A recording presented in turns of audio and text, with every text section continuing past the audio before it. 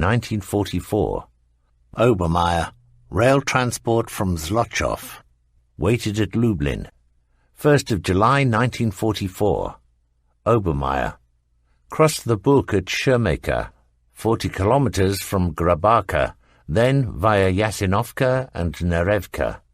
2nd of July 1944. Obermeier. At 0900, train passed through Slonim. Towards midday we arrived at Baranovica and were unloaded at 1800 hours. Then we drove to the assembly point. 3rd of July 1944. Eichinger.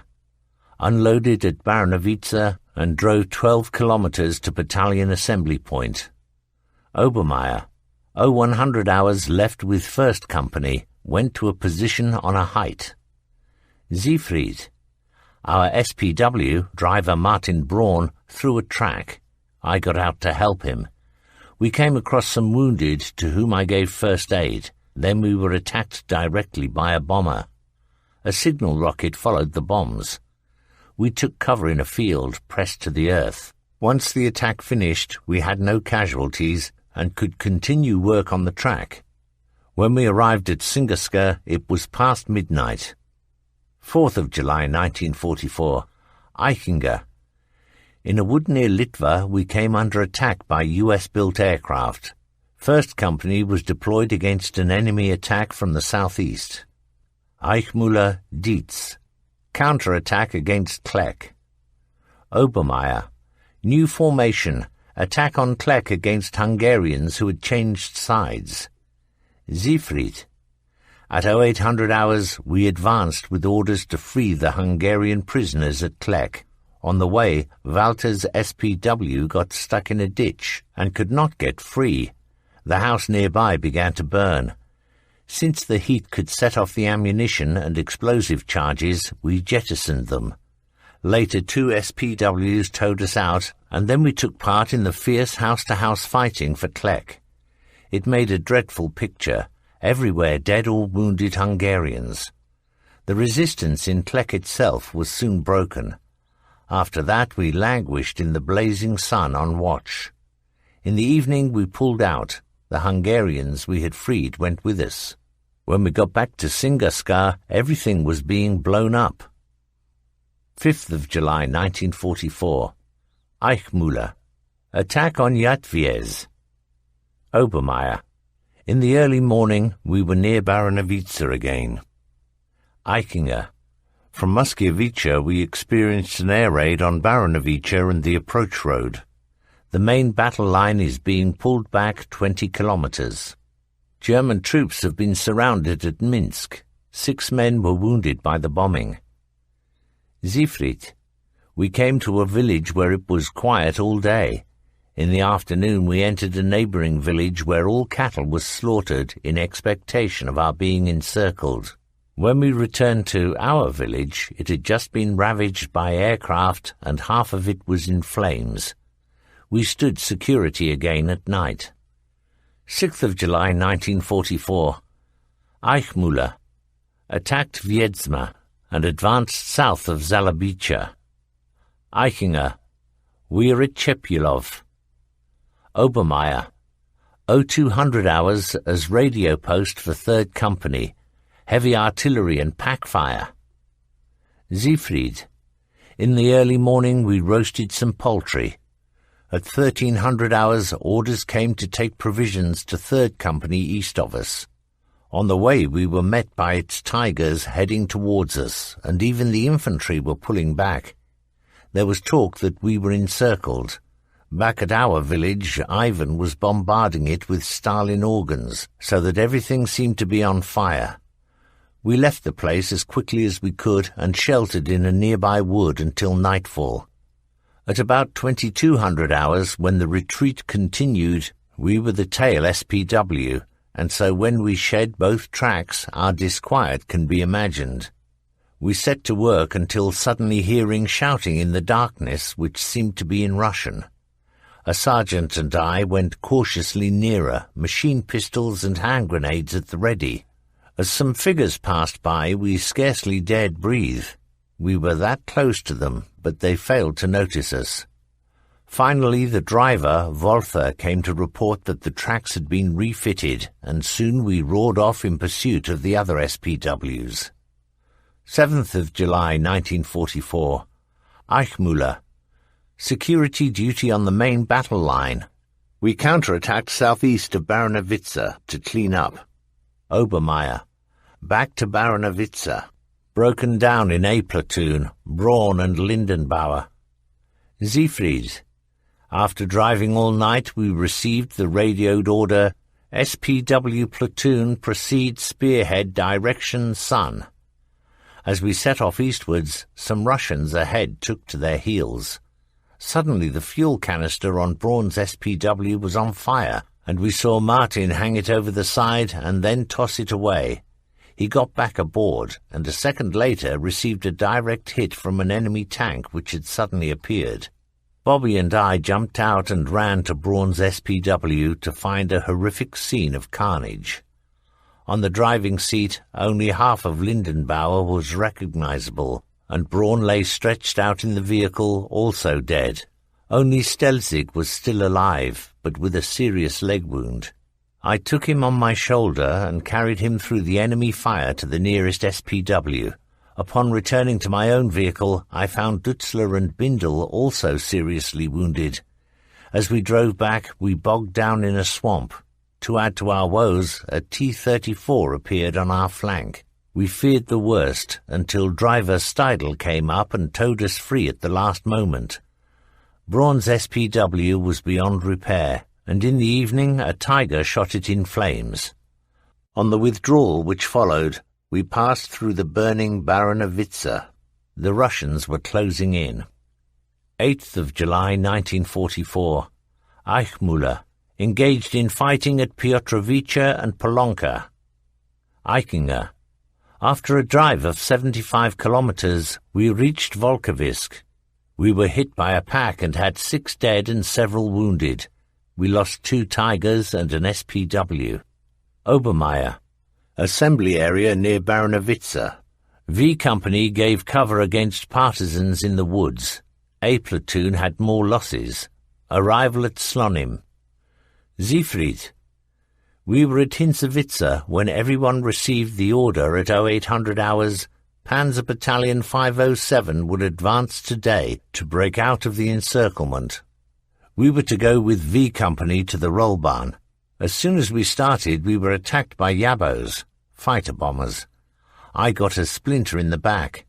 Suddenly a lorry was hit and its cargo of ammunition went up. One of the Panzer IVs ahead was hit and burned. Unteroffizier Sauer, too, moving up with his SPW, received a hit from a 9.2 centimeter pack of U.S. manufacture. When I went forward with Bobby to help, we brought out Schildorfer of the reconnaissance company, but all the rest were dead. A terrible sight. Bobby jumped into the SPW, started it up, reversed a bit under my directions, but the track was torn on one side, so that the wagon side-slipped and stopped. Feldwebel Ruhr towed us off to the repair yard, where we buried our dead. After that I went to the main dressing station. 9th of July 1944. Eichmüller. Defensive actions to the east and in the northern part of Slonim. Obermeier. At Slonim we buried Unteroffizier Sauer and Gefreiters Sauer, Netraval and Busch. 10th of July 1944. Obermeier. Went to repair yard at Jelenica. A Tiger crushed the VW Kubelwagen of Unteroffizier Knocker while reversing. Siegfried. All our SPWs are with the repairs staff. In the early hours, while cleaning weapons, Hufinger shot himself in the thigh with his pistol. Towards 1400 hours, we drove back. 11th of July 1944. Obermeier. Drove back to Volkowisk on a fine asphalt road. Siegfried. For the next 14 days we stayed with the workshop company. 12th of July 1944. Eichmüller. Defensive operations in Zelvianka sector. 13th of July 1944. Eichmüller. Defensive operations at Miedzezec in the Kelpache sector. Obermeier, Lieutenants Zedel and Goliash wounded. 14th of July 1944. Obermeier, assembly area in woods as radio post. 15th of July 1944. Eichmuller, attack at Zanki. Obermeier, drove with Major Schmidt to battalion command post.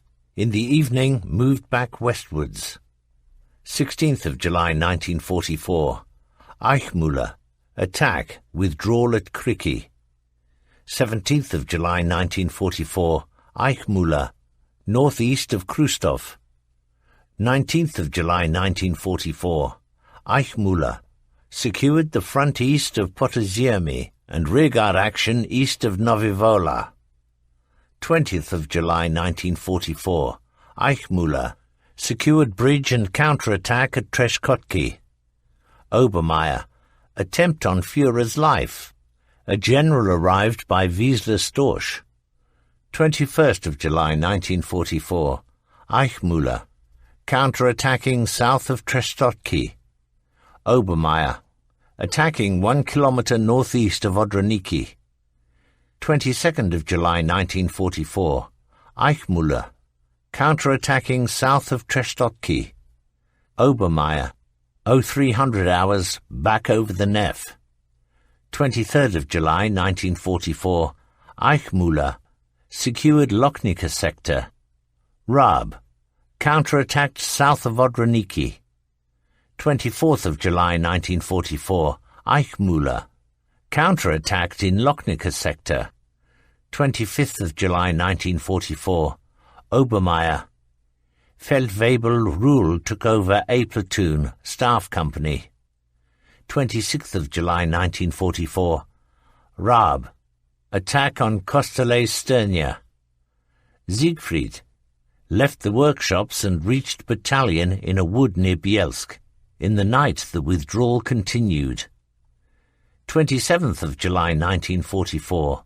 Raab, attack on Tubiazin.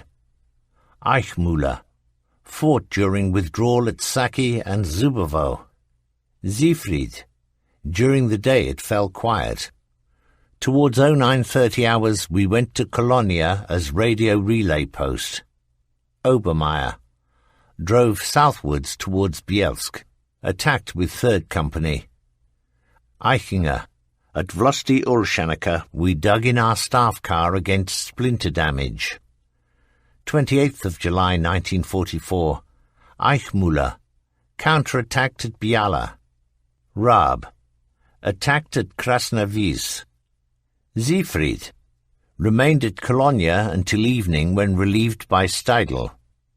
29th of July 1944. Raab, attacked eastwards near Bielsk. Eichmuller, attacked Dubiazin and Bozhinovka.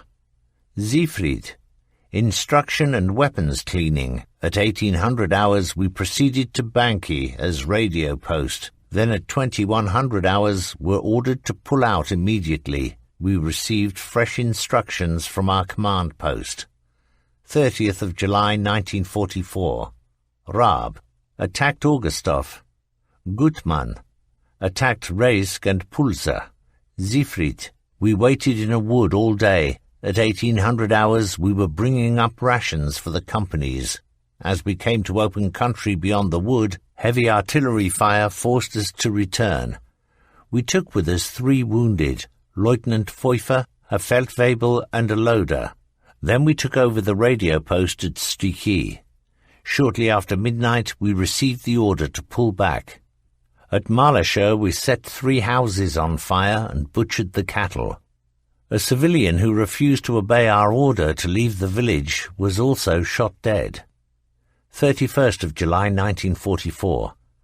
Siegfried. At 0400 hours we reached the battalion command post.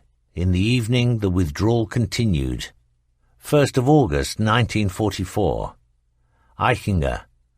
Waited north of Zambrov, 6 kilometers from the Rollbahn. Gutmann. On height 169 eastwards of Hodejev. Raab, counterattacked north of Mien. Siegfried. At 0500 hours we went forward as radio post, but returned at 0700 hours. Over the next few days nothing of importance occurred. 2nd of August 1944. Gutmann. Mopped up breakthrough south of Lisa Stara. Eichmüller. Wilkow. 3rd of August 1944. Gutmann. Defending line southeast Stioni. Eichmüller. Height 140.7 west of Lunas. Eichinger. Crossed the Narew and set up a base. In a handbill, General Field Marshal Model exhorted us to advance against the enemy. 4th of August 1944. Gutmann. Fighting to secure the line southeast of Stioni. Siegfried. 1300 hours. Bobby received the Iron Cross, 2nd class. 5th of August 1944. Siegfried. We played football. 6th of August 1944. Siegfried. At 10:15 hours an alert. We drove to brigade. Raab. Attacked height 158.1 east of Lubyanka. Eichmüller. Zanilov on height 140.7. 7th of August 1944. Raab. Attacked east of Lubyanka. Siegfried. The village ahead of us was under attack all day from Russian Yabos. One machine crashed in flames. The pilot bailed out and was captured. He is a highly decorated sergeant. Bobby brought along a small dog, and in the afternoon we gave him a good bath. 8th of August 1944. Gutmann. Northeast Hodeshev.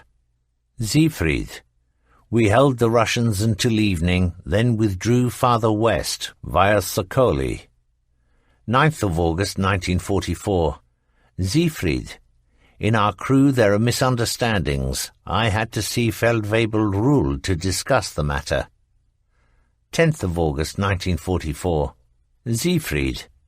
Schmelzer and Bobby are being replaced by Utzig and Hausmann. 11th of August 1944. Siegfried. We drove to the repair staff via Lomsha, then looked for an inn. 14th of August 1944. Siegfried. When our vehicle was serviceable again, we went via Ostrov to battalion. 15th of August 1944. Eichinger. Oberschirmeister, motor pool superintendent, Deutschmann left for officer training in the Reich. Muhl is replacing him. Siegfried. I have received the wound badge. Towards midnight we drove to an assembly area. 16th of August 1944. Siegfried. At 0400 hours we moved out for another attack. We had contact with the enemy at 0600 hours. The Russian artillery was very active. Suddenly Yabos appeared and attacked at once. Now began a very unpleasant concert. At 1000 hours we drove to the brigade with Major Schmidt, and then to 5th Regiment, where we received orders to take an artillery spotter ahead of our lines. As we did that at 1530 hours, we received fire from a pack. We crossed the field this way and that in the attempt to get out of range, before finally reaching a wood where the Yabos found us. We jumped back into the SPW, but they were remorseless with their bombs, rockets and guns. Under the numerous near misses, the vehicle shook from side to side. Luck was on our side, and we escaped the inferno. Towards 1800 hours, we retired to the wood near Kalaki. 17th of August 1944. Operational orders. 1st and 2nd Companies, Rollbahn, Zambrov, Bialystok. Siegfried. At 0500, mounted new attack, broken off at 0800 hours. We drove back to Kalaki, and in the evening arrived at Saltis as radio post. 18th of August 1944. Siegfried. At Soltis until evening, when we were stood down and drove to Viotta to direct traffic from 2200 hours until 0400 hours next morning. 19th of August 1944. Siegfried. We followed behind the battalion and rejoined it in a wood where at 1500 hours Major Schmidt took his leave of us. Hauptmann Fritz Schuck has taken over as commanding officer of the battalion. 20th of August 1944. Siegfried. Nothing special to report. Obermeier. Schuck is taking over the battalion. 21st of August 1944. Siegfried. At midnight, an alarm. The enemy has broken through at Zambrow. We had to direct traffic into the readiness area. We came in for so much attention from night bombers that we spent more time lying on the ground than standing. 22nd of August 1944. Operational orders. 1st, 2nd and 3rd Companies counter-attacks and defend northwest of Zambrow. Siegfried. At 0700 hours, Ivan began an artillery barrage with Stalin organ accompaniment. We could not move out with our SPW. 10 Tigers bogged down in the swamp and had to be destroyed. We held out until 0900 hours, then were forced to withdraw. The situation is beyond our control. As we pulled out, we were attacked on the Rollbahn by Yabos. They dropped their bombs directly on the highway. Martin Bauer received a head wound. Our panzers have heavy losses. Lieutenant Lischka fell. By evening we had shaken off the enemy.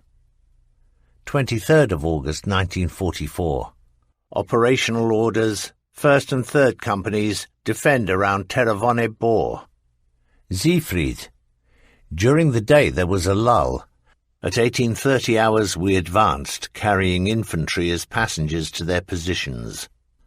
At 1900 hours our attack began. By then it was fairly dark. We were in hilly bushland covering the rear and flanks. It was a very nervy time. Nearby some Russian MGs began to chatter. The situation was damned critical. At 2300 hours we pulled out and arrived at a wood at 0400 hours. We slept nearly all the next day. 24th of August 1944. Operational orders. 1st and 3rd Companies defend northwest of Sniadov. Obermeier. The commander of 3rd Company has been promoted to Hauptmann. 25th of August 1944. Operational orders. 1st and 3rd Companies defend northwest of Sniadov. Eichinger. Jednorodza. Fuel transports. 2 killed by aircraft. Siegfried. We indicated the route for the companies by putting up shields. Driving back, a panzer handed us the body of Lieutenant Lautmann, who had been killed in the air raid. We took his body into the woods and buried him there. At night we guided the supply company into a wood east of Debov and returned to the command post at 0500 hours. Otherwise, nothing to report. 27th of August 1944. Operational orders. 3rd Company counter-attack from Krostov to the south. 2nd Company southeast of Debov. Siegfried. We accompanied 3rd Company as radio post. 28th of August 1944. Siegfried. Ivan launched an attack. This was crushed by our Tigers. 29th of August 1944. Operational orders. 1st Company, Piski. Siegfried. The enemy resumed blasting us at 0500 hours, boxing us in with artillery and Yabos, with the aim of recapturing Grostov-Ladimansk. In the evening we returned to the readiness position. 30th of August 1944. Siegfried. We have been mentioned in the Wehrmacht Bulletin. Heavy Panzer Battalion 507, led by Knight's Cross holder Major Schmidt, distinguished itself especially by outstanding steadfastness and cleverly executed counterattacks. At 1600 hours we drove to the Narev to reconnoitre a fording point for the Tigers. We took the opportunity to have a refreshing bathe. 31st of August 1944. Obermeier. The Corps command post has transferred to the other side of the Narev. Siegfried. We drove to Ladessin as radio post. 1st of September 1944. Siegfried. 5th anniversary of the outbreak of the war. Nothing else to report. 2nd of September 1944. Siegfried. We went to the battalion command post in a wood south of Gavorka. 3rd of September 1944. Operational orders. 1st Company, Trozhin. 2nd Company, fighting northeast Dabek. Siegfried. I was awoken by an air raid. Today Ivan attempted unsuccessfully to capture Scharfenwieser. 4th of September 1944. Siegfried. Air attacks all day without pause. Towards evening some pack rounds went so wide they wrecked the field telephone hanging at the back of the SPW. 6th of September 1944. Operational orders.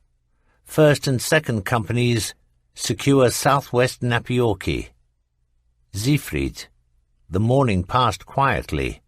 At 1600 hours we delivered rations forward, and then I directed traffic until next morning. 7th of September 1944. Siegfried. At 0830 hours Russian artillery bombarded our wood. I sought cover in Oberleutnant Wirsching's Tiger. We left the wood at 1400 hours. At 1700 hours, Hauptmann Schuck was summoned by a colonel, name unknown, to receive from his hand the award of the Knight's Cross. 8th of September 1944. Siegfried. We lay under Russian artillery fire all day. 9th of September 1944. Siegfried. I think I have caught something dreadful. Spent all day in bed in the tent. I felt so bad that I didn't get up even for artillery near misses. A towing tractor brought me back to base. Then I rested in an ambulance. 11th of September 1944. Siegfried. Apparently it is dysentery, and at 1300 hours I was taken to the main dressing station at Machheim. I lay there in a ruined house until about 2100 hours before being brought to the military hospital at Prashnitz, and admitted there until the 25th of September. 12th of September 1944. Eichinger. The battalion is moving towards Sichenau. Oberleutnant Peter Hisch is now commander of the staff company. Oberleutnant Schaup is in charge of the rear echelon. Oberfeldwebel Wolfram becomes the Spies, and Unteroffizier Klump, near me the 1A clerk of staff company. 13th of September 1944. Obermeier. At night we moved off to the woods at Rebkov. Heinz Zinker, gunner, final rank Unteroffizier, the undulating road to Polonka. I had been discharged from the military hospital at Paderborn after recovering from my wound, and now hoped to return to my old unit.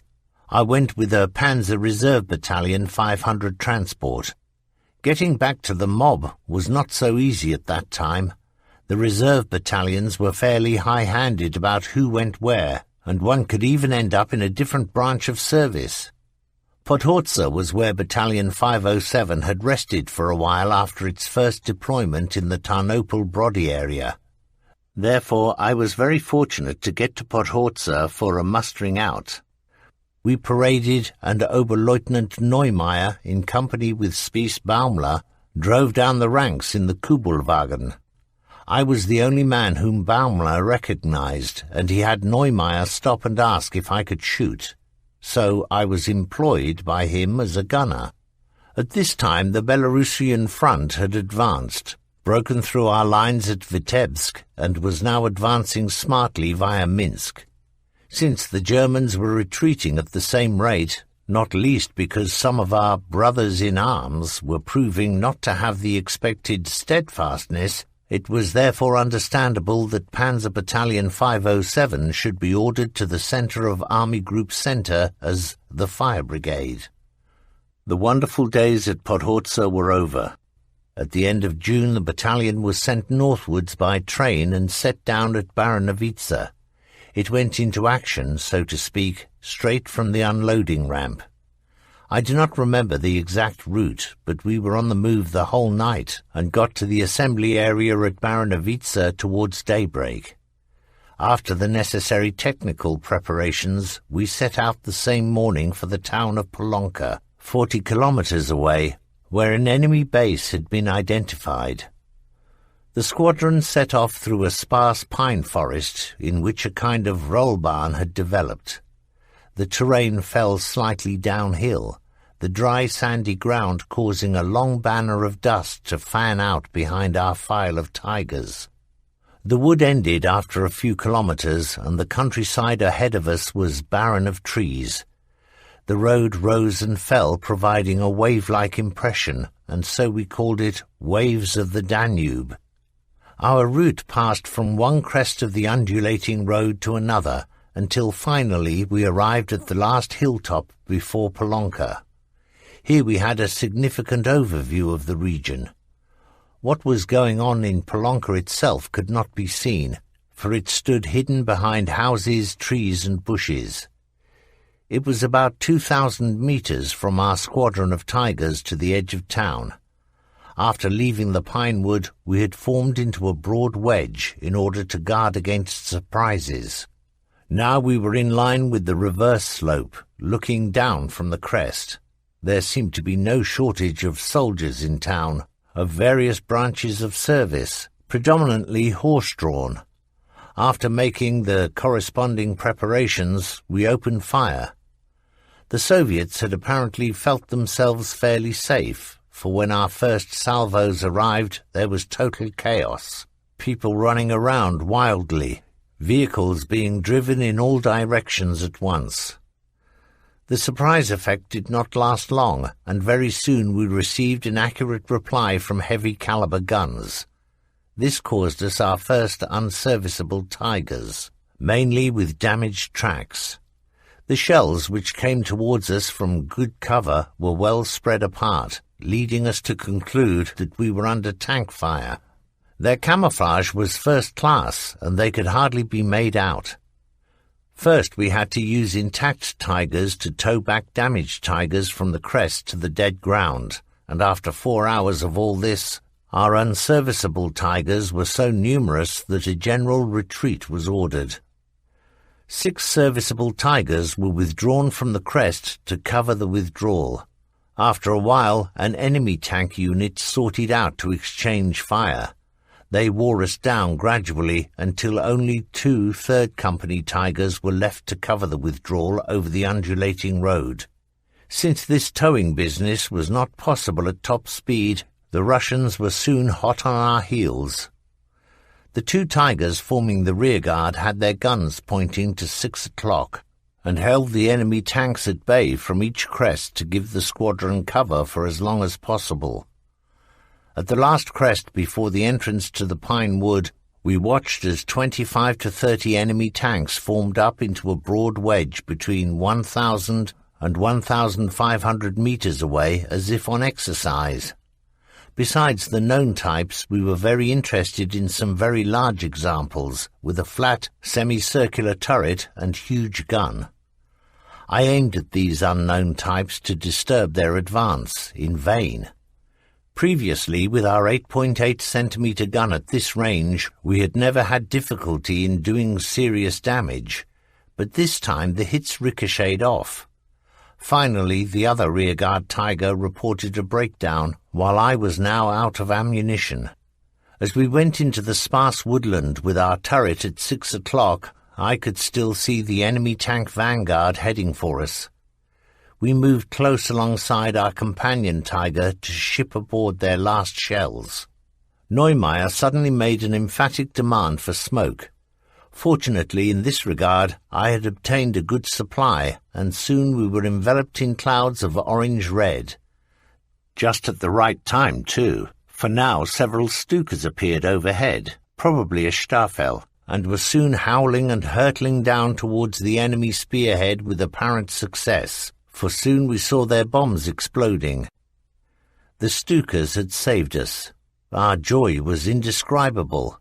As we heard later, they were led by Ulrich Rudel. Siegfried Beck, a prisoner in the Warsaw Uprising.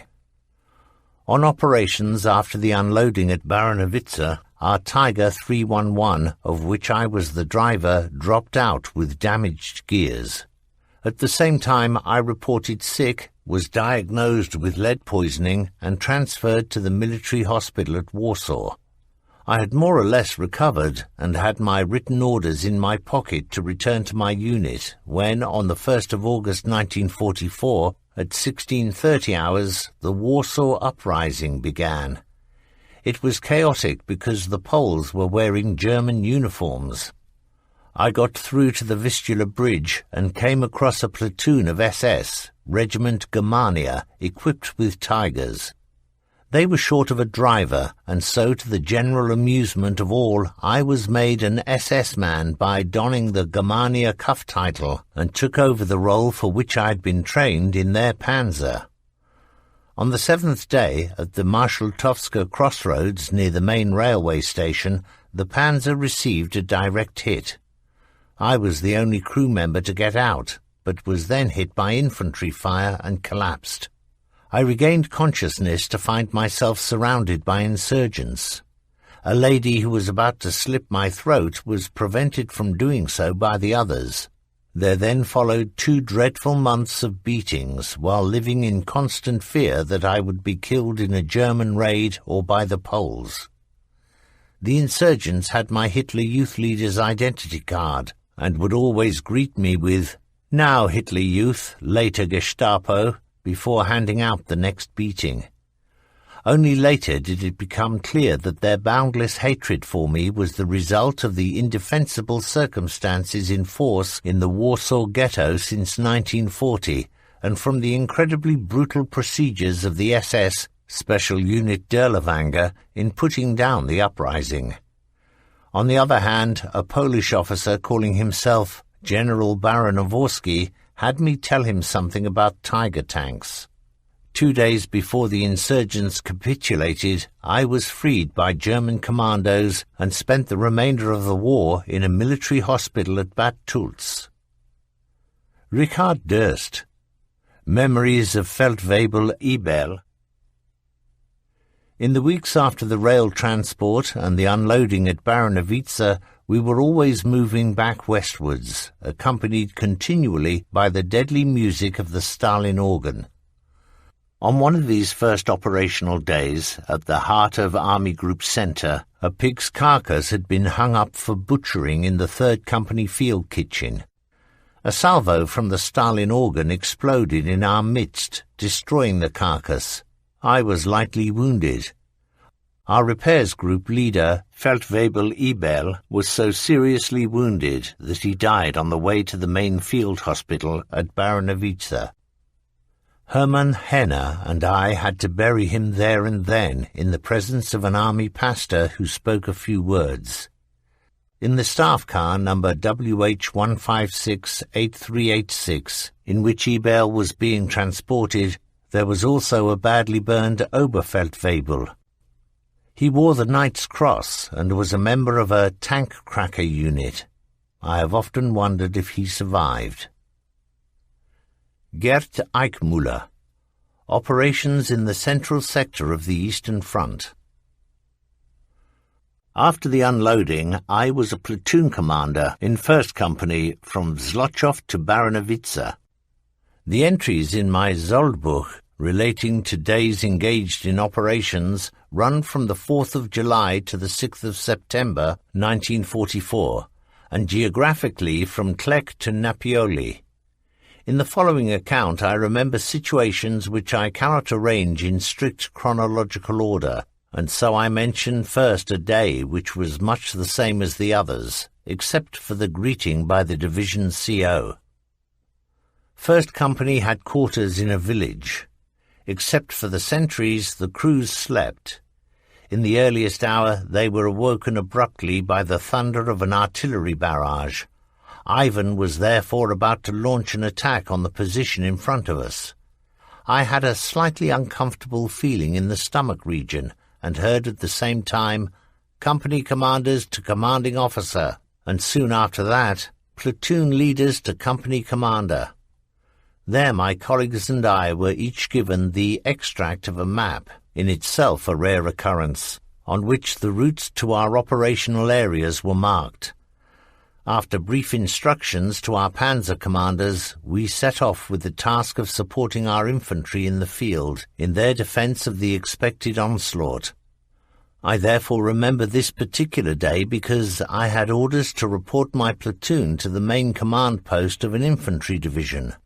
There an ecstatic welcome awaited us, in which the division CO, a friendly, well-loved general, almost embraced the platoon's 4 8.8-centimetre guns in his joyful relief, since they would greatly strengthen the firepower of his men. He dismissed us to proceed to the forward lines, but not until his paymaster, probably a staff quartermaster or similar, had fetched a bottle of schnapps for each panzer crew, which we received with thanks and stowed carefully against breakage for use after the mission concluded.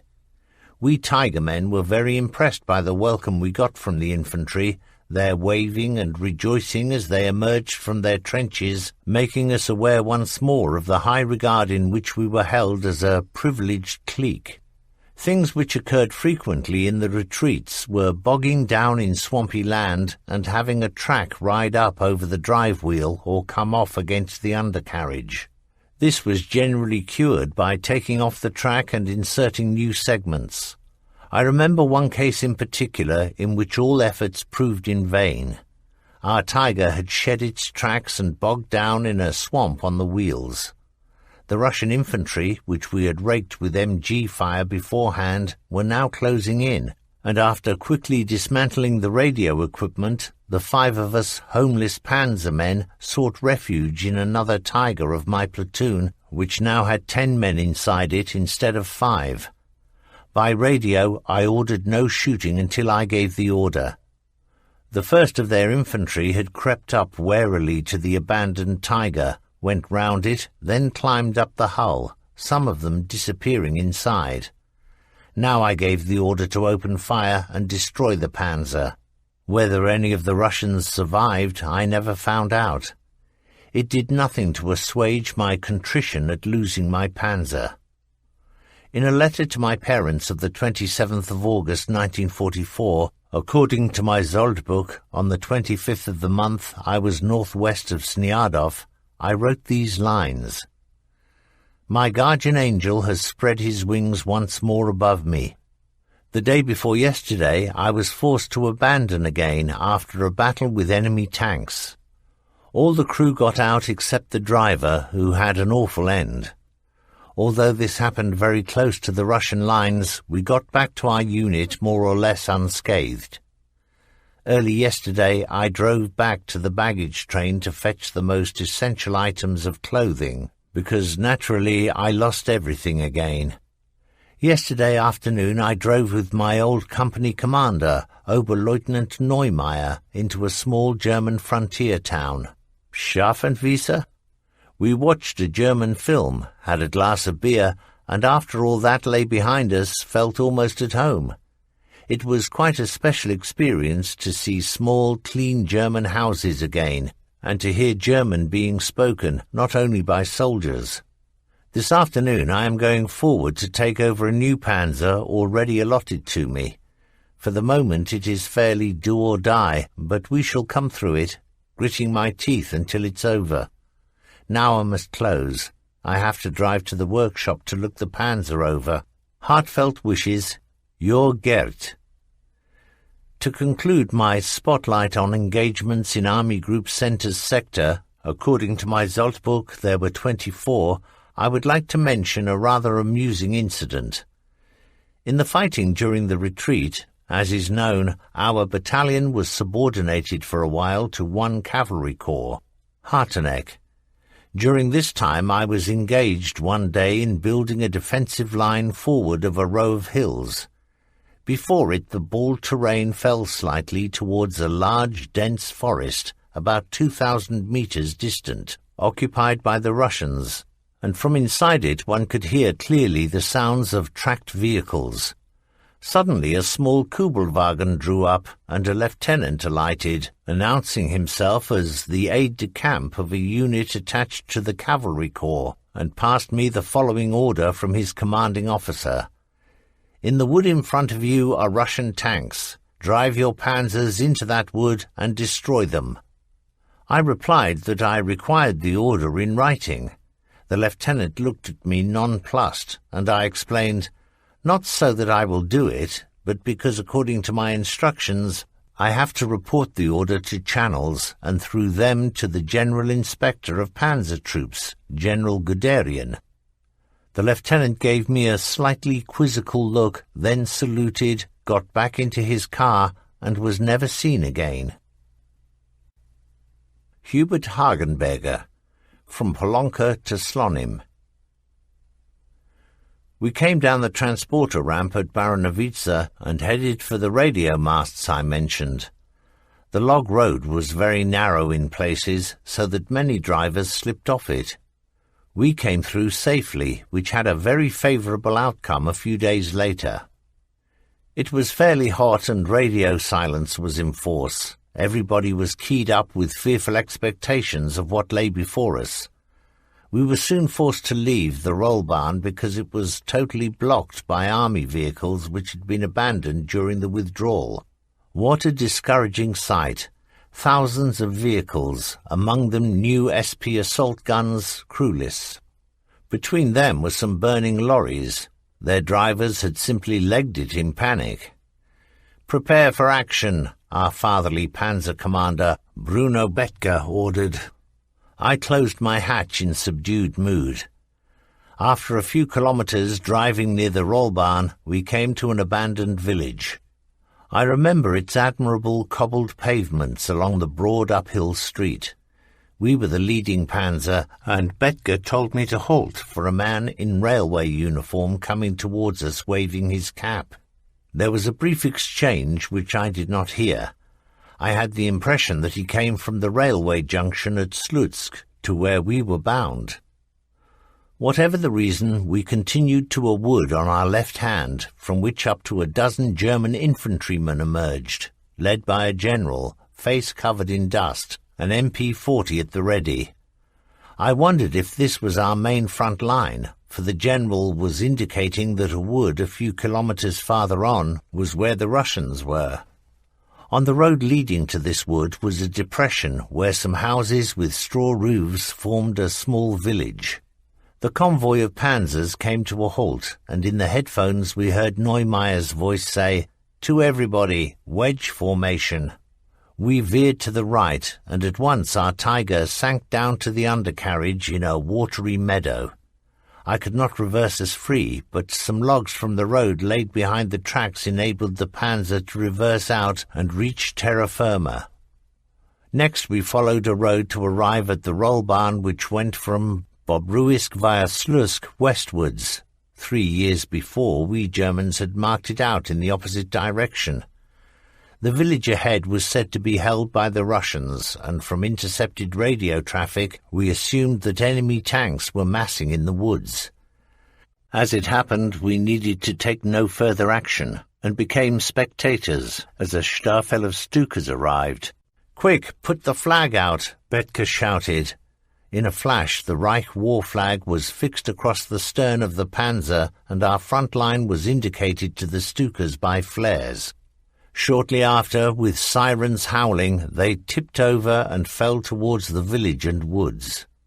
We saw the flashes and fire as the bombs exploded, and also a column of fire marking the probable crash site of a Ju-87. This Stuka unit was almost certainly led by the tank cracker Oberst Rudel. The rapid-fire cannons built into the gull wings were distinctly recognizable, and we watched their effect. One after another, black columns of smoke rising above the wood confirmed that on this occasion our work had been done for us. The show was not yet over, for now came the cavalry. "That's a Hungarian unit," Betka shouted as he watched them gallop past, enveloped in dust, leaning forward on their steeds, as once Attila's warriors had done. The hordes of Genghis Khan must have looked like this. But these Hungarians were fleeing in panic, only horses and riders without wagons or guns, wrapped in a gigantic cloud of dust which still had not settled long after the spectacle had passed. We got back on the roll barn and ran down to the village in the trough between two hills. Some of the surviving houses in which we suspected a Russian presence were burning, but there was no sign of life except from a hut where somebody waved and raised himself gingerly from the ground. "They're Hungarians!" Betka shouted and gave orders to approach. A Hungarian officer reported the situation to him. We had misjudged the situation and done wrong by our allies. The Russians were behind the woods from where the columns of smoke still rose into the blue skies from their burning vehicles. As we dismounted from the tiger, Franz Pass spotted a pig on the loose and gave chase. After catching the animal, he tied it up with telephone cable from the reel in the undercarriage and secured it to the ribs of the radiator grill, where it continued to squeal. This soon got on our nerves, but was tolerable for the thought of roast pork and sausages to come. When food was to be found, Franz was unsurpassed. He was the organizer to whom everybody was indebted for the reserves in their backpacks, from flour to cognac. As I approached one of the still intact houses, I heard a whimpering and groaning coming from below. The entrance to an earth bunker, covered by a square wooden lid, led down 3 meters. "Ida Shuda!" I shouted down, at which an elderly and gaunt woman wearing a headscarf appeared and began climbing the wooden ladder. She probably had a shock at seeing the death's head badges on the collar patches of my field tunic, then fell at my feet and kissed my filthy shoes. I thought this was weird, but didn't laugh. She pointed to what once had been a house and was now a heap of rubble. "Malinki," she said, and spread the fingers of her raised hand towards it. There had probably been 5 children in the house, and now all were gone, the contents of the house and all happiness. I had no time to reflect, nor time for sympathy. "Vut jest," she stammered, and looking around me I noticed on the road a smoking Hungarian field kitchen. "Voda," I agreed, and we went to it. She put a green bottle to her lips but spat it out immediately. It was probably vinegar or soup seasoning. When I lifted the lid of the cauldron, I found the ingredients for the midday meal: beans and water. I handed her a full ladle of it. Once she had finished it, she fell at my feet again, cried, "Jesus Maria," then returned to her earth bunker, apparently strengthened. As a 20-year-old, I felt strangely moved by this episode. In a meadow near the village street was a Kubelwagen flying a pennant from which I concluded that it had once served a senior officer as his wheels. Perhaps it had belonged to the infantry general we had met recently. The noise of battle had died away completely. We all returned to the panzer to take up a security position, but the Russians did not come again that day, which pleased us. At dusk, however, there appeared a shadowy form going put-put above us. The duty NCO. Hubert Hagenberger. Stabsfeldwebel Betker's last day. Reports came flooding in by the dozen. Air reconnaissance showed that 320 enemy tanks were moving out from Polonka. Our Tigers had to stop them. Since leaving the railway ramp at Baronovice on the 2nd of July, we had seen our army in flight and disintegration. All must have been assailed by panic, the fire stoked by the Yabo and partisan attacks. The weather was hot. I sat next to the hot gearbox, where I could find some relief by squatting on the backrest, a foot on the gas pedal, my head through the hatch for fresh air. In this way I would drive through waving fields of corn. Our panzers also suffered from the heat. Some failed to reach the area of operations due to engines overheating. Now we were pushing forward in a fan formation towards a rounded hilltop, behind which we assumed the enemy was lurking. Personally, I was not greatly keen to follow the course of battle through my viewing slit. I thought of Ludwig Gusander, who had had his nose torn off when a round from an anti-tank rifle hit his viewing slit. If we were in the thick of it, I would push myself back as far as possible while still having my foot on the gas pedal and able to accelerate the traverse of the turret when needed. Now it rotated. Hits thundered against the armour, making the interior paintwork flake. Betger maintained an iron calm, exuding confidence and security. Round after round we fired, the ventilator sucking out the powder smoke from the ejected casings. The clouds of dust which I could see over there suggested the presence of many enemy tanks, amongst them the heavy Joseph Stalins and T-34s. In the shadows it lingers, where fear truly shows. Moonlight reveals the truth, the clandestine plot.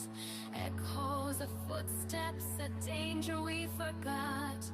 Mystery and menace entwined in the walls. A symphony of fear in the night's dark vault. So the whispers in the shadows, a warning to beware.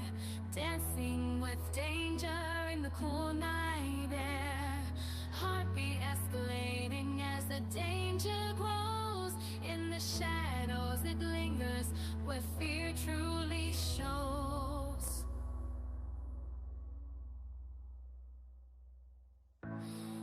Which were not to be messed with. Their 12.2 centimetre and long 7.62 centimetre guns, respectively, made them both the equal of the Tiger. So that was the fifth, Betger said, his last words in life. Then we were hit as if by lightning, a metallic splitting noise followed by the deafening explosions. Daylight streamed into the interior. Betger had collapsed and fallen back into the turret. I resumed my position and tried to restart the engine, which I had turned off, but it would not respond. Probably a problem with the carburettor, I thought. Everybody was desperate to bail out. In a panic, I scrambled free and ran several hundred meters while shells howled and hissed around me, until at last I reached the edge of the cornfield and threw myself down. Pass called to me, "Bertel, what's happening?" I replied by gesticulating that he should get clear. It then occurred to me that perhaps I should have turned on the electric fuel pump above the armature panel in order to restart the engine.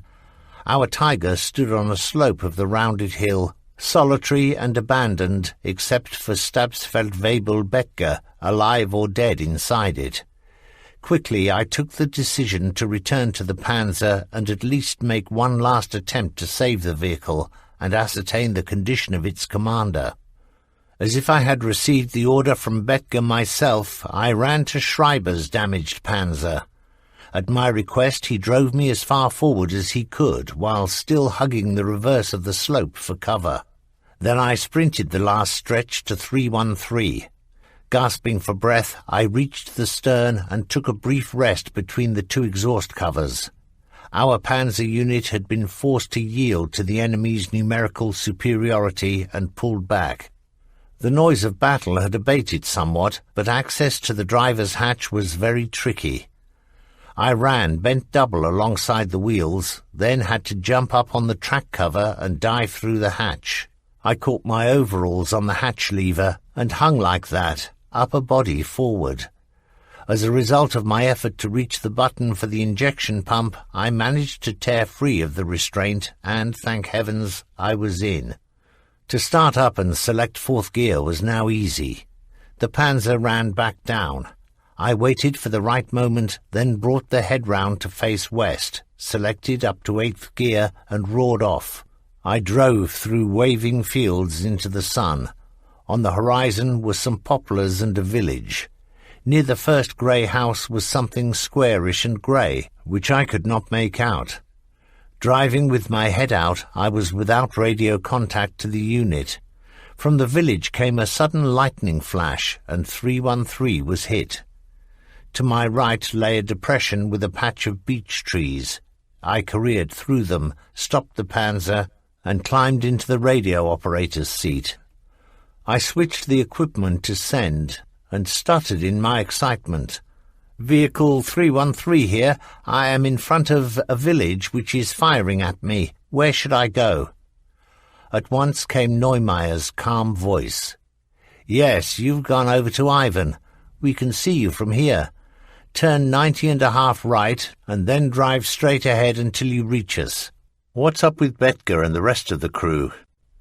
Feverishly, I supplied a brief answer and slipped back into the driving seat.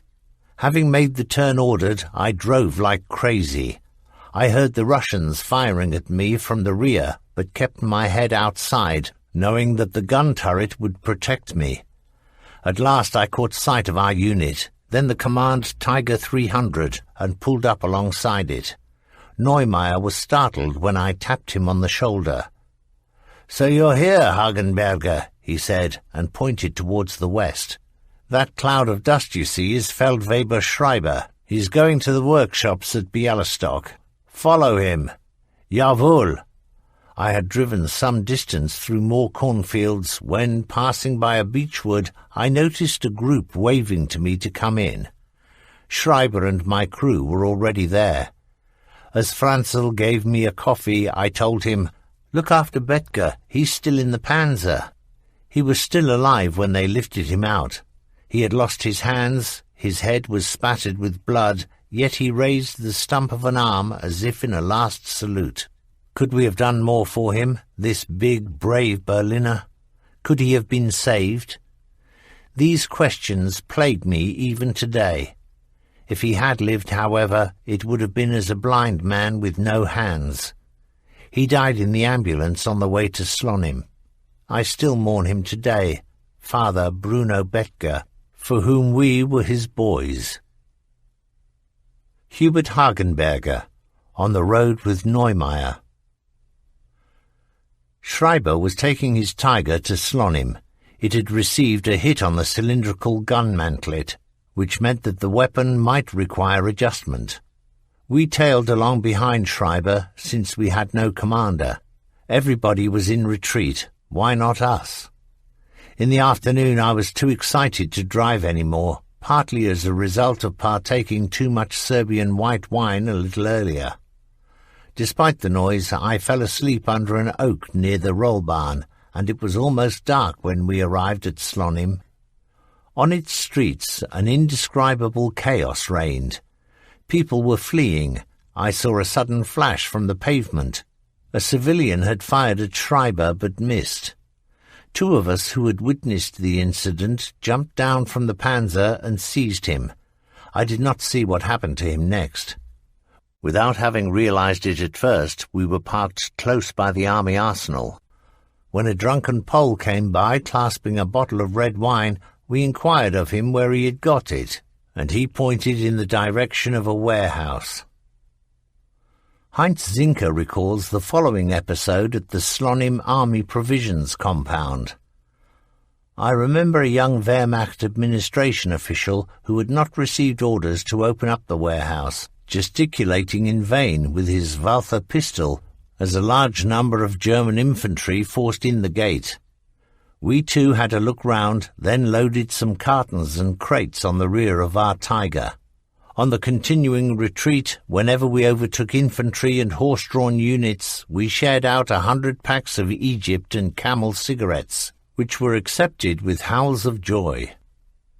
Hagenberger continues, "Schreiber was no longer with us, leaving us practically leaderless, which would otherwise have inhibited us from entering the halls to help ourselves. Cigarettes lay in great mounds on the floor. We quickly became very selective and took only valuable wares, Egyptian cigarettes of the highest class. Coca-Cola drinks, flints, cutthroat razors and sides of bacon. Unfortunately, there was no bread. The steering gear of 313 had failed and condemned us to a standstill. In this hopeless situation, we shared out 100 packs of cigarettes to infantry hurrying by. On the pavement, people were slurping noisily from a barrel of beer. Somebody must have had a very impressive talk with the paymaster for all and sundry to have the run of the place like this. The Russian artillery were already in range of the town, the odd round causing 1 or 2 houses to burn. Traffic was heading only westwards. Suddenly, Platchek's panzer appeared in front of us. I told him my problem, and he said at once, "I'll give you a tow." Once again, he was my saviour. After his people had raided the warehouse for everything they needed and could carry, we made off. By then the pace was hotting up, and the air more dangerous with whizzing splinters. When we came to a wobbly wooden bridge over the broad Sashara River, a tributary of the Memel, field gendarmes redirected us to an island in the middle of the river.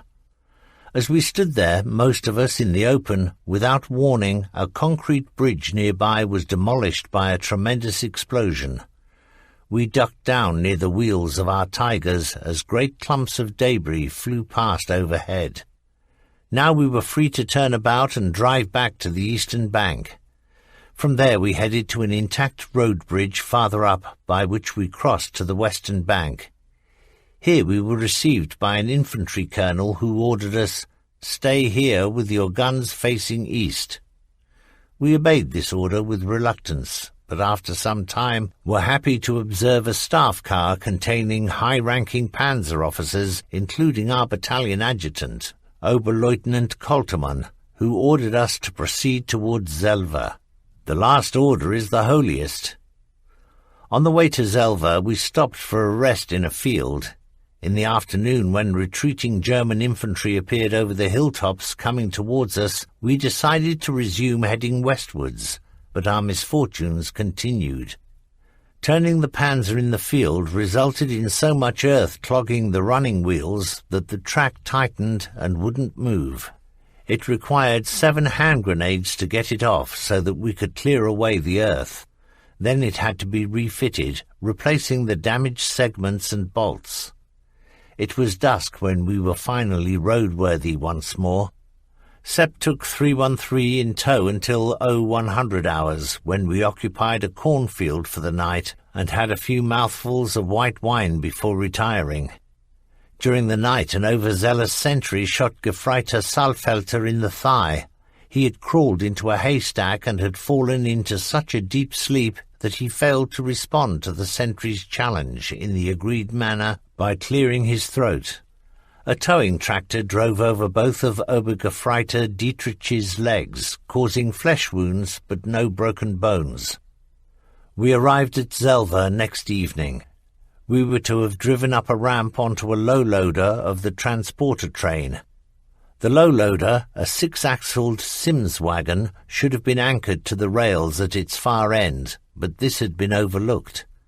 As the first Tiger mounted the ramp, the far end tipped up, depositing the Tiger on the rails. This destroyed the ramp.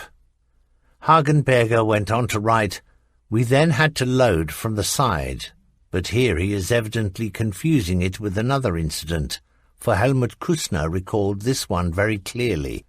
In a reply to Schneider's question, Küssner wrote on the 22nd of December 1990, "You said in your letter something about a report by Hubert Hagenberger to do with loading damaged panzers on the head ramp. This was probably the case in which I was principally involved. Unfortunately, I cannot recall the name of the place, but it must have been the summer of 1944, because at the time I slept in the open VW. The situation was as follows. After a major operation, the workshop platoon had a lot of work on hand with about 10 Tigers to repair at the same time. There was no let-up in the Russian pressure, so that the CO, at that time still Major Schmidt, ordered the forward workshop platoon to pull back. Therefore I gave the order to get the least damaged panzers operational as soon as possible, while the remainder, about 6, should proceed alone or with assistance to the nearest workplace. However, the swift Russian advance forced me to choose a workplace much farther back still, and I sent these damaged panzers ahead together next day. After we had spent 3 days without the possibility of setting up a workshop, I looked for a railway yard with a head ramp, which would be much farther west, particularly since the damaged panzers and I with my staff car were cut off from supply, especially fuel. I found the railway yard, apparently at Zelva, and at once ordered 6 Sims wagons. I spent almost 2 days on the telephone. Meanwhile, our Tigers had been joined by a half-dozen Panthers, which were also to be loaded. That went off fairly quickly without a hitch. Hagenberger continues. Finally, when the Sims wagons arrived, a squad of pioneers were aiming to blow up the station, while a colonel of the General Staff wanted to requisition our operational panzers. Thanks be to God, I convinced him that none of them was even halfway ready for battle. The loading, therefore, had to proceed as quickly as possible. In our haste, contrary to regulations, we had not fitted the rail clamps to the Sims wagon, so that when the first Tiger drove up the head ramp, the loading surface rose, the forward axle slipped out of the pivot pins and rolled away, with the other wagons, while half the wagon and the panzer finished up on the rails. We acted fast. The locomotive pulled the 5 wagons clear, and once we had the panzer free of the head ramp, we used that in conjunction with railway sleepers for the panzer's fresh ascent, now always using rail clamps for each wagon, of course. The mobile panzers drew the towed panzers up the head ramp, and I don't believe that the side ramp was used on this loading because we had had bad experiences with the practice in the past. The panzer transporter had just left the small station when a powerful explosion announced the successful involvement of the Pioneers' demolition squad. After that I went to battalion to report to the CO that 6 damaged Tigers had been got out before the demolition of the station. Everybody heaved a sigh of relief when the transporter, with about 30 vehicles including 6 Tigers, set off via Falkerfisk for Bialystok. After spending a night sleeping in a pine forest, I was then summoned by the company commander to drive his command Tiger 300. Oberleutnant Neumeier had promoted his previous driver, Unteroffizier Georg Ziegler, a parade ground soldier from Gentin, to panzer commander. Now I was drafted into a new crew, and moreover the command crew, with Funkmeister, senior radio operator, Krug, Unteroffizier Heinz Zinker, gunner, and Fritz Gamsjäger, loader. After some operations in this area, one day Neumeier informed the company by radio, "I am a captain." Neumeier, whom we considered fairly young to be of Hauptmann rank, had been awarded the German Cross in gold at Podhorza. After Polonka he had handed me the Iron Cross Second Class, of which I was mighty proud, and still am. Heinz Zinker, 30th of July 1944, Augustov. We were in a trough-shaped valley, Augustov being 2 kilometers away on its southern edge. The elongated village was of predominantly small straw-roofed houses with some barn-type structures. The weather was hot and dry, corresponding to the continental climate. From north of the valley, the advance of the Red Army was proceeding, the method being to infiltrate in individual small groups in absolute silence, moving from bush to bush and blending in with the natural surroundings. It was strange how they always managed to be ahead of us, preventing our laying any ambush. Only now and again would we see a head raised above the steppe grass, to disappear the next instant. Our panzers were facing west with their turrets at 3 o'clock towards the direction of enemy advance. Suddenly we received pack fire from the edge of the village. Our panzer was hit several times by 4-centimeter shells, which bored into our armour on the left side but failed to penetrate. "Turret 9 o'clock, HE round." We silenced the pack, but also set a house on fire. The flames spread to the straw roofs of the neighbouring houses. Favoured by the hot, dry easterly wind, soon a sea of flames engulfed the whole village. We had not intended it, but how else could we have defended ourselves? In the fighting at Augustov on the 30th of July 1944, radio operator Karl Frischhertz from Bruck, Leiter, and also Feldwebel Ostermann fell. These hard defensive battles involved heavy losses and were probably the bloodiest in the history of 507 Battalion. Hubert Hagenberger, the Narew bridgehead adventure. The Russians had established a bridgehead over the Narew in the Bialystok area. At first light there was an alert. We had had little sleep for many days. The Russians were breaking through the weak front everywhere, and often we managed to repulse an attack only with the most brutal desperation. Still drunk with sleep, I started the panzer engine while the crew cleared off the camouflage. We set off alongside the woods to the Rollbahn, then through some small villages, apparently resting in peaceful slumber. Above swathes of mist to the east, the horizon reddened, heralding sunrise. At the end of one such village was a ford across a swampy stream. I thought that the tracks looked very deep.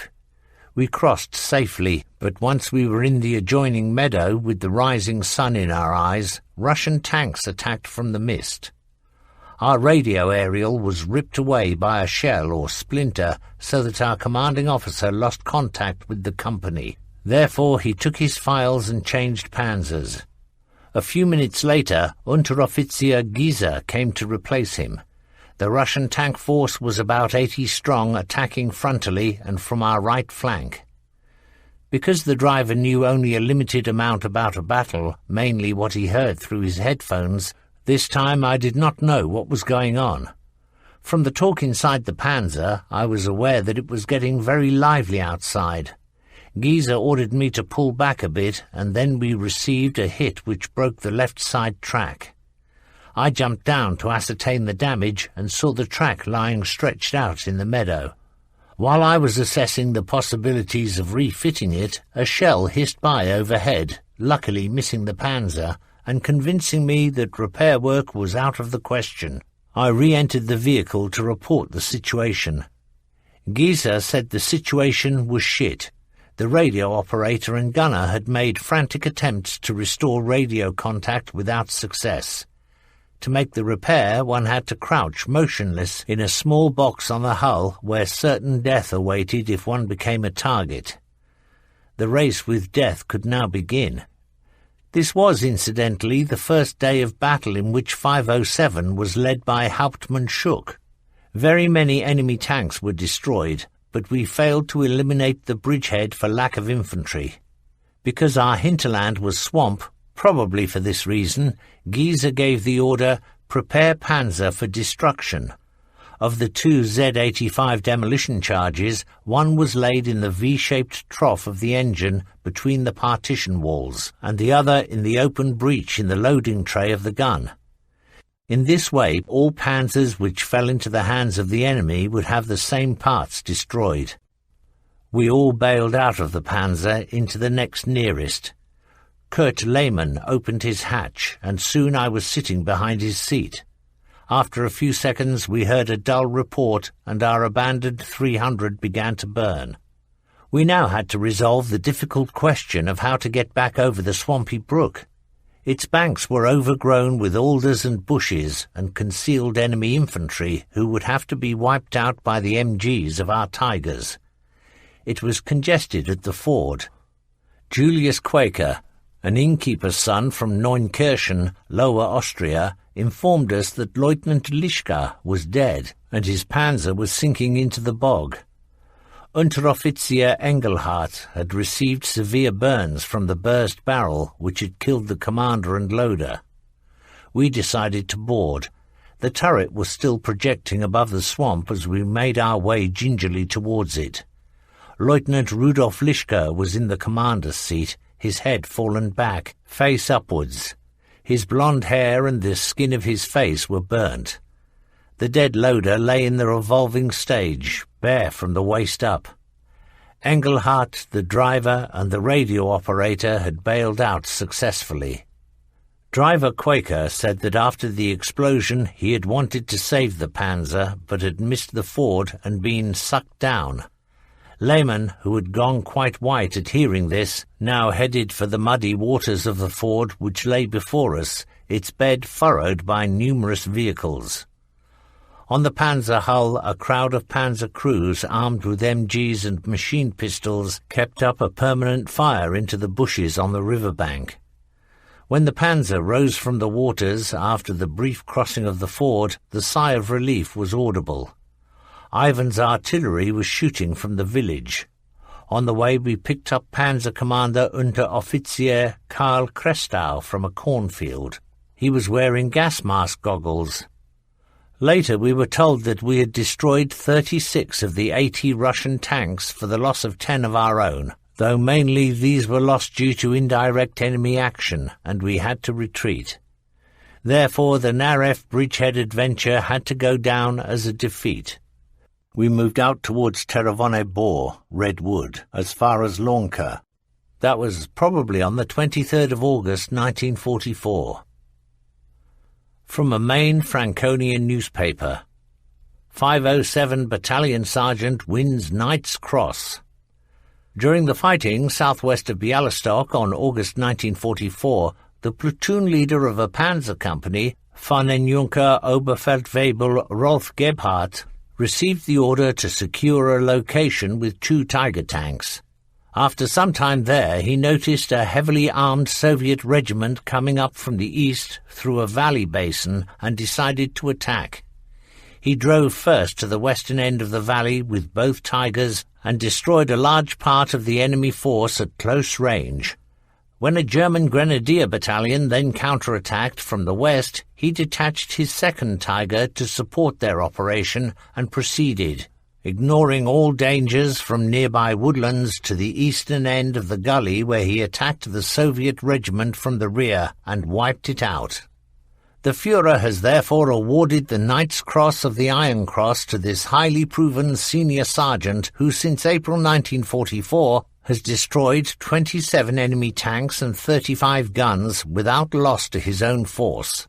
Fahnenjunker Oberfeldwebel Gebhardt, who is also a wearer of the German Cross in gold, was born in Karlstadt in 1915 and comes from Würzburg.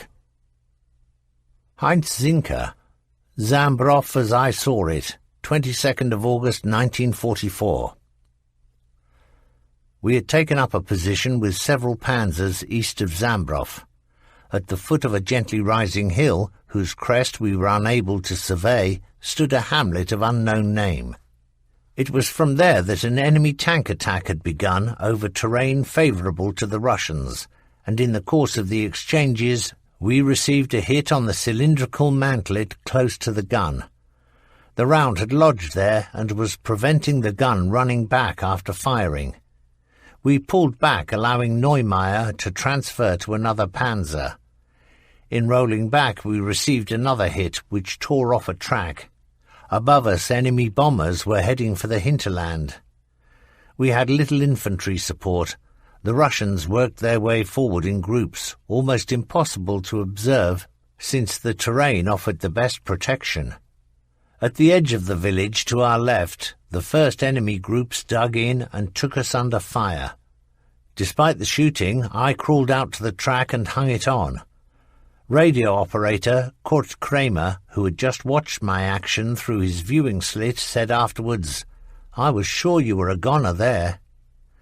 Finally, another panzer arrived to tow us out. The hawser was attached, but the attempt failed. A countershaft of the towing vehicle broke, typical weak point, and we had no option but to blow up both Tigers. If I remember correctly, there was a swampy area in the downhill surface not overlooked by the enemy. When we went back, we passed the Tiger of the dead Lieutenant Lischka, which had suffered a barrel burst. Heinrich Dietz, Memories of Tiger 331. In the operational area, Tarnopol Brody, My crew consisted of Kurt Lehmann, driver, Kurt Kramer, radio operator, Helmut Schneider, gunner, and Heinz Ziedel, loader. In the Army Group Center sector, Schneider, who left Podhorza for Officer Cadet School, was replaced by Unteroffizier Dickhoff, and shortly before I went to Officer Cadet School myself at the end of August, Kramer became the leader radio operator in Neumeyer's Panzer. Kurt Kramer, in praise of an old bones. In putting together Panzer Battalion 507, 1st and 2nd Companies recruited the majority of their people from veteran panzer crews, while for the most part, 3rd Company preferred to rely on reinforcements born after 1924 for its leader positions and commanders. Who would be surprised, therefore, if these 19-year-old boys considered that a panzer commander 10 years older than them was due for his pension? In Tiger 313, with Oberfeldwebel Heinrich Dietz, leader of 3rd Panzer, 3rd Company, as our commander, as far as we were concerned, he was one of the old men, in our eyes an old fossil, a little senile, always trying to divert our youthful high spirits along the path of good military discipline. After the first battles in the Tarnopol-Brody area, however, it became clear to us that in our commander we had actually won the lottery. His battle experience, his circumspection, his calmness exuding confidence, and his conviction in critical situations gave us all a feeling of security for which otherwise in those days there was really no justification. 331 seemed vulnerable to every mine which Ivan dug in our path, but this did not shake us. In the company, Dietz was known as Mainz Heine, and soon became mentioned often. Of the first 25 victories over enemy tanks achieved by 3rd Company, 331 claimed 13 of them. Surely a sign that here one of the smallest battle units functioned like clockwork. Tarnopol, a sunny day, but a thin layer of snow covered the ground. We stood in a security position 500 meters from a village where nothing stirred. A lazy day lay ahead. Half left was a wrecked T-34, its cannon turned aside. A Russian came out of a house, leant against the wall in the sun, and began picking off his lice. The turret MG shot him dead. Shortly after, a second man came through the door without seeing the body of his dead comrade, and he suffered the same fate. While we were discussing the stupidity of these two, the commander ordered, "Turret 10:30, AP shell on the T-34. Ready? Fire!" Direct hit. While we had been picking off harmless individuals, our commander had noticed that the gun of the apparently wrecked T-34 was bearing round towards us. Coming out of its coma, the T-34 was a dangerous animal, and the alertness of the commander had saved us. A couple of days later, we were again on security duty elsewhere. At our back was a large village. Suddenly a round hissed past from the rear, apparently from a Russian pack. We looked towards the village, but nothing was to be seen. A second round was fired, no muzzle flash, and missed again. As we heard the explosion, Dietz turned about and saw where the shell hit. Now he had the line of fire back from that point and above our panzer, which led to a barn with a door panel missing. Schneider's HE shell tore the door to shreds and exposed behind it our pack. At dusk, the Tigers of our company were driving two abreast through a long village. Company commander Fritz Neumeyer occupied the position 20 meters ahead to our right. Close to our left stood the last house. Apart from distant MG fire, there were no sounds of resistance to be heard, nor anything we could see which might have given Dietz reason to traverse the turret to 9 o'clock. Neumeyer, looking ahead, had already passed the last house, and as we drew beyond it, we saw an enemy tank aiming at Neumeyer's panzer. Our fast, close-range round blew up the enemy tank. After the operation, Neumeyer came over with a great pack of cigarettes and pressed them into our hands without speaking. Just by chance, in turning on a spot, our tiger had unearthed a giant bone from the earth of Galicia. Lacking training in paleontology, we were unable to determine whether it came from a dinosaur or a local camel. Either way, we preserved it carefully in order to present it to Dietz on his 30th birthday, Podhorza, the 22nd of June 1944, and then celebrated in the tower. An old bone for an old bones. A few days later, we loaded up for the Army Group Center sector, and straight from the ramp at Baranovica set off for our new operational area. The line of tigers threw up massive clouds of dust, which not only stung the eyes and burned the throat, but also lay millimeters thick on equipment and weapons, not good for sensitive MGs. 3rd Platoon veered away from the direction of advance to protect the flanks northwards. In a large field of maize 2 meters tall, the gunner had little chance, and the driver or radio operator even less, of seeing anything. The commander could see 360 degrees, but only above the tops of the maize plants. Whole regiments could hide themselves in these fields. From higher up in the cupola, Dietz saw 2 Russian assault guns which we destroyed. At the edge of a field of maize, where it grew more thinly, the outline of a pack became visible, later found to be a US-supplied 9.2 centimeter gun. It had been tracking the engine noise of our neighbour, but then traversed its aim to us. "Gun and MG fire at will," Dietz shouted. Nothing happened. Stoppage on all weapons, probably clogged up. The worst that could happen in this situation. "Ram, Lehman," Dietz ordered, and standing in the turret began shooting with his pistol at the pack gunners. The tiger bounded forward, after which Dietz attempted to engage the pack with hand grenades. About 15 meters short of the collision, the Russian anti-tank gun fired again, but to no avail. The tiger kept rolling, and seconds later Lehman rammed the pack barrel, which contorted and crushed the splayed outriggers. The pack crew fled into the maize. How they had managed to miss us twice at such short range remains a mystery. Yet such wonders rarely happen by themselves. The commander's understanding of the situation and speed of reaction were definitely major factors in unnerving the enemy pack crew. In the course of the defensive fighting northwest of Snyadov, Army Group Center sector, 3rd Platoon was detached to support an infantry unit under heavy pressure. Since they had no ammunition, we gave them some of our MG belts. While doing this, there came the shout, "Enemy tanks from the right!" apparently Joseph Stalin's. Lightning fast came our reaction, and we destroyed 2 of them within seconds. When our 8.8 centimeter gun fired again, Dietz fell as if struck by lightning from the turret cupola into the vehicle, his forehead bleeding. "Commander is dead," somebody shouted. "Commander is alive," the calm voice of Dietz replied. When the gun recoiled, our panzer had jerked back a hand's breadth, that is to say, the tracks teetered. As a consequence of this movement, a Russian sniper's bullet only grazed his forehead. That operation was to have been my last with Oberfeldwebel Dietz, for meanwhile I had been nominated to take over in the company commander's panzer as radio operator.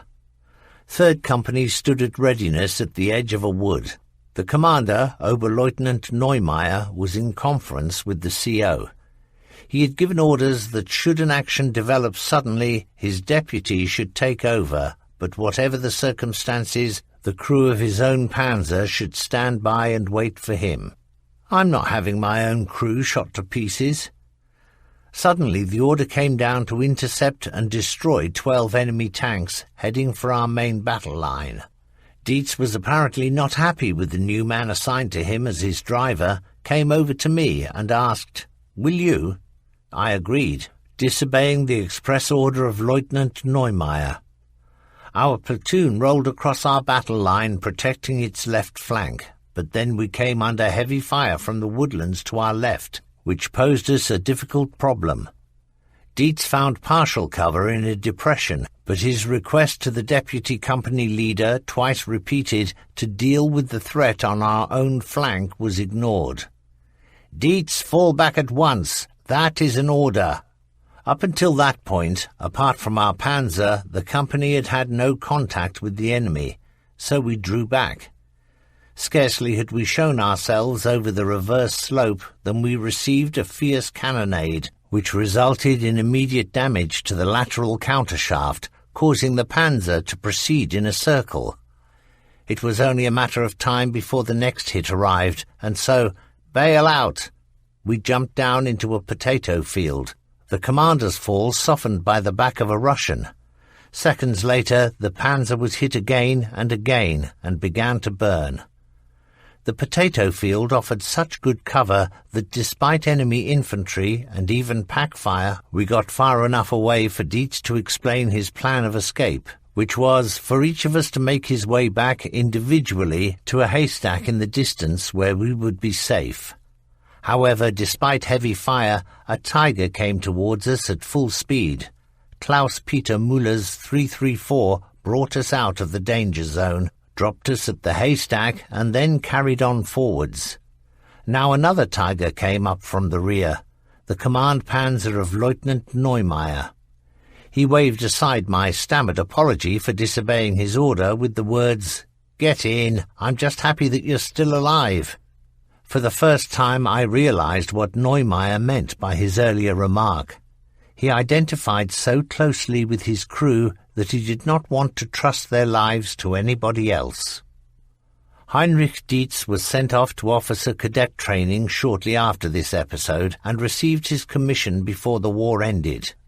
He managed to conceal his German cross in gold from all searchers during captivity and brought it home. With the exception of Kurt Lehmann, who fell later in the command panzer, all members of Dietz's first Tiger crew in 331 survived the war, captivity, and the early post-war era. As pensioners, gunner Helmut Schneider, loader Hans Ziedel, radio operator Kurt Kramer, and I still recall in thankful remembrance the close ties we had to our commander. Kurt Kramer, the great fluke shot. I can vouch for the truth of the following story. Somewhere in open country, a pair of Tigers stood on security duty. With the exception of the watchkeepers, the crews were inside their panzers. 6 to 8 kilometers away was a roll barn controlled by the Russians. The whole terrain was flat and easily surveyed, and so no great watchfulness was necessary. In one of the Tigers was gunner Obergefreiter Franz Dietrich from Nienberg-Weser. He was seated at his sights looking out at the view when suddenly he saw a convoy of lorries, escorted by a single tank, appear at the far end of the roll barn. The range of nearly 8 kilometers was far beyond the effective range of an 8.8 centimeter KWK gun, but Dietrich thought that there would be no harm in trying a pot shot, however, and obtained permission from the commander. The loader took a single armor-piercing shell from the supports and pushed it into the breach. The sliding block fell. Clack. Dietrich now realized how tiny the target was in the sights. To fire over such a range required indirect aim with elevation, but to have the gun pointing that high obstructed the view through the sight. Therefore he lowered the barrel in order to aim, allowed 200 to 300 meters for lateral deflection, raised the barrel again, and fired. The shell rose high into the blue sky. The length of time it took that 8.8 centimeter shell to cover 8 kilometers on whatever trajectory it happened to be flying is not known, but myth has it that Franz was able to borrow some tobacco, fill his pipe with it, borrow a lighter, and then take a few puffs before he saw the spectacular result of his gunnery and shouted aloud his success. The crew, speechless, tore open the hatches and saw in the far distance, where once the Soviet tank had been, a cloud of black smoke through which streaks of fire flashed. The plunging shell had been a direct hit. The incident was observed by other Tiger crews and confirmed officially. Chapter 5. The Battle for the Naref Bridgeheads. Once the Russians had begun their offensive in Army Group Centre's sector on the 22nd of June 1944, the Red Army's advance, despite bitter defensive fighting and the occasional counterattack, had proceeded so efficiently that its forward units established a number of small bridgeheads over the river Naref, as for example at Shelkov and Serok, where they attempted to expand and merge during the course of the next few months. Panzer Battalion 507 was deployed here until November 1944, either as reserve, in action, or on security duty. On the 4th of October, heavy fighting broke out, in which the German objective of destroying the Naref bridgeheads was not achieved, although limited successes were obtained, at times in cooperation with Panzer Battalion 509. In the fighting on the 5th of October 1944, 3rd Company Commander, recently promoted Hauptmann Fritz Neumeier, fell. In August 1944, 507's commanding officer, Major Erich Schmidt, had been transferred out to take command of a panzer regiment of the Führer Grenadier Brigade. Hauptmann Fritz Schuck became the new commanding officer, having been commander of 2nd Company. Oberleutnant Georg Reinhardt was appointed as the new adjutant, transferred in from Panzer Battalion 509 to replace Oberleutnant Wulf Koltermann. The other changes at company level were as follows. 1st Company, Hauptmann Holzheit was transferred to a supply battalion and replaced by Oberleutnant Rudi Beilfuss, former leader 1st Platoon, 1st Company. 2nd Company, Hauptmann Schuck was replaced by the former leader of 1st Platoon, 2nd Company, Max Wiersching. 3rd Company, following the death in action of Hauptmann Neumeier, his replacement was the former adjutant, Oberleutnant Wulf Koltermann. The entries for operational days in the Saltbuch of Lieutenant Gerd Eichmuller confirm him as leader of 1st Platoon, 1st Company. See also diary entries for Erwin Eichinger, Staff Company, Anton Siegfried and Siegfried Obermeier, A Company. Calendar and diary entries. 25th of September 1944. Siegfried. I drove from the military hospital at Prasnitz to Sichenau and then on to Miliau, where I went to the cinema and spent the night at the Wehrmacht hostel. 27th of September 1944. Siegfried. I was sent by the Frontleitstelle to Nessielsk and joined 2nd Company. From there a horse-drawn wagon brought me to the staff echelon in a wood near Vinica. 28th of September 1944. Siegfried. At 1400 hours I went with the senior paymaster to the Tross for a few days' convalescence. 1st of October 1944. Eichinger. We're at Kroschitzer. We have to destroy a Russian bridgehead west of the Naref. 2nd of October 1944. Obermeier. Russian attack at the Naref. 3rd of October 1944. Obermeier. Fighting at the bridgehead. 4th of October 1944. Obermeier. Fighting at the bridgehead. Eichmuller. North of Serok, Serpov. 5th of October 1944. Eichinger. Hauptmann Neumeier fell. Obermeier. Hauptmann Neumeier fell. Eichmuller. Jersenin. 6th of October 1944. Eichmuller. Jersenin. 7th of October 1944. Eichmuller. Height 108. 8th of October 1944. Eichmuller. South of Niestopov. 9th of October 1944. Eichmuller. Southeast of Niestopov. Siegfried. I went to the command post and attended the burial of Unteroffizier Lachner, who fell on the 8th of October. Hauptmann Fritz Neumeier is buried there too. On the following day we left the Vinica woods, giving our fallen comrades a last salute as we passed their graves.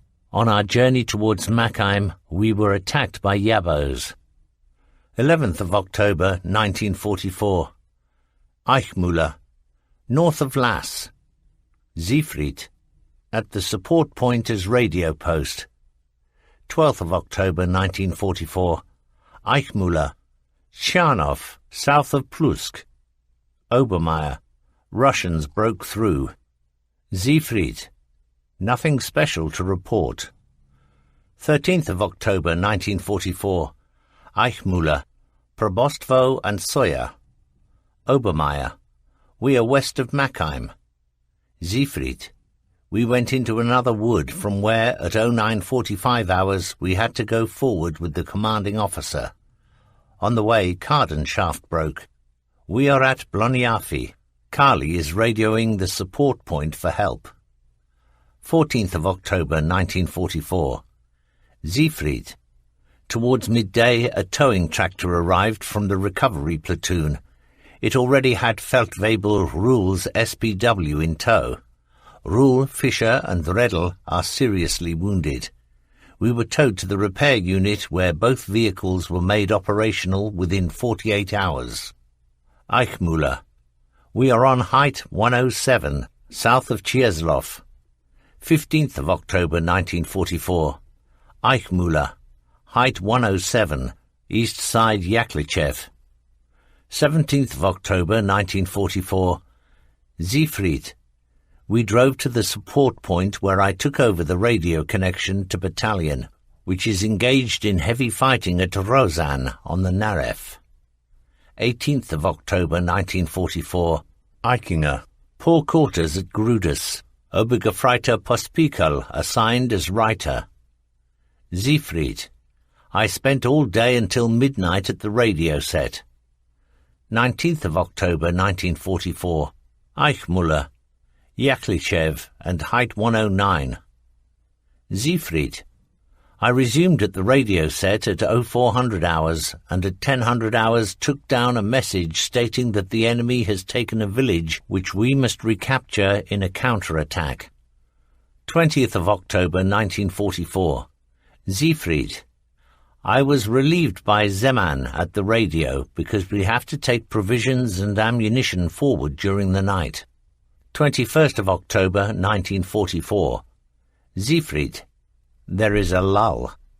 24th of October 1944. Eichmüller. Bobi, west and southwest of Bobi.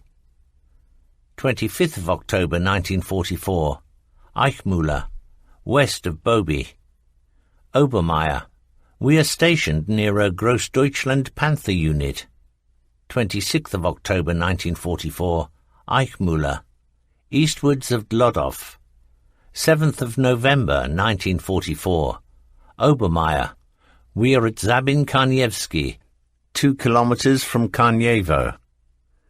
8th of November 1944. Obermeier.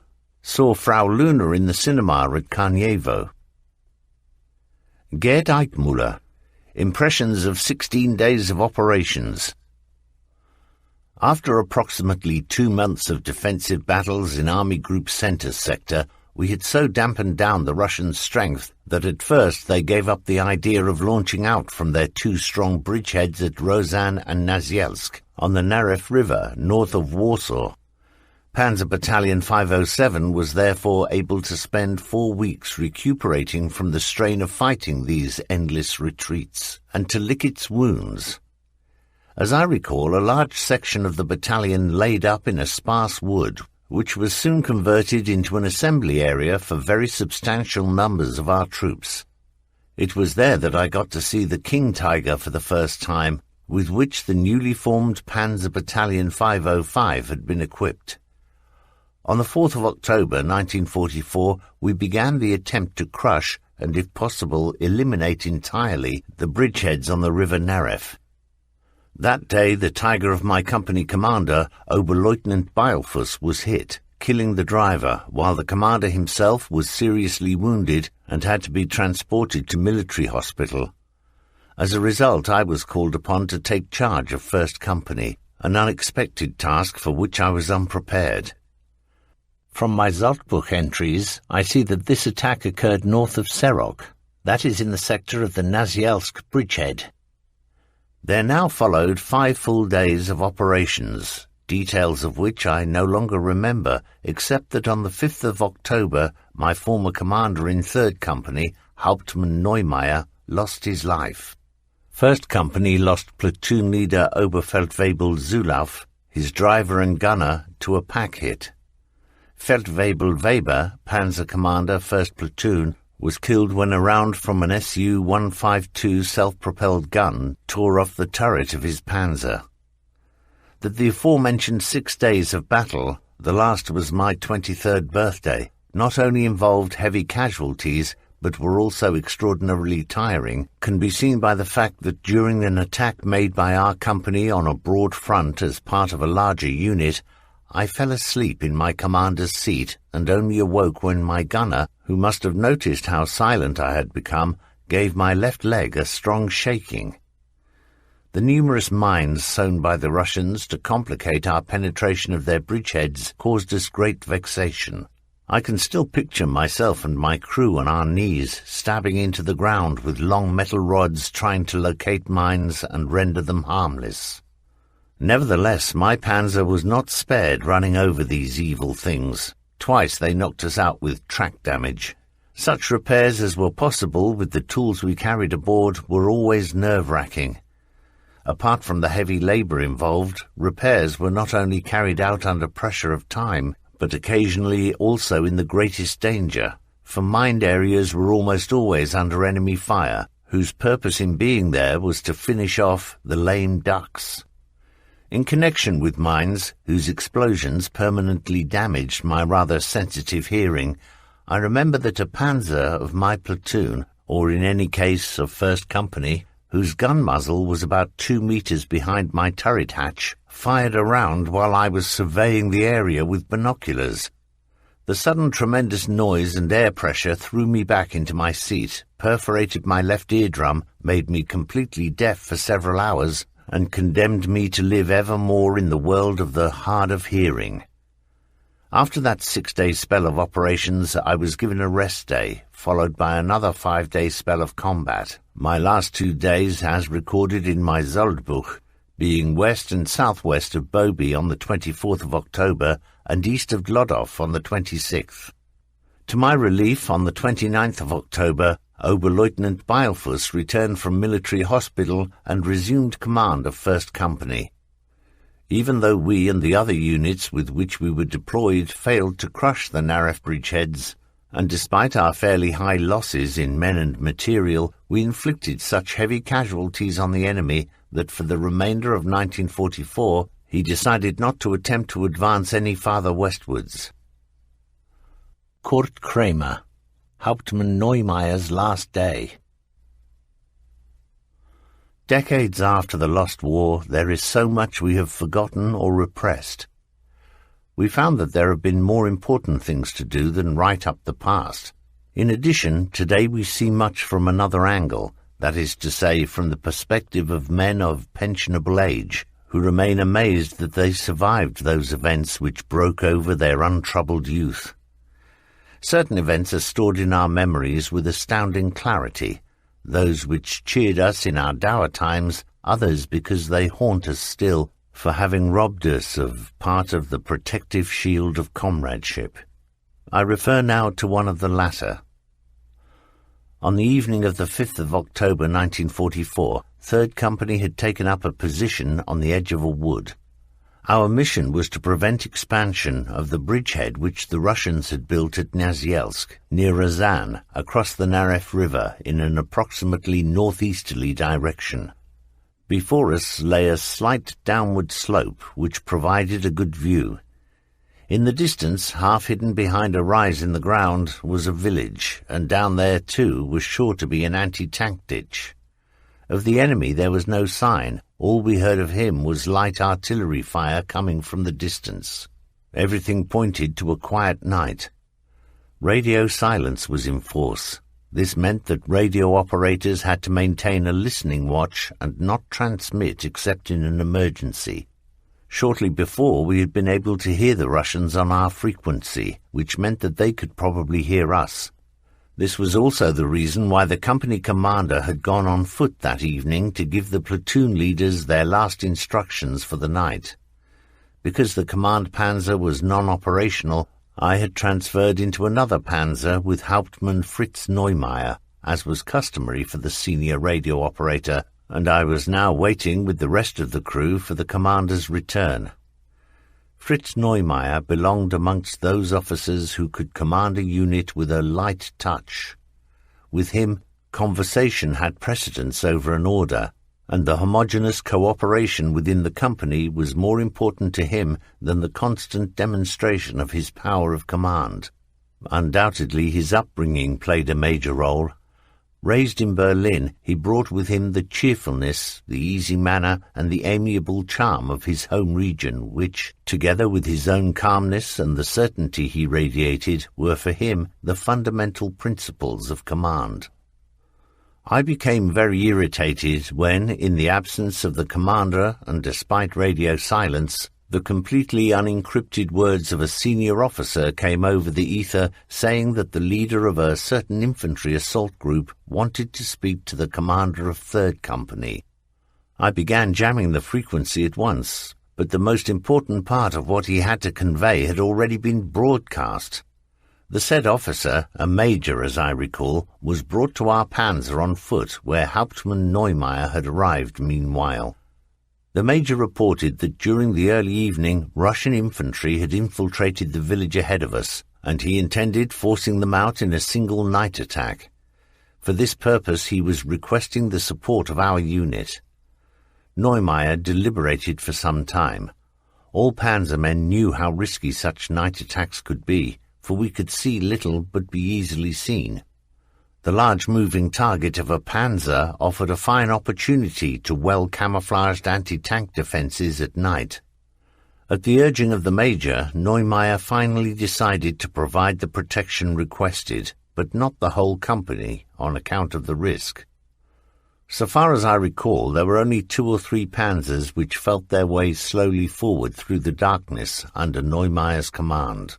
He was leaning well forward out of his hatch, while I also stood up through my hatch so as to spot any obstacles in the terrain or signs of the enemy. Soon we reached the anti-tank ditch. It was only 2.5 meters deep, but had very steep sides. As it was impossible to cross the gap, we veered right and drove alongside the ditch, in the hope of finding a crossing point. This course of action showed the enemy our side profile. Everything remained quiet, however, and the tension in the panzer gradually lessened. After several hundred meters, we found a place where the ditch had not been completed, crossed to the other side, and drove back to opposite the point from where we had made the detour.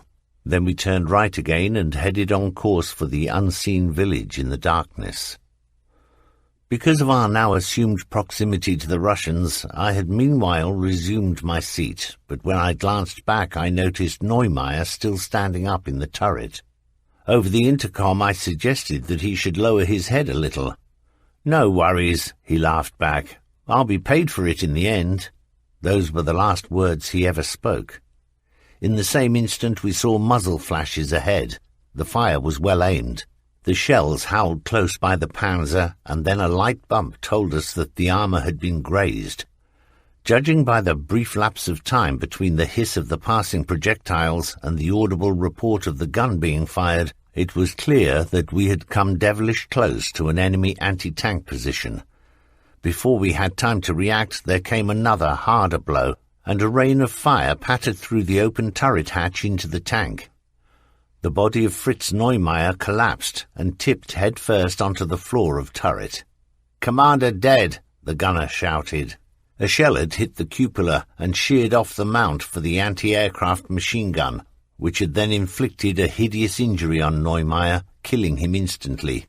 There were no other casualties. As the senior NCO, I now took command and ordered an immediate pulling back in order to get crew and panzer out of the danger zone.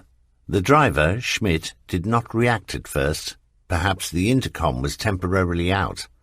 Not until I gave him a blow in the back with a hammer did he get the message, and finally we rolled back, still under fire. Then abruptly my fatal error became apparent. Under the pressure of events and in the excitement, I had quite forgotten there was an anti-tank ditch to our rear somewhere.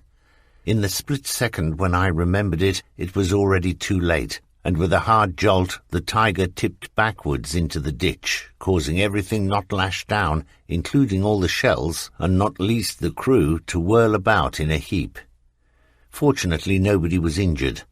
The panzer now rested on its tail fairly steeply upright, a good part of the lightly armoured bottom of the hull inviting the enemy to finish it off. I gave orders to evacuate the panzer, since efforts to move it proved fruitless. For some reason best known to themselves, the Russians now ceased firing their anti-tank guns, replacing them with rather wild MG fire. This gave us the chance to get the dead commander out, and using a tarpaulin, we dragged him away to our side of the ditch. Having returned to company in a state of collapse, I was immediately ordered to return to the panzer and blow it up. Oberfeldwebel Hohenwarter saw how exhausted we were, and his objection was accepted so that somebody else got the job. I still thank him for that today. Oberleutnant Wolf Koltmann, the CO's former adjutant, had returned to battalion on the 5th of October from a company commander's course, and took over 3rd Company that same night. In a Polish birch forest bathed in autumn sunlight, we took leave of our much-loved commander with military honours. The commanding officer of 507 Battalion led the last salute. Fritz Neumeier was laid to rest in the local cemetery at Neidenburg. I had the opportunity later to restore his grave to a worthier condition. A friendly farmer lent me some tools and provided flowers. A short time afterwards, the war broke over East Prussia. My hopes of revisiting the cemetery after the war could not be realized because of the political circumstances then prevailing. Kurt Kramer, Panzer Battle with live commentary by radio. Young lieutenants transferred into the battalion did not always have it easy. Now and again one would be drafted to the staff group so that the commanding officer could look him over. Therefore, Lieutenant X, for example, who had immediately been appointed a panzer commander, remained under the wing of the battalion commander before being entrusted with a platoon. In radio traffic between the battalion staff and companies, it was the practice to use code names for persons and the turret number for the panzer contacted. The following interesting event could be overheard by a company commander's vehicle whose radio equipment was on the battalion frequency. I shall assign the following code names for the three-way communication. Schwalbe equals battalion, Rosa equals company, 004 the Tiger of Lieutenant X. The battalion was occupying a position on a plateau where it had a security assignment to watch to the east. The terrain sloped downwards to the southeast and into a valley out of our sight. Reconnaissance of this valley was necessary, and the following radio messages were passed accordingly. Schwalbe to 004. Drive forward and make observations in the valley in front of you. 004 to Schwalbe. Understood. I am driving forward. After a few minutes, very hastily, Enemy tanks! Enemy tanks! Schwalbe to 004. Understood. Open fire on them. 004 to Schwalbe. There are 13. Schwalbe to 004. Understood. Fire on them. 004 to Schwalbe. I repeat, there are 13 tanks. Schwalbe to 004. We understand you. Shoot at them.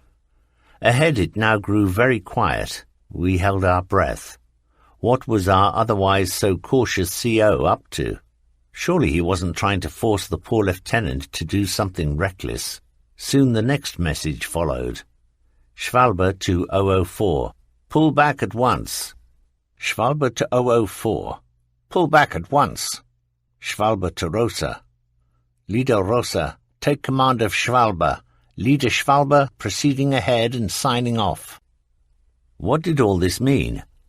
After a period of quiet, we heard 15 to 20 easily recognizable 8.8 centimeter rounds being fired, dull explosions occurring between each. Then came another message. Schwalbe to everybody. Schwalbe reporting back and taking command. 13 enemy tanks destroyed. The young lieutenants did not have it easy, and so the criticism of their handling of a situation by radio was discontinued forthwith. Heinz Stracker, Memoirs of Action with 3rd Company. I was at Pothoza with the first batch of reinforcements from Paderborn for 3rd Company and transferred a few days later with the battalion to the Army Group Centre sector. After a couple of days, in which some T-34s were destroyed, the young crew could claim to be experienced. On another operation in sandy terrain, a track of our Tiger jammed. We had to get out and attempt to remove it with explosives. It was the right-hand track, and as the radio operator, I vacated my position and removed everything which might be endangered by the explosion: MG ammunition, radio equipment, provision box, radio code tables, etc.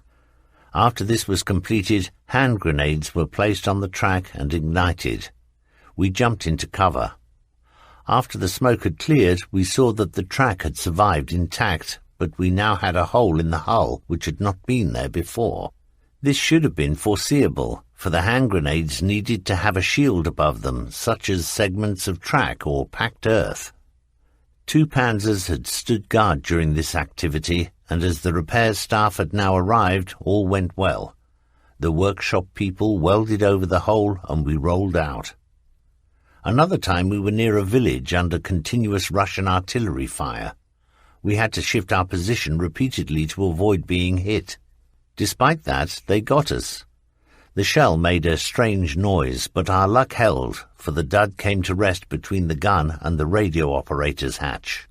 As a result, we lost electrical lighting, probably because the fuse had burnt out.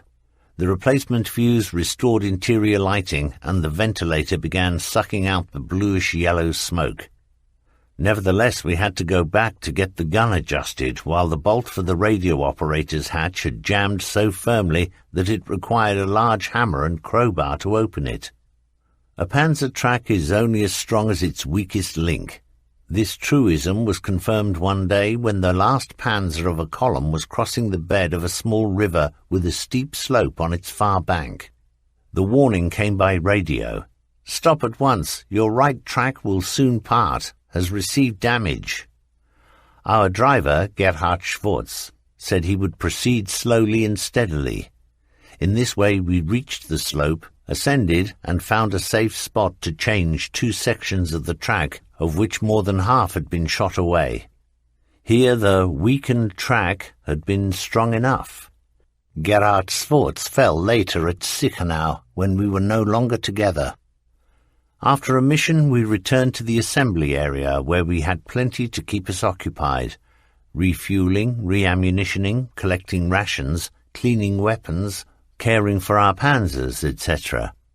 Our gunner, Otto Ledermüller, noticed a small gap between the running wheels and began poking inside with a stick. We gave it a closer look. It was about 2 to 3 centimeters in diameter and went through the whole thickness of the hull wall. After clearing away shells and debris inside, deep down in the hull we found the steel core projectile of a rifle grenade. This had penetrated the 60mm armor of the lower hull. On an operation, I served as radio operator in the Tiger of Oberfeldwebel Dietz, leader of 3rd Platoon, 3rd Company. Ledermüller was gunner, Horvat loader. We had been given new steel-cored ammunition for our MG. When the MG was suddenly needed, I reported "target recognized" and received permission to fire. After 1 round, the MG refused, and the same happened with the turret MG.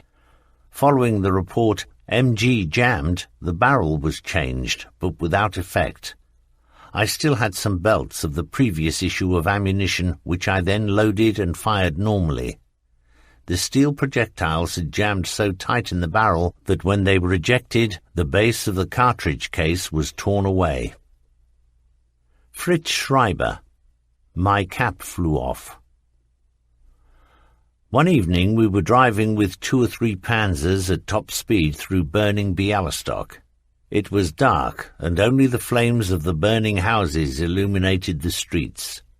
This drive was nearly the death of me. I was leaning out of the turret when suddenly my cap was torn from my head. The cause was a cable or telephone wire strung low across the street. 10 centimeters lower at that speed, and it would have cut my throat. A little later, also at night, while driving through a village, we received aimed rifle fire, apparently from partisans. I had to leave the turret and crouch down outside the panzer behind the driver's hatch so as not to offer my silhouette for target practice. Chapter 6. A resting place at Sikhanau-Mielau.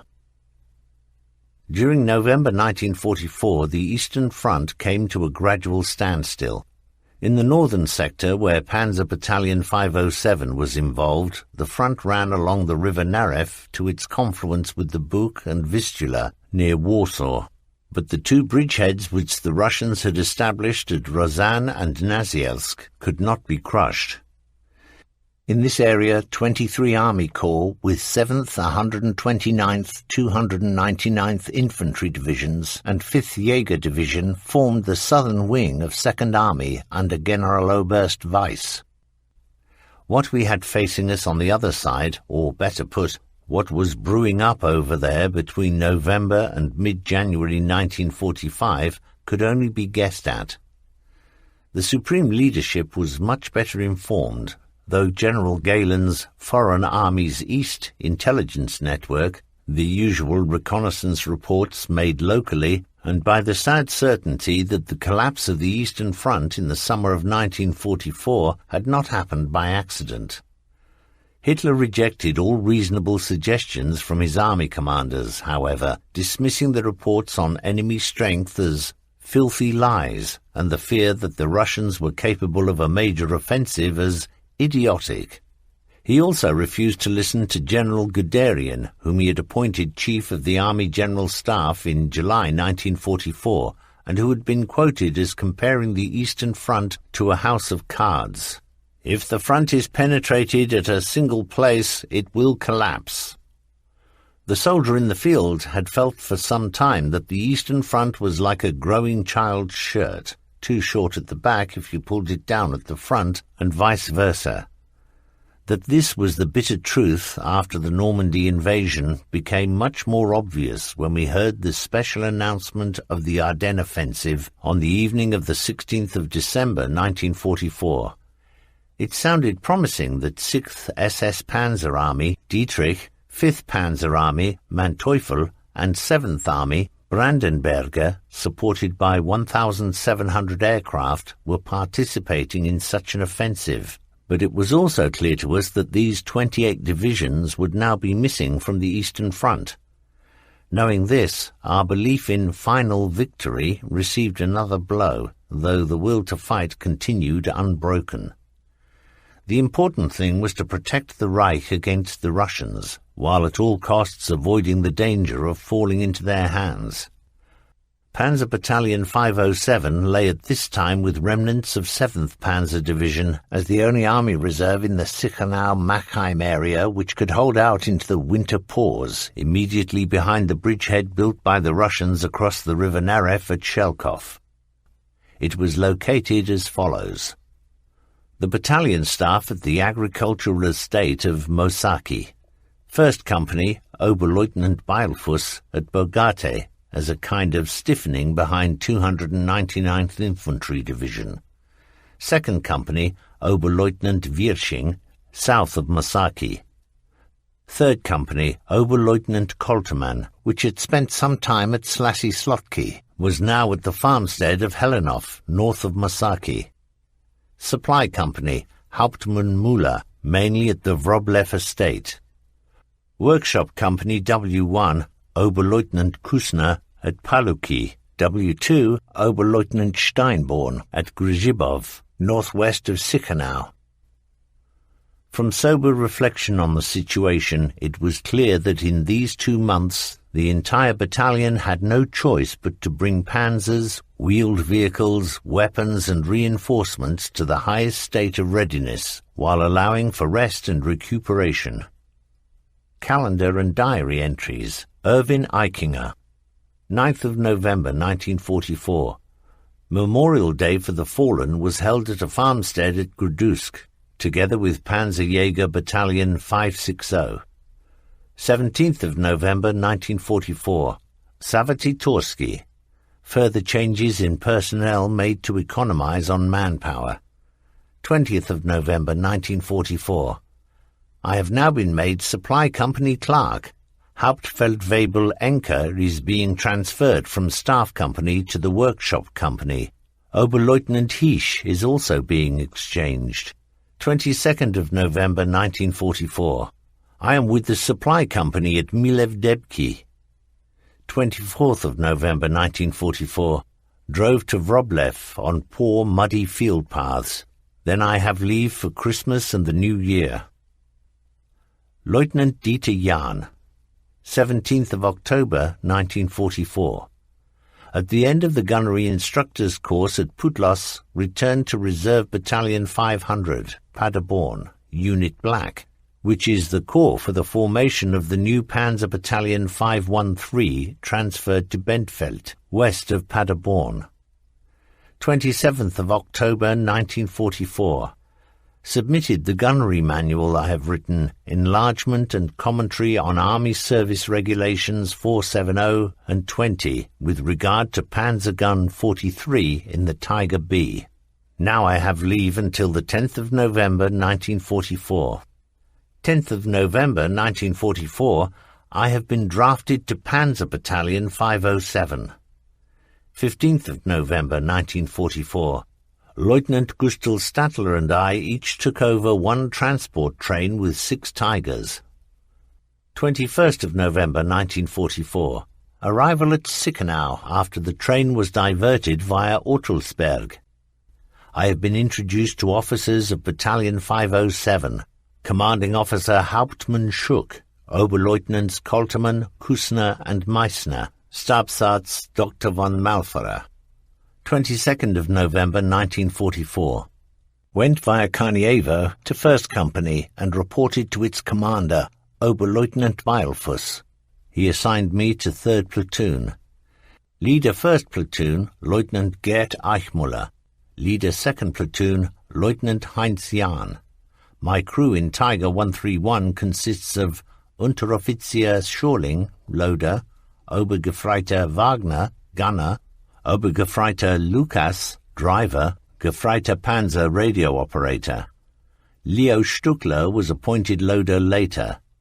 Georg Reinhardt has been promoted to Oberleutnant.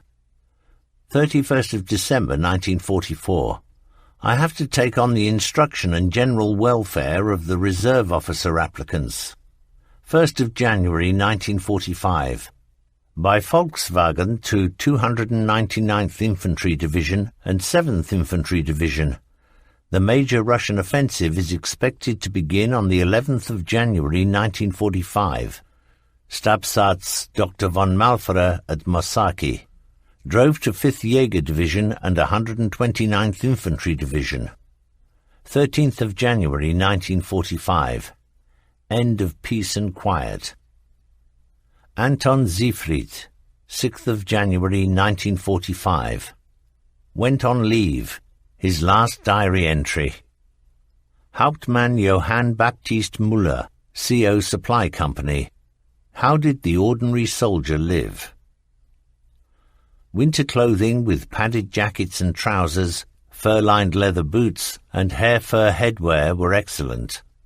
With the aid of the Fuchsgerate heaters, the cooling water for the 12-cylinder petrol engines could be warmed, so that even in the worst cold they would start reasonably quickly first time.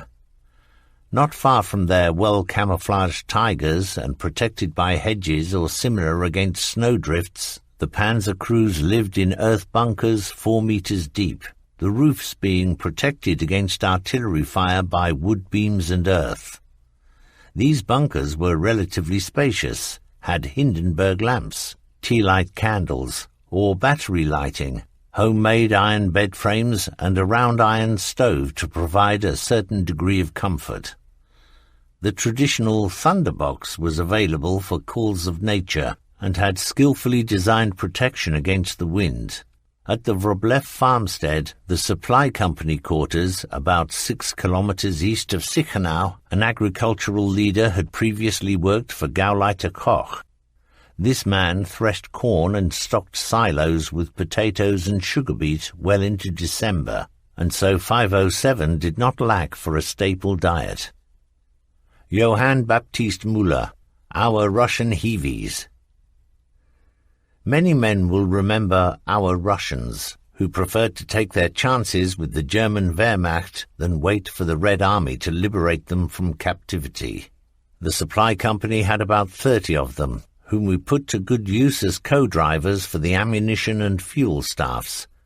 They received the same clothing and rations as ourselves, and we had the impression that they felt happy to be with us. Shortly before Christmas, they asked me if they could attend church in nearby Paluki. My objection that they were not Christians was rejected with indignation, as was my objection that they were even less Roman Catholics. "That is irrelevant. We wish to go." When I gave in, they paraded, freshly spruced up, trousers pressed, boots highly polished. After 2 hours' absence, they marched back, beaming joyfully, and grateful that so much trust had been placed in them. When I took over the supply company, the Spitz, Nikolai, suggested as my batman a blonde Ukrainian who did not look typically Russian. Nikolai was reliable and always ready to lend a helping hand, but fate did not favor him. In early 1945, he was at Göttingen station fetching fuel from tanker wagons when USAF bombers appeared and attacked the railway yard. Nikolai ran off to find shelter and on the way was killed by the blast of a near miss. Honor to his memory. Johann Baptist Müller, the 1944 Christmas Truce. For many of us, it was the 6th time that we had to celebrate Christmas at the front. Would Ivan ruin it for us? Loud Russian voices through loudspeakers announced a truce. "We shall let you have your Christmas, but afterwards—" A couple of days before Christmas Eve, the lord of the manor at Paulinoff invited us to take part in a partridge shoot. He himself brought down a couple of these birds in flight, and we ate them on Christmas Eve. It was already dark when we were welcomed by the gentleman's very pregnant wife and invited inside to dine. The room was tastefully furnished with Christmas decorations, and the female Polish cook had prepared the partridge so beautifully that we truly had a banquet. The war was discussed, of course, and what lay ahead, but even so the Christmas mood held firm. Helmut Schneider, a document of the time. While Panzer Battalion 507 was resting in East Prussia, it was half-term at the Officer Cadet Training School, Groß-Leinecker, and I had just been made Fahnenjunker Feldfebel, Officer Cadet Sergeant. I was awarded retrospectively the Panzer Assault Badge Grade 2, and a little later received a small parcel, which apart from cigarettes contained a greetings card from the Feldwebel of 3rd Company Panzer Battalion 507. I have treasured it to this day. Kurt Kramer, Advent 1944. In mid-November 1944, 3rd Company settled in at Slashy Slotki, a village between Machheim and Karniewo, the other elements of the battalion having quarters in the Masaki area. Still in the shadow of the long arm of the enemy's artillery, we dug in and built some marvelous bunkers. My crew's one even had a white-tiled stove with knee-high surrounding wall. Scarcely had we rested than the military circus began with polishing boots, cleaning weapons, hours of instruction, and the Spitz even ventured out on horseback. Around Christmas, the Russian counterattack was expected from their bridgehead, for our aerial reconnaissance had reported strong enemy forces moving up. Our greatest concern was of being cheated out of our Christmas, and so we decided to bring Christmas forward by a fortnight. Ivan had his own calendar. The village barn was swiftly converted into a ballroom, and in dim lighting later even looked like one after inventive minds had provided the decorations. Walter Fuchsig practiced his belly dance for the event. Zinker and Kramer authorized a Christmas magazine, as ill-begotten as a lurid carnival production. Having neglected to clean the gun of their panzer, they were given a dressing down in the presence of the whole company by the commanding officer, who could not for the life of him imagine how this lousy crew could ever have the effrontery to present this shitty drainpipe of a gun on parade. Nothing could dampen the hilarity of the Christmas event, however, particularly when Klaus-Peter Müller unearthed some barrels of pickles in the ground using a mine detector prod. The truce held, and Ivan was even tactful enough to suspend over the Christmas period the regular visits by his Ilyushin flying sewing machines. About 10 days before the real Christmas, 3rd Company transferred to the large Helenov agricultural estate north of Masaki, which apparently belonged to Gauleiter Koch. Here there was plenty of room for both men and vehicles, and on the 24th of December 1944, thanks to charitable gifts from the supply company and much grog, we celebrated Christmas a second time, while teetering on the starting blocks in expectation of the coming offensive. Heinz Zinker, toothache during the lull. We had a peaceful time in the Karnievo-Masaki area before being transferred to the advanced lines in mid-November 1944. Our bunkers in the small village of Slashy Slotki had been dug by our predecessors and were now cleaned and enlarged by ourselves. We had therefore become underground dwellers, something which happened only rarely. The front, or in any case our sector, remained relatively quiet, except for the usual tension at nightfall when Soviet biplanes, which we called Rollbahnstenser, wandered the skies, dropping bombs at random. Worst of all was their monotonous engine noise, often of hours' duration, which could be heard whether distant, close by, or overhead. When it stopped, we knew there was going to be an attack. The pilot would search for the tiniest source of light and then rake it with bullets. I hated these pests with a passion. Not far from our bunkers were modest huts and large straw-covered buildings like barns. We poor soldiers rummaged through all these structures. What furniture and appointments we found were not worth the trouble of removing them. It was then decided to inspect the earth floor more closely, and using the mine detector probe, Stabsfeldwebel Mansnuther began an intensive search. He was rewarded by discovering that the former occupants of the village had dug deep to store their emergency rations in wooden barrels containing sides of bacon floating in a salty broth. This was very welcome, these being rich in fat. All the floors of all the buildings were eventually dug up and more discoveries made. Some of it tasted of train oil, but we didn't complain. The fat in them was the important thing. The weather was tolerable, the cold not too bad, and snowfall modest. Then I developed severe toothache. There was a dentist's surgery, or better said, a portable container of instruments in the neighbouring village about 3 kilometres away. The way there seemed long, but worse are my memories of the road back. The anaesthetic was a spray. While he was attempting the extraction, the tooth broke. The rest was sheer torment. The spray lost its deadening effect, if it ever had any, on the serious inflammation, and the dentist's light to work by was a torch held by another patient. It was already dark by the time the root was removed, which coincided with the arrival of the Rollbahnstenser, dropping his payload nearby. More dead than alive, I made my way by night through the dark woods, fortunately marked by any number of signposts, which enabled me to find my way back and not end up on the other side. Die Pranke, Big Paw. During the rest period at Sichenau-Mielau, there appeared for the first time Die Pranke, the newspaper of a Viennese Tiger Battalion, edited by the late Lieutenant Dr. Hans Moll, and published in 4 numbers, of which the originals and copies have survived.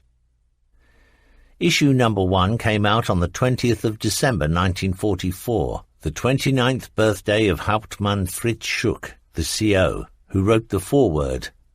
Schuck, former commander of 2nd Company, had taken command of the battalion on the 15th of August 1944 after Major Erich Schmidt transferred out. Issue number 2 appeared on the 5th of January 1945 and looked at the year 1944 in retrospect, when our operational areas had been Tarnopol, Brody, Lemberg, Olesko, Suchadola and Kovel. Oberleutnant Max Wirsching was given special mention for having kept open the supply road to Brody while leading elements of 2nd Company. On the 20th of April 1944, Operation Tarnopol had ended. Oberst Frieber and Major Schmidt had both been awarded the Knight's Cross, and the battalion had been moved to the Army Group Centre sector to concentrate its efforts on trying to eliminate the 2 enemy bridgeheads on the Naref. According to Die Pranke, during the 77 days of operations, the following were destroyed: vehicles, 252 tanks, 80 self-propelled assault guns, 8 prime movers, 1 armoured personnel carrier, 14 towing tractors, 72 lorries, 218 horse-drawn wagons. Weapons: 74 field guns, 705 pack or flak guns, 2 automatic guns, 55 mortars, 14 heavy MGs, 135 anti-tank rifles. Enemy troops, infantry amounting to 9 regiments and 2 companies. Between the 23rd of March and 17th of November 1944, our repair staff and the workshop company restored to serviceability 488 panzers and 407 wheeled and half-track vehicles. The achievement of the 4 repair groups of our fighting companies and staff company was quite outstanding. There was almost no day involving our contact with the enemy on which they did not have to go forward as flying workshops to repair immobilized panzers, exposed on many occasions on the battlefield to enemy artillery and heavy mortar fire and fighter bombers. Issue number 3 of Die Pranke appeared on the 16th of February 1945 and the 4th and last issue on the 2nd of March 1945. Some of the contents can be read later in this chronicle. The editor would like to make today's reader aware that Die Pranke appeared in the closing months of the war when the paramount interest was survival. For some time the man in the field had not had much enthusiasm left over for political tomfoolery, but there was no way he could ignore it. He received regular injections of the political picture of the enemy. In reports and orders, it was no longer the enemy who was spoken of, but the Bolshevists, which meant for the common soldier, Ivan. Here we could insert a long account about the editor of Die Pranke of the time, Dr. Hans Moll, finding fascination in his appointment as an NSFO, National Socialist Leadership Officer, with the task of instructing members of Panzer Battalion 507 on the wealth of National Socialist thinking. As with all authors, our dear Hans Moll contributes his own experiences in the passages that follow. Chapter 7. The Fighting Between the Naref and the Vistula. Situation Report. On the 12th of January 1945, the major Russian offensive began. In our sector, however, it was still quiet. It was known that we had opposing us 2nd Belarusian Front under Marshal Rokossovsky, but had no idea of its makeup. As we were to discover later, it consisted of 5th Guards Tank Army, 2nd Assault Army, the 47th, 48th, 49th, 65th and 70th Armies, 3 Guards Cavalry and 7 Mechanized Corps, and 1 and 8 Guards Tank Corps. The seriousness of our situation announced itself at 0700 hours on the 14th of January 1945 with a massive artillery barrage. For us it was a case of warm up the engines, then a short conference headed by the commanding officer in the battalion command post at Mosaki. After this, the companies rolled into the previously ordered operational areas south and east of Karnievo, as set in preparatory training. 1st and 2nd Companies towards Charnostov-Svelica, 3rd Company eastwards towards Slasy-Slotki, where Infantry Regiment 19, Regiment List, had already formed a hedgehog from which it would have to be hacked free first.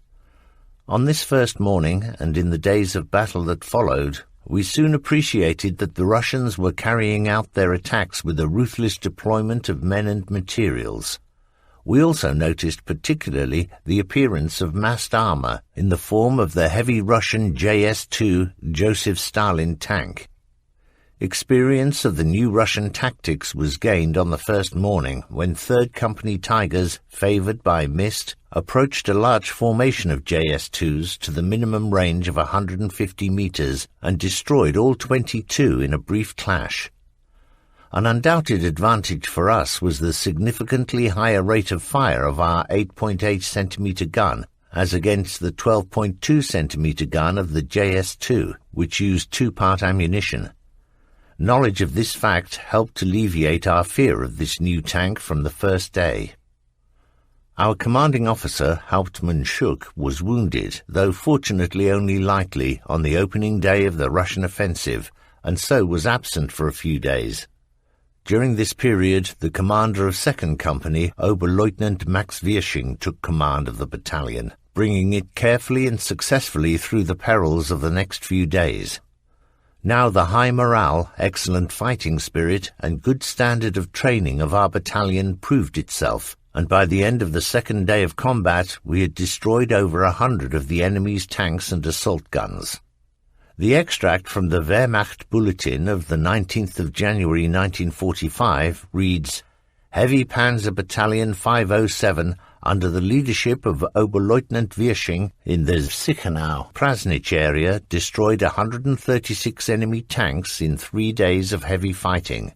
66 of these victories were achieved in the first 2 days without loss to ourselves.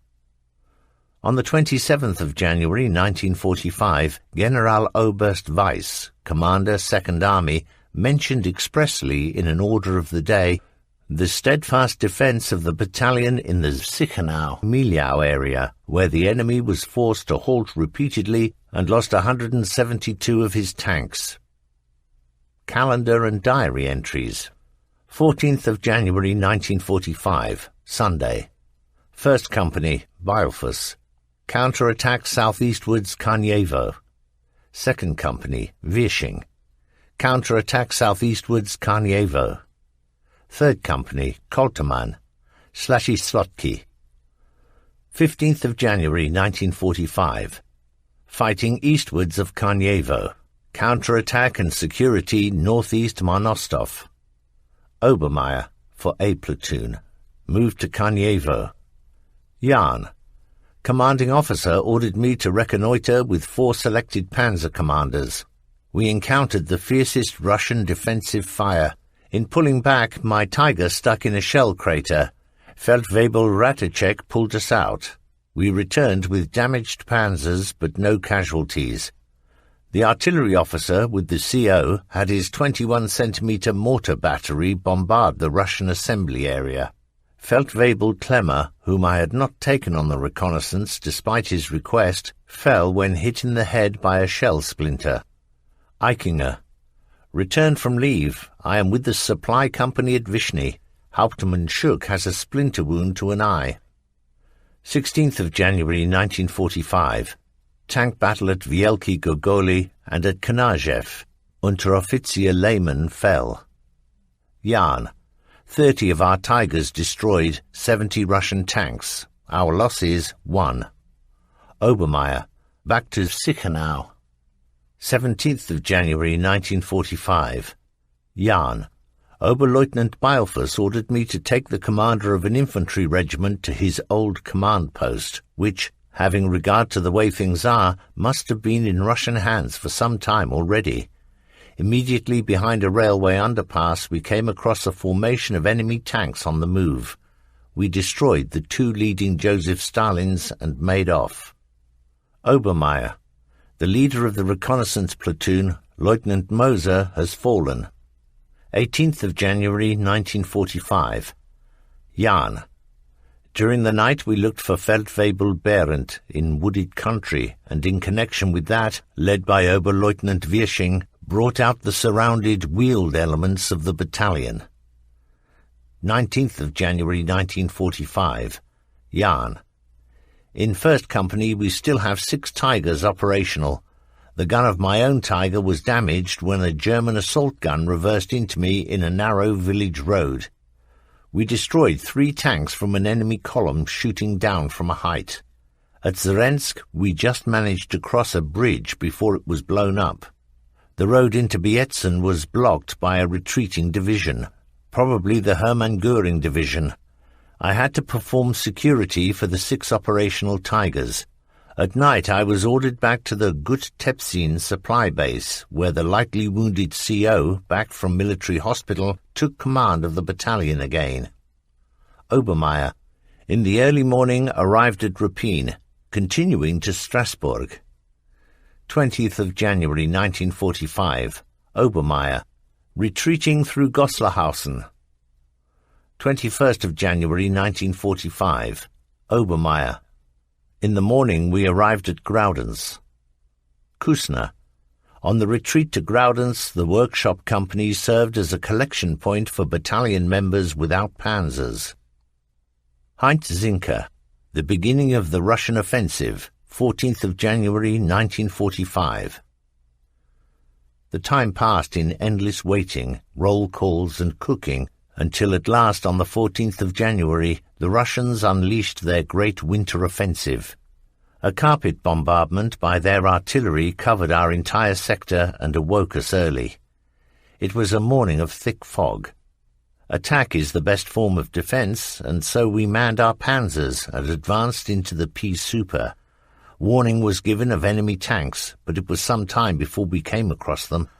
We halted from time to time to listen, forming up as a company.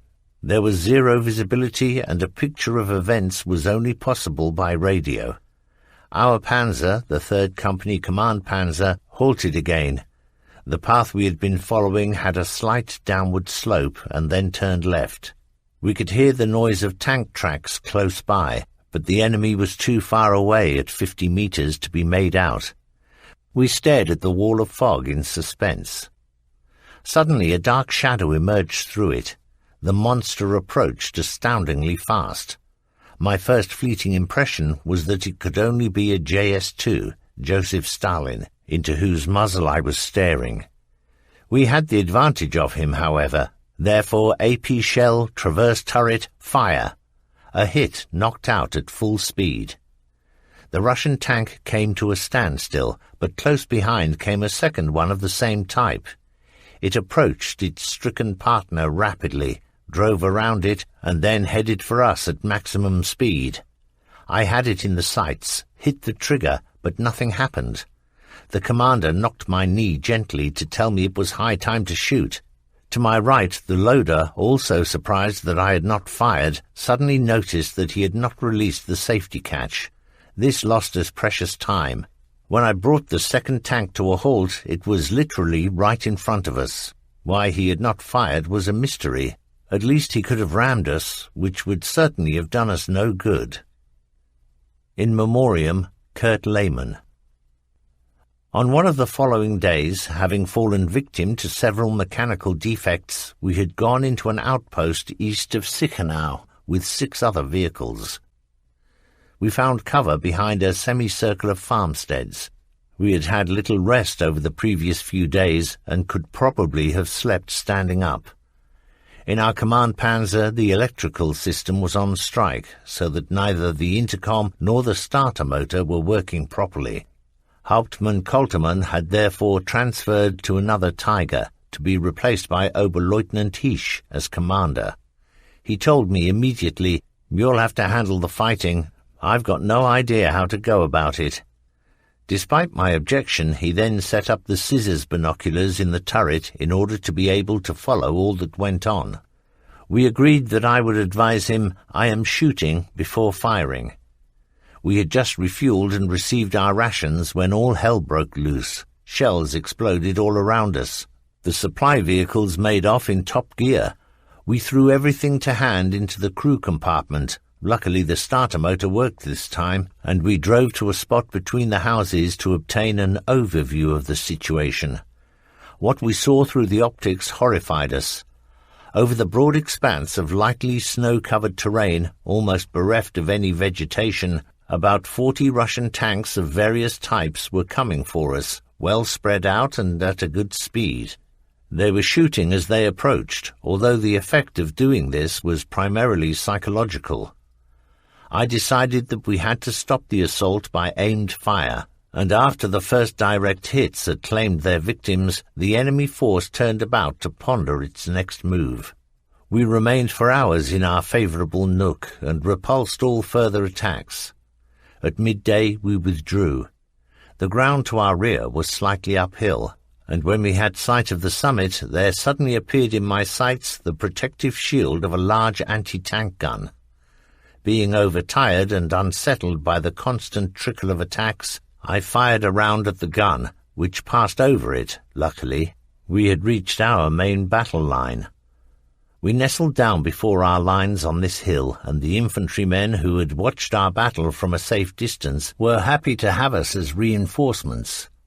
Our panzer stood before the German trenches, which had been dug in great haste in an open area. Naturally, we did not find this location at all appealing.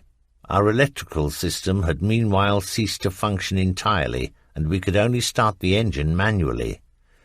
Contrary to my advice, Oberleutnant Reich had turned off the engine, and so here we stood. All was quiet on the enemy side, and we could make out no sign of troop movements, but appearances were deceptive. At 1300 hours on the 16th of January 1945, later I saw that my watch had stopped at this hour, we received, without any kind of warning, a large caliber shell which penetrated the armor near the driver. A host of splinters ripped my padded trousers. Another even found my buttocks, causing me a major problem later whenever I sat down. My first thought was that this round could be the harbinger of others. The scissors binocular was still mounted in the turret, and it took precious seconds for me to convince Oberleutnant Reich that we had to bail out. "Raus!" I demanded several times. Then finally I got through to him, and we evacuated the panzer. I rolled over the side of the turret not a moment too soon. Scarcely had I landed than a second shell hit the turret.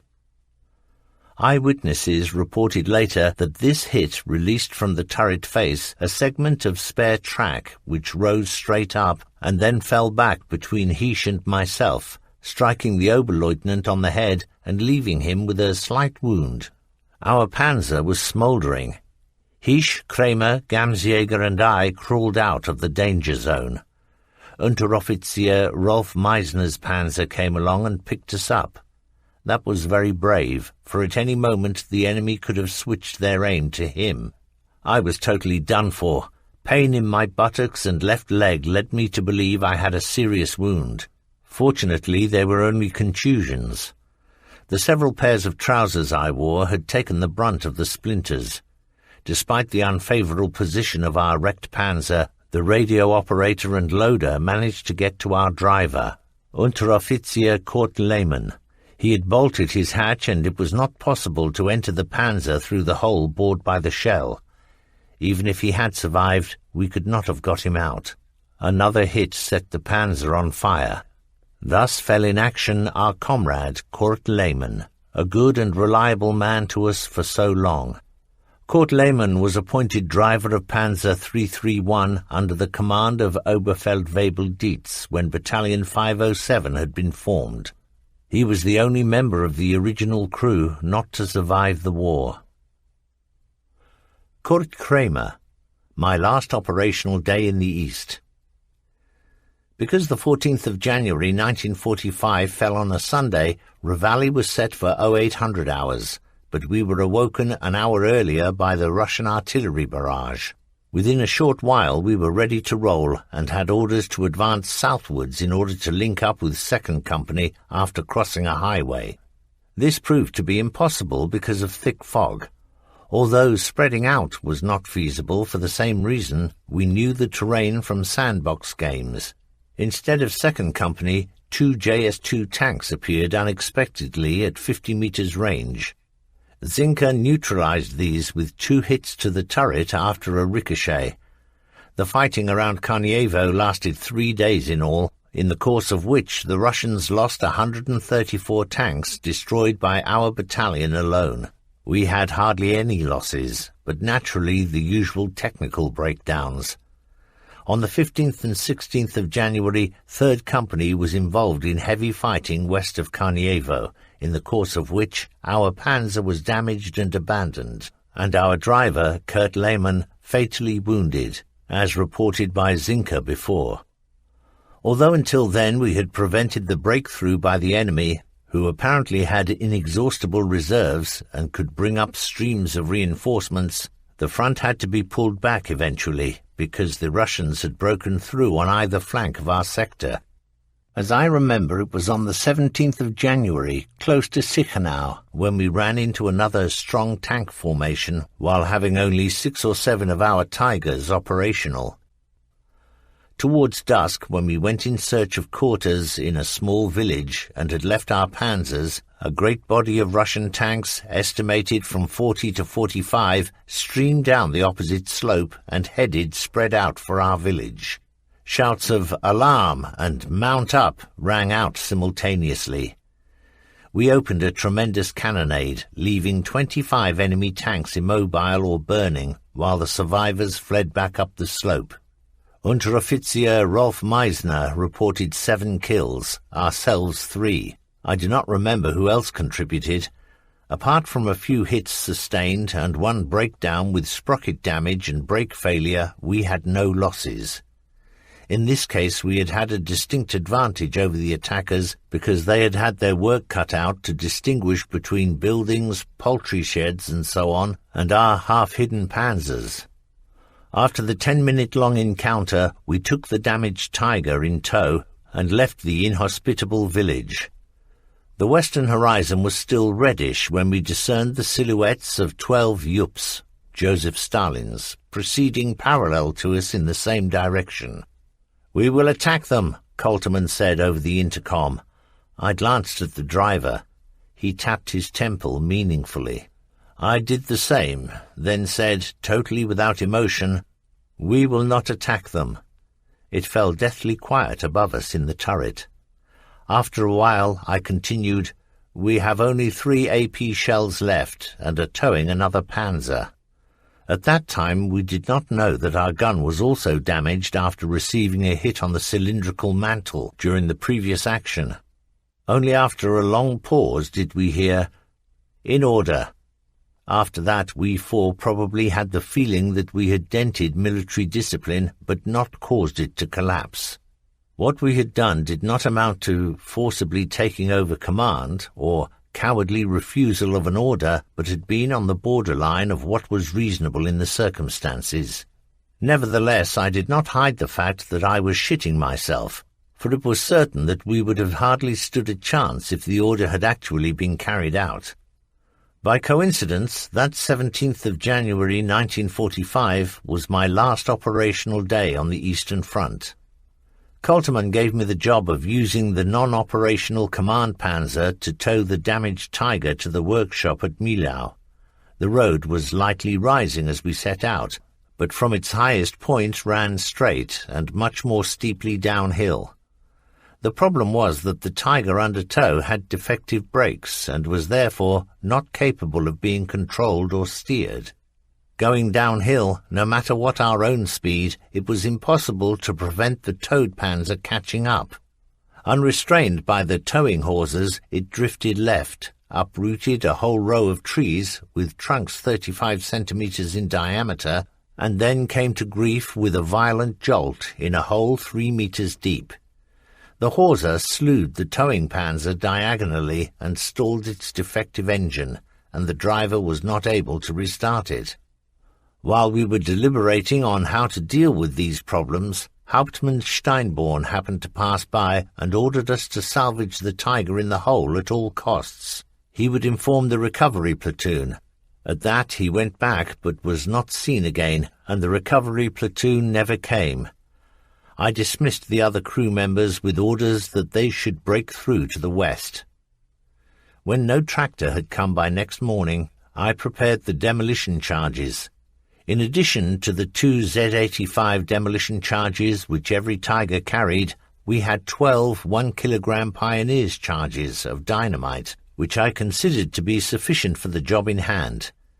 It was obvious to me that I had to blow up both panzers together. If I blew up just one, I might not be able to approach the second for the danger of exploding ammunition from the first. The whole business seemed very tricky, since after I had set off the first Z-85, I would have only 50 seconds to get into the second Tiger and repeat the operation. I practiced a routine. Start in the crew compartment of Tiger 1, simulate igniting the first Z-85 on the engine hatch, then quickly to the shell rack to do the same thing. Bail out and spring to Tiger 2, grab the antenna, swing over the track guard, jump in. Repeat all I had done in Tiger 1 and then get out and run for it. I had found a stout spruce tree to give me cover against flying debris. When I reached it, I glanced at my watch and groaned. The run had taken well over 60 seconds. I removed my jacket and belt to lower wind resistance and the possibility of snagging on something inside either panzer. After several more trial runs, I had it down to almost 50 seconds and decided to chance it. I stuffed my combat pack with 3 or 4 salamis, which Sepp Placek had organized, 2 loaves of army bread, an adequate reserve of ammunition for the machine pistol, and then sat at the edge of the road and waited for whatever would come first, the recovery platoon or Ivan. Using the commander's excellent binoculars, I surveyed the area. To the east nothing stirred, although through the trees a village with small houses caught my attention. It was some while before it struck me that these were not houses, since they were moving forward, but Russian tanks spread out wide and heading westwards at top speed. Now I was forced to act. Everything went off without a hitch. Scarcely had I reached the spruce tree 20 meters away than the first charge went off, but not so loudly as I had expected. The dynamite charge I used on the second Tiger brought about the desired fireworks. The powerful explosion literally tore the panzer apart, causing a hail of steel and wood splinters to whiz past my ears.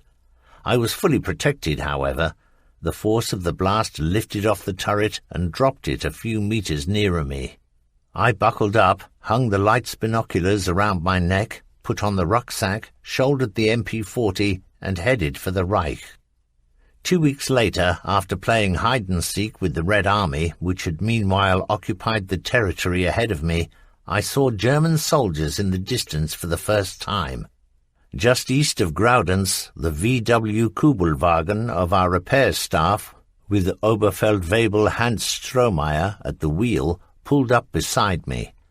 He told me that I had been reported missing and brought me to the orderly office where I made my report. Filthy and infested with lice as I was, I asked to see the commander. He was busy with paperwork in an office, heard out the smart recitation of my adventures with little interest, and accepted the return of his binoculars with such a meagre Dankeschön that I was greatly disappointed, although I did recognize that in our present predicament he had no use for binoculars. Wulf Koltermann was one of the first company members to visit me in my home province of Baden after the war and captivity, and later we met often. Heinz Thraka, Sand in the Works. During an operation in the Sichenau area, our Tiger had suffered damage to the rear gears, and a new left side set was fitted in the workshop. On the way to a fresh operation, the driver complained constantly of oil spraying around his ears. we called on the repair staff to take a look. Feeling around the drainage tube with a wire brought down oil mixed with sand. The new fitting had been prepared by saboteurs and had to be replaced immediately. This illustrated two important facts. One, a relatively small amount of damage could limit the mobility of a Tiger and put it out of combat perhaps permanently, and two, the battle readiness of our fighting companies depended to a large extent on the operational readiness of our repair groups, who very frequently provided their assistance under fire. Joseph Stalin. Naturally, not the Bolshevist dictator, but the JS-2 heavy tank named after him. The battalion staff issued a dramatic warning one day, "Stalin tanks in action." As we were aware, we had to keep these tanks at least 1,000 meters away if we were to avoid damage or destruction and injury to personnel. On the other hand, our 8.8-centimeter gun was only effective against them at a range less than 1,000 meters. About 500 to 800 meters ahead of us, we saw a strange-looking bush with something like an oil barrel about halfway up. We let this bush have an HE shell which laid bare a Joseph Stalin. Our armor-piercing shell then ended its career. Johann Baptist Müller, Recollections of a Supply Battalion Commander. 2 hours after the Russian offensive began on the 14th of January 1945, 507 Panzer Battalion was sent into action as virtually the only reserve of Second Army.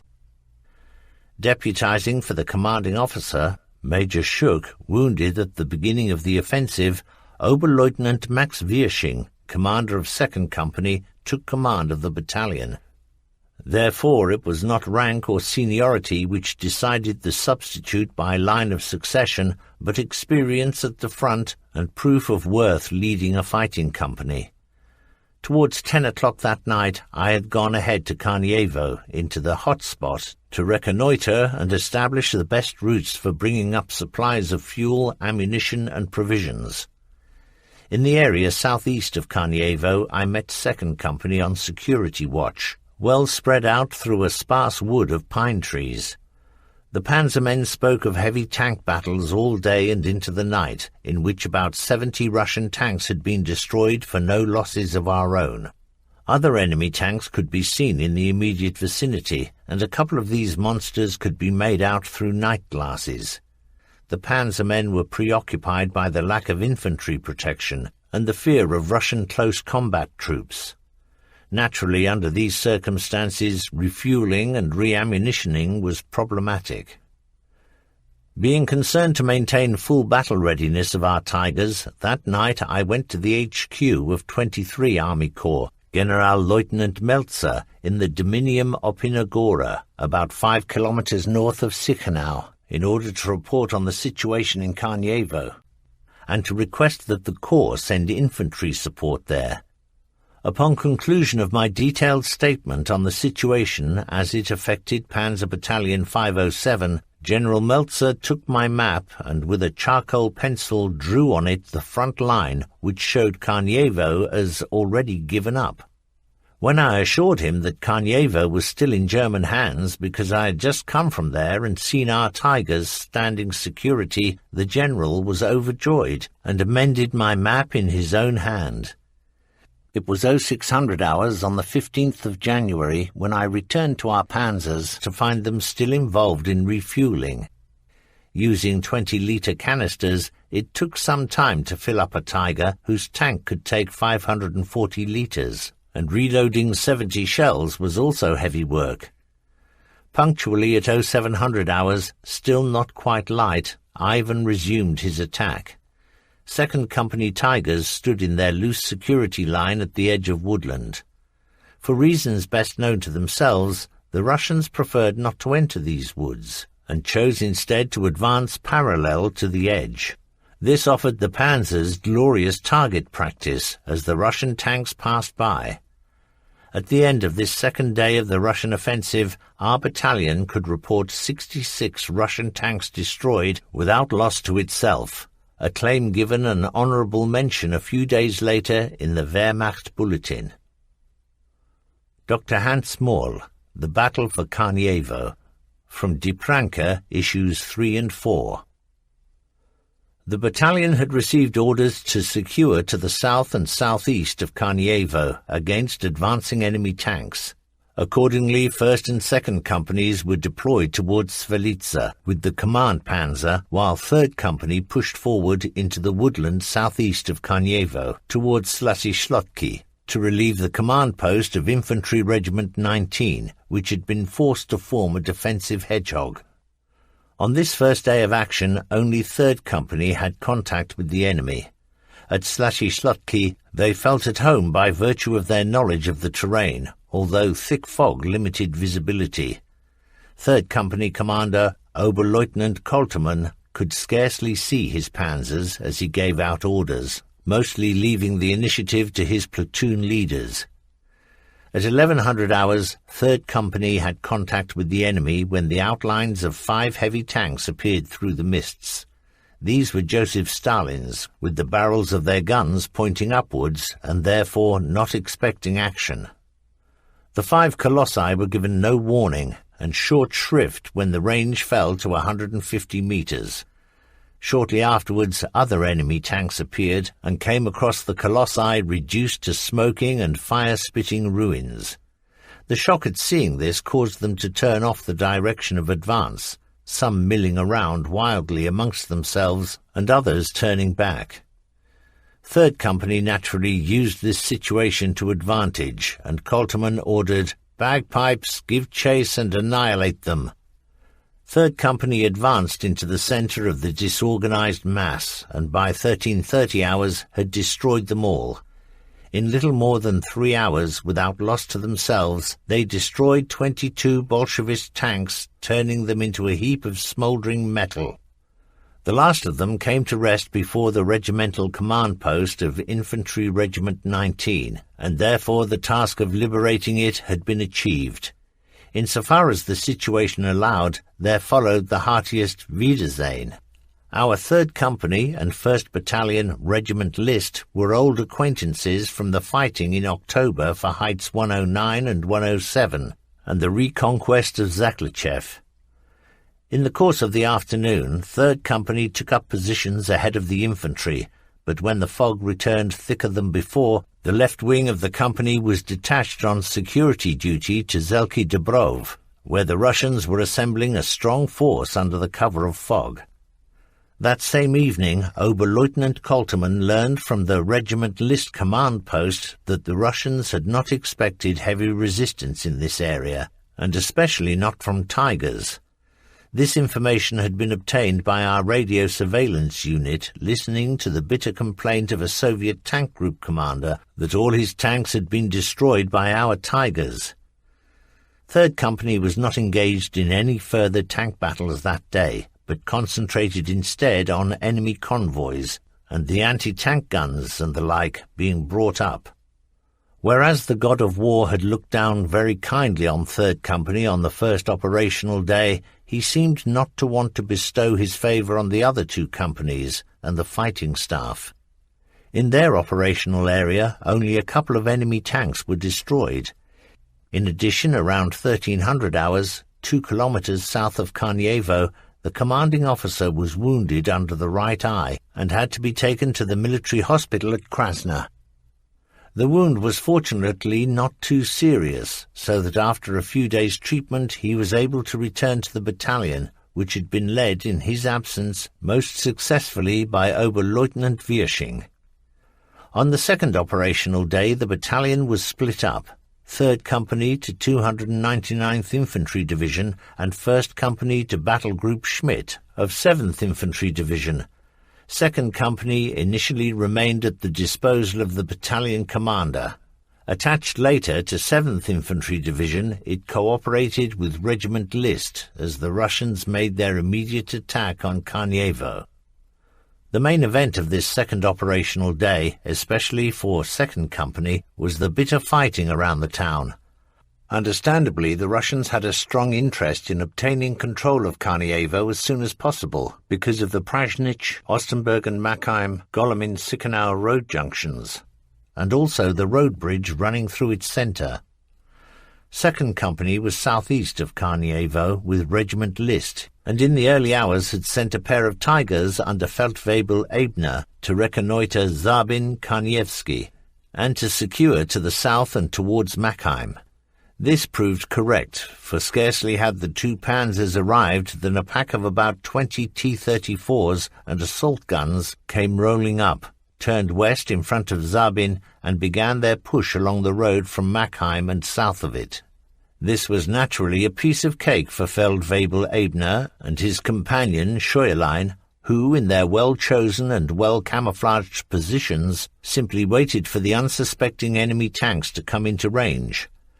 At optimum range they opened fire and quickly destroyed 14 of them. The others turned tail and returned to the east. Despite this first-class victory by the 2 panzer veterans Ebner and Scheuerlein, a large force of enemy infantry that had been following the tanks infiltrated the eastern part of Zabin-Karnievsky and took up positions between the houses. By 0800 hours, reconnaissance troop Ebner was back with the company. The Russians did not allow their plan of attack to be unduly affected by the fiasco at Zabin, and in the course of the morning another strong fleet of tanks forced its way through the Regiment List security line south and east of Karnievo, the overwhelmingly greater strength of the enemy meeting heroic resistance. 2nd Company regrouped to oppose this fresh assault and supported Regiment List. Feldwebel Ebner was now with 3 other Tigers about 600 metres from the northeast entrance to the town. Unfortunately, he was unable to prevent a group of 3 JS2s and 12 smaller tanks, supported by at least a regiment of infantry, from crossing the road about 1,500 metres ahead and pushing on northwards, but otherwise there was a lull here. At about 1500 hours, a single T-34 came from the east, apparently intending to enter Karnievo, and was destroyed by Ebner at a range of 700 metres. Radio surveillance provided the explanation. This tank had made a mistake in the timing and had broken cover too soon. No sooner had we been given notice of this than a group of 4 JS2s and 4 T-34s emerged from the woods southeast of Karnievo and attempted to penetrate the southern part of the town, our own infantry having previously shifted position to the eastern part. Now the battle for Karnievo began. Almost at the same time as this predicted tank attack materialized, the Russians bombarded the town with murderous artillery and rocket launcher fire. Shells of all calibers collapsed buildings, causing many fires. The idea was to reduce Karnievo to rubble and so force out the German troops and their commanders. Oberleutnants Wirsching and Reinhardt were surprised in the open as they made their way back to the command panzers from the commander's bunker, where they had been making contact with 23 Corps by telephone. They made it safely through the hail of fire, creeping and crawling, suffering no more than bruised knees and elbows. Feldwebel Ebner lost sight of the enemy tank group in the smoke and fumes, and when it had cleared, the enemy tanks were already in the town to mop up. Meanwhile, darkness had fallen, and the German infantry had to retire to the north, having sustained heavy casualties from the bombardment. The situation for the battalion had become very difficult. 2nd Company and the battle staff were north of the town, setting up a roadblock facing oncoming movements from Machheim. 2nd Company panzer commanders Berthold and Stadler had been cut off from the rest by the enemy panzer wedge recently arrived in the town. There was no chance of resisting the enemy pressure from the south. Wirsching therefore ordered the 2 stranded panzers to fight their way through to the rest of the battle staff. Enemy tanks and infantry blocked the roads through Karnievo. Besides the usual confusion and chaos of battle, it was a dark winter's night, the roads lit only by the dancing flames from burning houses. The tank obstacles set up by our troops earlier now threatened to become a mousetrap for our own panzers. They had been very speedily mined by the Russians. The gauntlet had to be run. All obstacles were overcome, and the 2 Tigers roared past the Russians, close enough to shake hands. no man or panzer fell into their grasp. The last of those to break out was Feldwebel Halbritter. In the centre of town, his panzer had been attacked by a T-34, which had been skulking behind his quarters. A hit put his intercom and radio equipment out of action. Halbritter had to leave the turret and lie down near the driver's hatch in order to pass instructions to the driver. Then began a race through Karnievo, first a little way towards Golymin, therefore in the wrong direction. Then he turned and drove through the formations of enemy tanks and infantry which had assembled in the town centre. Wild shooting came from close range, but did no harm, and so Halbritter came through successfully. An equally dangerous but interesting adventure was had by Feldwebel Bloss at the beginning of the tank attack on Karnievo. From the dusk-dark shadows suddenly appeared before him, identified as KV-85s. One of them drove so close to Bloss that a collision occurred. Bloss had to disentangle his panzer from the enemy, reverse as far back as the closest safe range possible, and then fire at the Russian from 20 meters.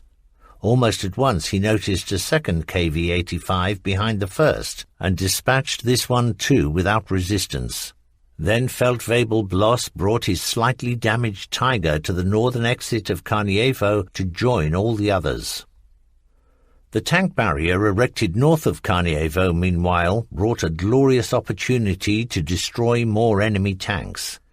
From the direction of Machheim, a group of 7 tanks and assault guns rolled up in the darkness, with their rations loaded on 5 lorries proceeding between them.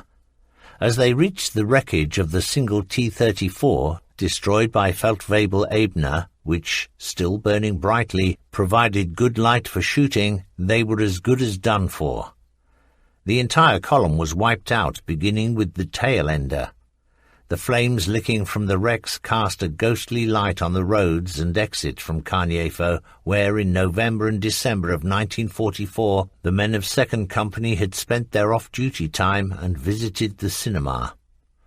While it appeared to the battalion commander, Oberleutnant Wirsching, still to be possible to eject the Bolshevists from Karnievo at a single stroke, unfortunately another plan had been developed by the Corps Command Post. Naturally, they took great pleasure in receiving our report that on this second day of battle we had destroyed 46 enemy tanks, but nothing was to be hoped from a planned counter-attack. A new main battle line was already under construction, some of it already occupied by our troops, who had recaptured the territory while Battalion 507 was in action against the Russians 7 kilometers in front of them. Corps therefore ordered that the entire battalion should assemble at Konajev for resupply to secure and stand ready to repel an enemy counterattack from the direction of Golymin.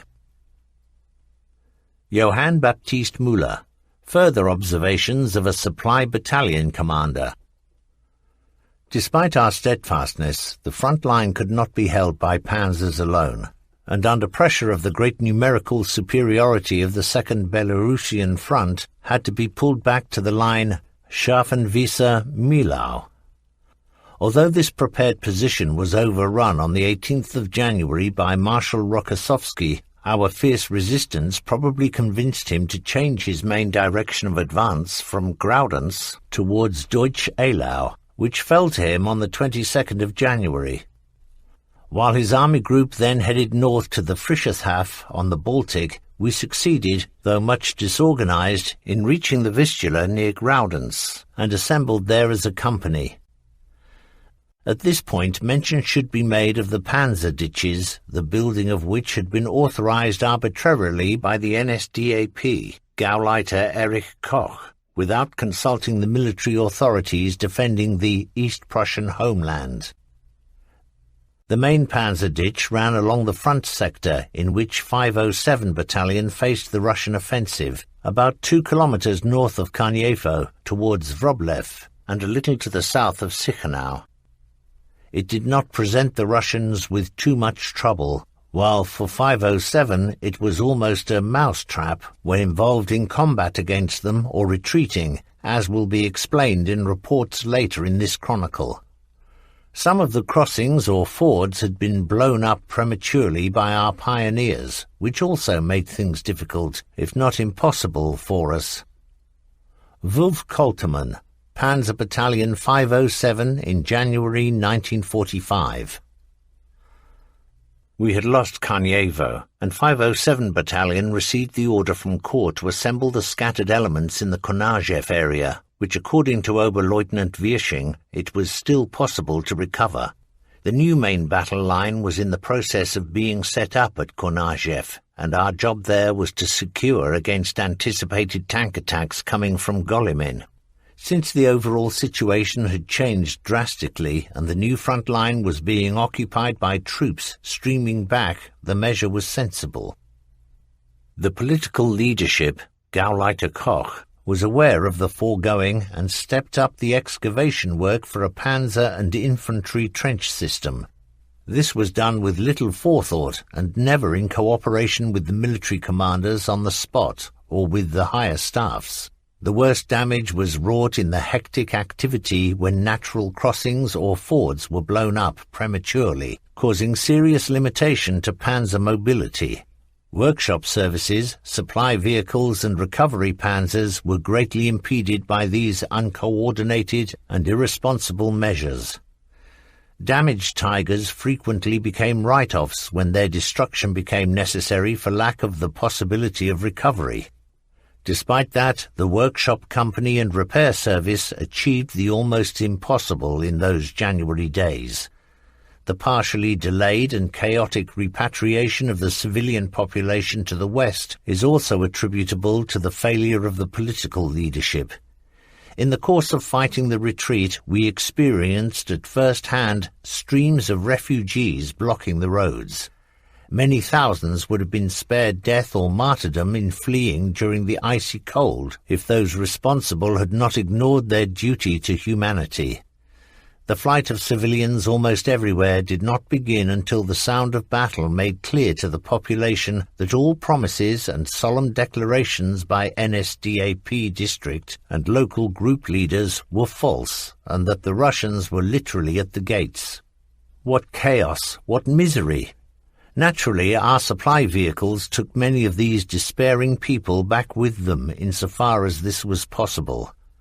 They are grim memories which still haunt us decades later, especially those images west of the Vistula when the guarded streams from punishment and special camps were added. After the loss of Sichenau, our battalion fought a continuous retreat towards Graudenz, alongside elements of 14th Panzer Division that were headed for Schwetz. As a result of technical breakdowns, defects and enemy action, in the last week of January 1945, the fighting section of the battalion reached the Vistula at Graudenz much reduced in size, while the personnel and vehicles of the companies and staffs remained almost intact. Damaged panzers were often brought back into Reich territory for repair with their crews. Therefore, it was consistent and logical that the Army High Command should want to transfer Panzer Battalion 507 with its veteran front-experienced crews to the military depot at Sennelager near Paderborn to be re-equipped with the new King Tigers, but extracting it from Second Army presented major difficulties. Initially, all battle-worthy Tigers were held at Graudenz with a swollen repairs staff and the battalion's own supply vehicles. Assigned to 1st Company under Oberleutnant Beilfuss, from there they were moved out to northeast of Graudenz to help consolidate a planned assembly area. When Marienwerder was declared a stronghold, 1st Company was incorporated into its defence, and only released when 7th Panzer Division and 28th Jäger Division took over the sector. Reichsführer SS Himmler had taken command of Army Group Vistula and seized any unit that looked reasonably intact, but ultimately the Army High Command order transferring Battalion 507 panzer crews back to Paderborn took precedence. Chapter 8. The Partial Return to Sennelager. Panzer Battalion 507 had been successfully brought together in the Graudenz area. The bridge over the Vistula just north of Graudenz was found intact, but did not have the strength to bear the weight of a Tiger. Therefore the last Tigers remained on the east bank of the Vistula with 1st Company under Oberleutnant Beilfuss, while the still battle-worthy elements of 2nd and 3rd Companies succeeded in crossing the frozen river to the military depot at Gruppe, close to Graudenz. The supply company was accommodated at a farm at Michelau, on the left bank of the Vistula, 2 kilometres north of the bridge. The heavy losses of vehicles suffered by the battalion in the days after the loss of Sichenau were due mainly to technical problems resulting from action with the enemy or demolition charges. As a result of the serious shortfall in fighting units, it became the policy to get badly damaged panzers, or those irreparable locally, back into the Reich proper. Finally, Higher Channels, OKH, ordered the extraction of Panzer Battalion 507, which, as will be explained, turned into a very unpleasant series of events. On the 24th of January 1945, at an officers' conference at Graudenz, the first since the Russians launched their major offensive, Reichsführer SS Himmler announced that he was leading the newly formed Army Group Vistula. In 2 messages to 507, the new saviour of the Eastern Front came to our attention by awarding the Knight's Cross to Feldwebel Edmund Ratajczak of our battalion and promoting him to officer with the remark, "In the Third Reich, achievement is decisive." This generated the fear that the battalion might be drawn into the defence of Graudenz, now declared a fortress. As usual, our diary entries for the period the 20th of January to the 24th of March 1945, Jahn and Obermeier, are given, together with the experiences of various members of the battalion. Calendar and diary entries. 20th of January 1945. Jahn. Tigers into workshop. Commanding Officer Schuck gave me quarters, a former wheelwright shop. 21st of January 1945. Jahn. Resting. 22nd of January 1945. Jahn. Tigers 102B and 133 to Raiden. For the first time came across columns of refugees. At midnight was ordered to Graudenz military barracks. 23rd of January 1945. Jahn. Wrote out recommendations for the Iron Cross. 24th of January 1945. Jahn. Led 6 Tigers to Garnsee. Feldwebel Ratajczak's Tiger bogged down on sunken road. Secured near railway line. Commanding officer came by at night, ordered that Oberleutnant Beilfuss and Lieutenant Jahn take over the panzers while I accompanied the remainder of the battalion to the Reich for rest and reorganization. Obermeier, Graudenz, Grosswollenthal. 25th of January 1945. Hulsmann. Counter-attack towards Unterhänge. 26th of January 1945. Jahn. Commanding officer sent me in the VW to Marienwerder. Crossed the frozen Vistula by night. I have to winkle out the fighting commanders of the Battalion 507 Tigers stationed here. He assures me he will send them off towards Graudenz in the early morning. There is no bridge nearby suitable for a Tiger to cross the Vistula. 27th of January 1945. Jahn. Went with commanding officer to Corps at Osterwitz, then to Gruppe and 4th Panzer Division at Dress. Our remaining Tigers are being attached to this division, just arrived from Courland. 507's wheeled vehicles are transferring to Grosswollenthal. The Tigers from Marienwerder have not arrived. Reichsführer SS Himmler has been made Commander-in-Chief Army Group Vistula. Obermeier. Arrived at Grosswollenthal. The supply battery is moving out. 28th of January 1945. Jahn. The transfer to Butow is beginning. 30th of January 1945. Jahn. Commanding officer and I needed 24 hours for the approximately 90-kilometre stretch to Butow because we picked up refugees on the way. Obermeier. Grosswollenthal, Preußisch Stargard. 1st of February 1945. Jahn. Drove to 1st Company at Könitz. Obermeier, arrived at Butov. 2nd of February 1945, Jahn, 1st Company is in action south of Tuchel. 5th of February 1945, Jahn, looked over printing press of the Buffel Propaganda Company. Telephone conversation with Stettin about train transports. 6th to 10th of February 1945, Jahn, preparations for train transport to Paderborn. 12th of February 1945, Jahn, train transport of Battalion 507, less 1st Company, to Paderborn will take until the 15th of February. Obermeier, 0600 hours, loading at Butov, departed 2400 hours. 13th of February 1945, Obermeier, our train passed through Kohlberg and Kuslin. 16th of February 1945, Obermeier, our train stood all day outside Bielefeld. We arrived at Zennerlager during the evening.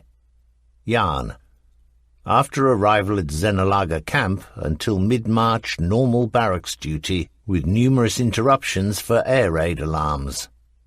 27th of February 1945, Obermeier, Schuck presented Wirsching with the Knight's Cross.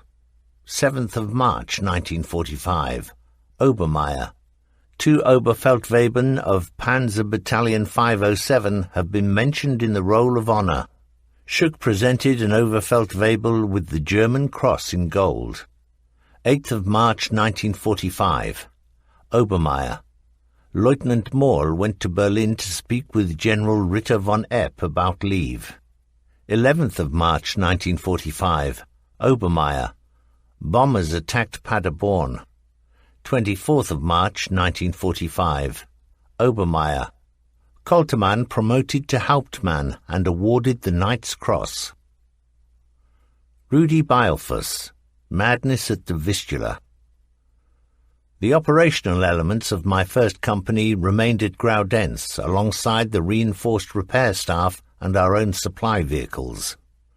After the vanguard of 7th Panzer Division arrived from the east on the 26th of January 1945, 1st Company was sent north to Marienwerder for incorporation into the defence of the stronghold there. Once 7th Panzer and 28th Jaeger Division took over the sector, the wheeled vehicles of 1st Company crossed the ice to the west bank of the Vistula. The panzers, commanded by Lieutenant Jahn, headed for Graudenz, where it was said there was a bridge able to bear a tiger's weight. This was not only not the case, but the rearward HQ had also not thought of preparing panzer ferries for the tigers. Since the Russians were now pressing forward to the Vistula, Jahn had no option but to destroy his tigers with explosives to prevent them falling into enemy hands. In those weeks this was the fate which befell some 22 tigers, though the exact number cannot be confirmed. For us these proceedings were incomprehensible. What the enemy's Second Belarusian Front had not been able to do was finally done to them by our own side. Josef Hulsmann, former Fahnenjunker Feldwebel, Tigers at Marienwerder. 4 crews were put together from the panzerless elements of 1st Company, transferred by Lieutenant Jahn to Marienwerder. The town had been declared a stronghold, and the guns of our Tigers were the only heavy weapons available to the commandant of the fortress. This resulted in our being well fed and supplied, but having to be the fire brigade always on call. Each crew received a bottle of schnapps daily after we informed them that this was the usual practice on active service. The days passed relatively quietly, apart from a counter-attack in the direction of Unterhänge on the evening of the 25th of January 1945, in which we fought a successful duel with Russian anti-tank guns and repulsed the enemy. Our Tigers all received at least some damage and should have gone to the workshop urgently for overhaul. Thus, for example, Lieutenant Jahn's Tiger went there on the drive wheels because the forward torsion rods had broken. On the 30th of January, we were released from the stronghold and received orders to proceed to Graudenz in order to cross to the west bank by means of the bridge there. At Marienwerder, only the ice bridge had survived. This was naturally not strong enough to take a panzer. The crews were happy to go to Graudenz, but then we received pack fire, which put a running wheel out of alignment so that the Tiger concerned had to be destroyed. A little later we were confronted by an insurmountable difficulty. There was an anti-tank ditch between Marienwerder and Graudenz. The bridge across it had been blown, a fine example of military cooperation. As there were no panzer ferries at Marienwerder, we drove along the ditch in the hope of finding a crossing point, but in vain. The ditch had been created with German thoroughness and actually went up into the Vistula Mountains. Therefore we could not get to Graudenz. We had the Russians on 3 sides and the Vistula River on the 4th. The thickness of its ice not being reliable, and so we had no option but to blow up the 3 surviving Tigers and then attempt to get to the other side on foot over the ice. Our heavily armed group was equipped with an MG and 4 machine pistols, and each man had his service pistol. After allowing a strong Russian patrol to pass by below us, we slithered down the slope and made our way across the ice. It cracked open twice under our weight, and some open areas could be made out, but finally we arrived unharmed and dry on the western bank, where our meeting with the German sentries was a relief from the stress and strain of the last few hours. After that we celebrated our arrival with the Marienwerder Schnapps. Next day we succeeded in contacting battalion, which sent a lorry to fetch us. Our company commander, Rudi Beilfuss, was happy to have his 20 men back. Lieutenant Jahn was court-martialed for blowing up the Tigers, but the charges were dropped. I was sent to officer cadet school at Wischau in mid-March 1945, and therefore took no further part in the operations of the battalion. Rudi Beilfuss, Odyssey towards Paderborn. The wheeled vehicles of 1st Company reached the old Reichstrasse 1 at Könitz 4 via Mever and Preußisch Stargard. The still battle-worthy Tigers allocated to 1st Company left Gruppe led by Oberleutnant Hisch and fought their way through the Tuchel Haida with other groups. The heavy fighting around Tuchel led to many losses amongst our operational panzers because the repair staff had no mobile crane and therefore were unable to carry out major works. These locally irreparable panzers were then transported with their crews back to Paderborn, where the latter were reassigned to newly arrived King Tigers or Jagdtiger SP anti-tank guns. Thus, as of the 20th of February 1945, only the wheeled section remained behind, and finally received permission from 2nd Army to load up and proceed to Paderborn.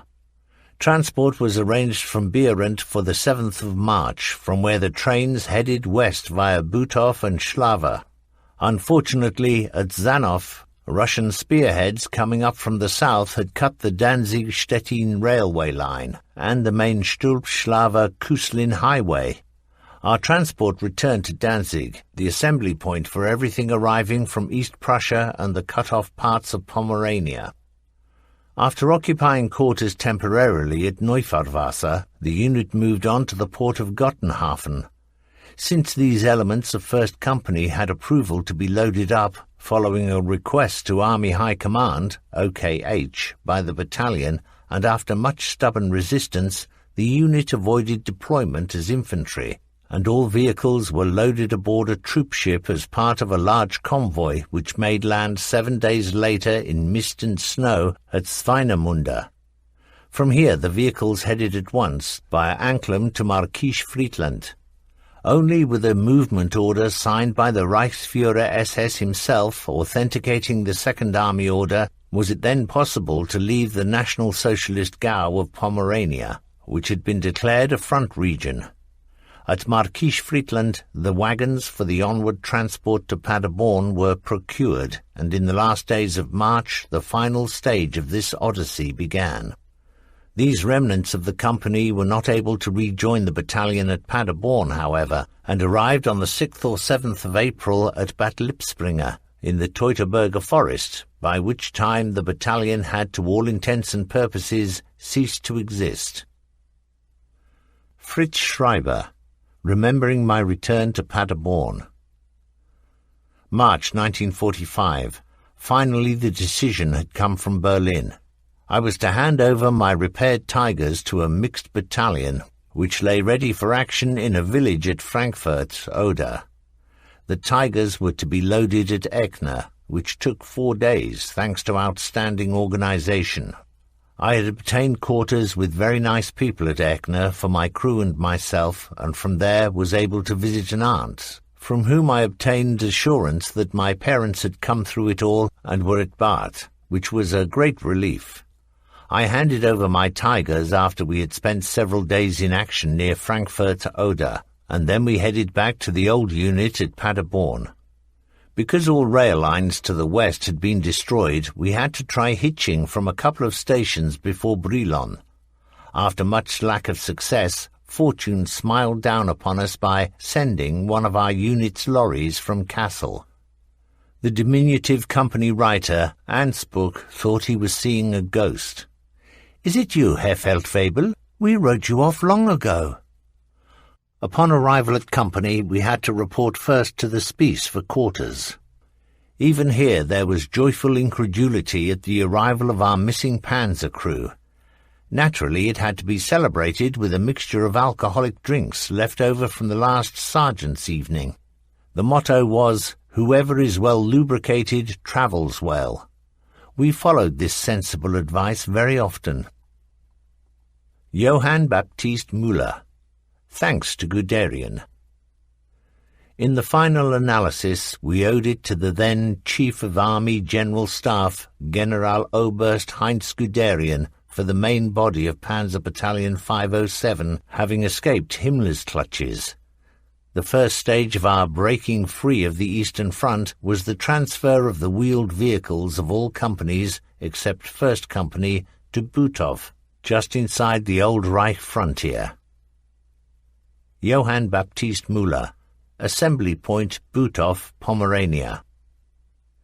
In the last days of January 1945, a convoy of wheeled vehicles of 507's Staff Company, the Supply Company, the Workshop Company, and the 2 fighting panzer companies were strung out over several kilometers of the Tuchel Heath, heading for the town of Butow, about 100 kilometers from Graudenz.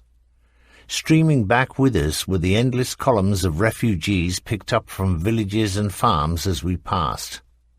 The main assembly point of the West Prussian trudge was the small town of Behrendt in the Pomerellen, a coastal region stretching over southeastern parts of the Baltic.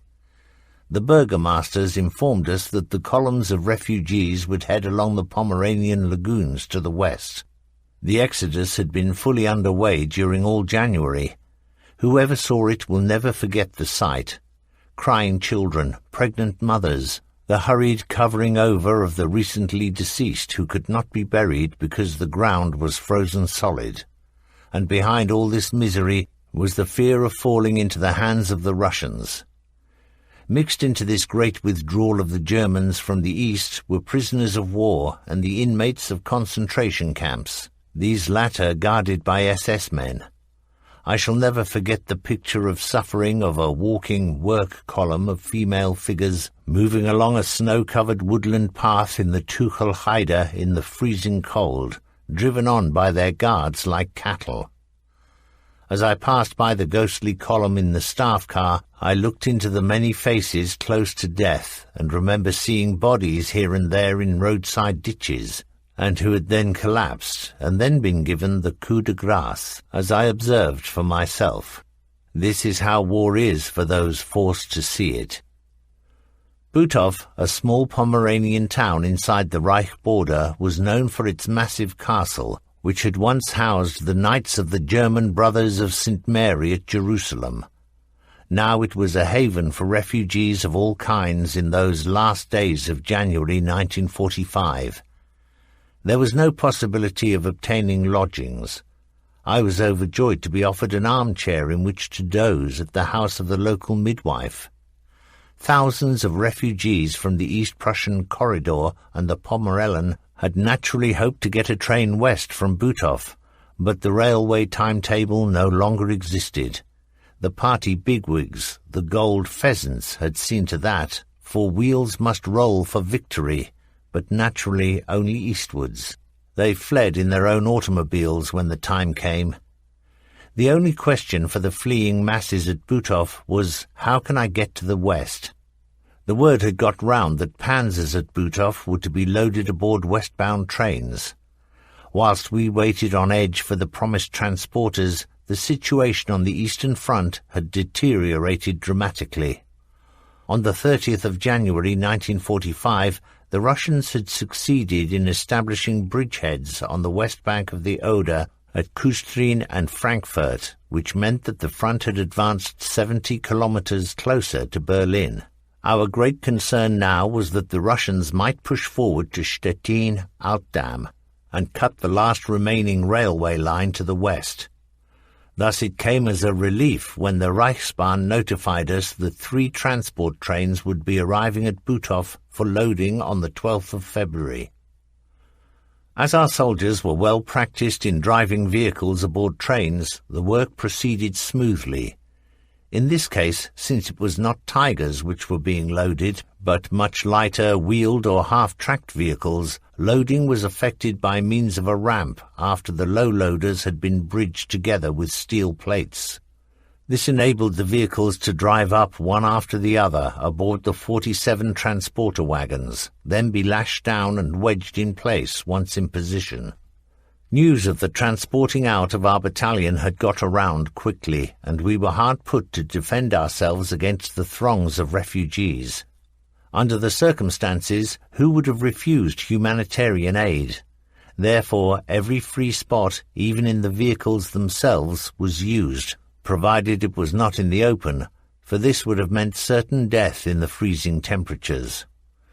Our panzermen occupied their vehicles, heated to some extent with the Fuchsgerät engine warming equipment, the 3 cattle wagons being given over exclusively to women and children.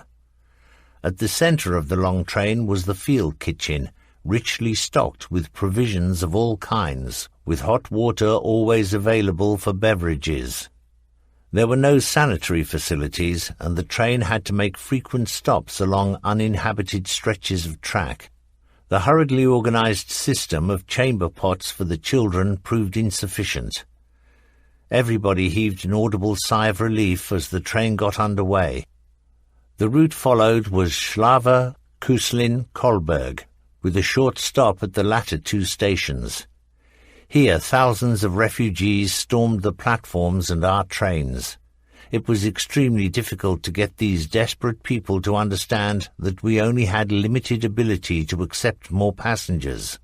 We could only help where it was possible for some to squeeze inside a few of the wheeled vehicles. In order to be able to control the number of passengers, I made them all register, but unfortunately these listings were lost. They would have been of invaluable help later in enabling families to reunite. Looking back, I can say that under the circumstances all went well. There was no illness or accident, nor a single case of somebody freezing to death. The journey continued via Treptow, Golnov, Altdam, Stettin. What good luck that the last loophole to the west remained open. Regrettably, 1st Company of Panzer Battalion 507, which loaded at Beirut on the 7th of March, found the gates shut. Upon arrival in Mecklenburg, many of our guests left us, including the family of a dentist from Marienwerder, with 6 pretty daughters, on whose behalf at Butov we had loaded a large wooden trunk with medical equipment, which will no doubt have contributed to the creation of a new life for them. The transport steamed day and night via Pasewalk and Neustrelitz. The general mood relaxed gradually. Our train made an enforced stop at a small station because of an air raid alarm, and everybody left it for cover. It was a foretaste of war in the Western Theatre. On the 15th of February, after passing through Wittenberge, Zelle and Hanover, we reached our final destination, Sennelager Camp at Paderborn.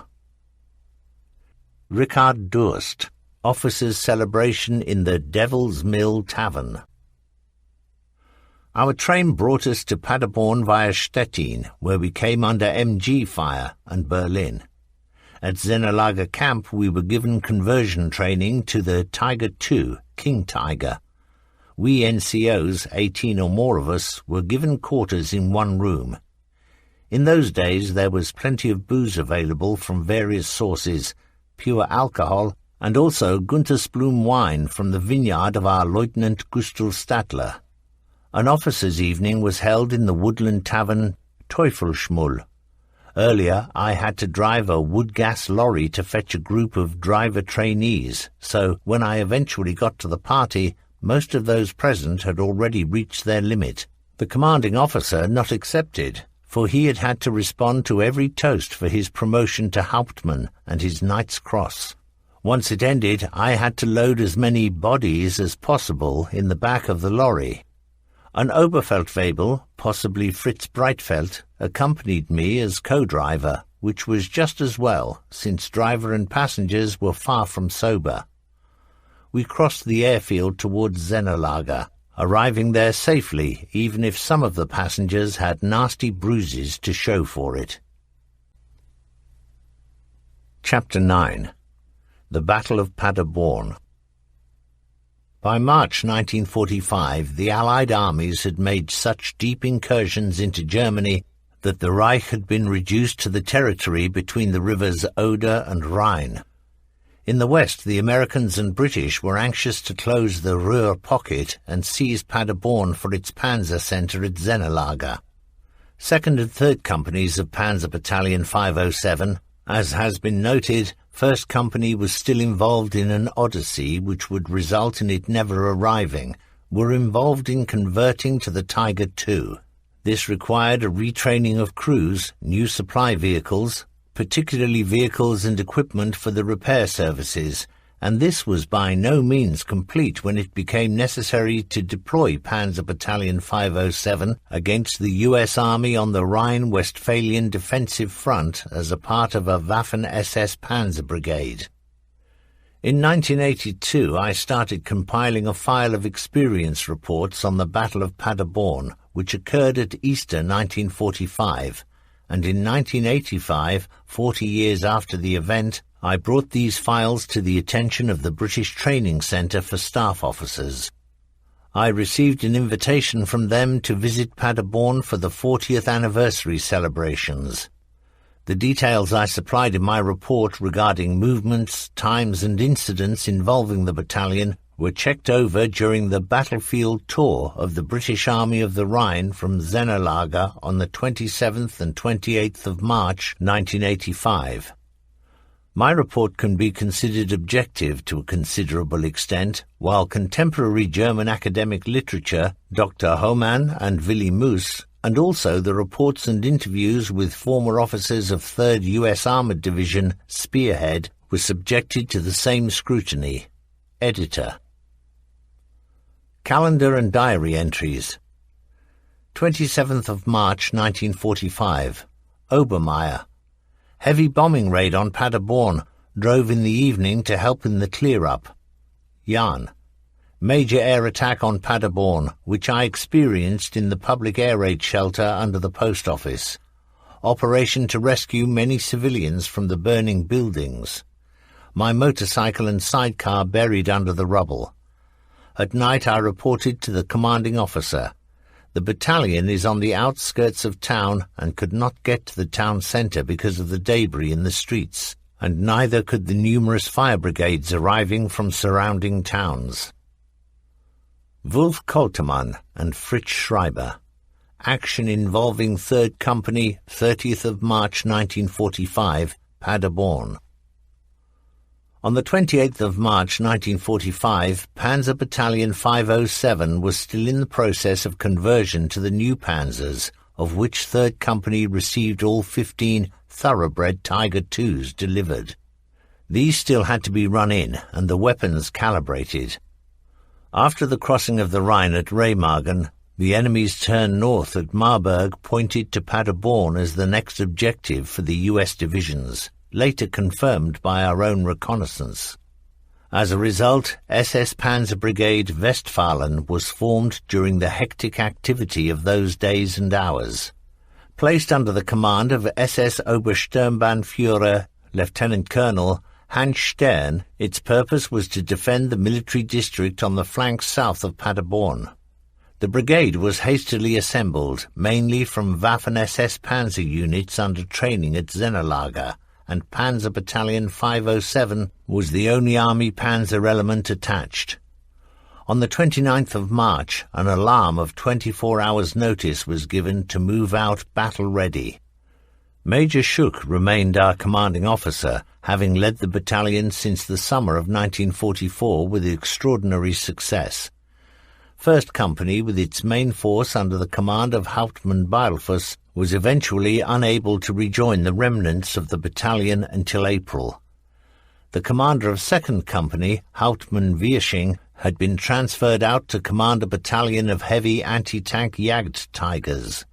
This had led to a number of changes in the platoon leader and panzer commander structures of the companies. At 10:30 hours on the morning of the 30th of March, the battalion left Zennerlager and headed for the assigned assembly area, the woods at Daldurenhagen, Eggeringhausen. Because the streets of Paderborn remained impassable for traffic, the route followed by the armoured column was the bypass road to the southeast of Paderborn, the modern B68, a distance of about 10 kilometres. Meanwhile, 10 kilometres south of Paderborn, the towns of Nordbochen and Kirchbochen had become the scene of heavy fighting between SS Regiment Meyer and U.S. armoured forces.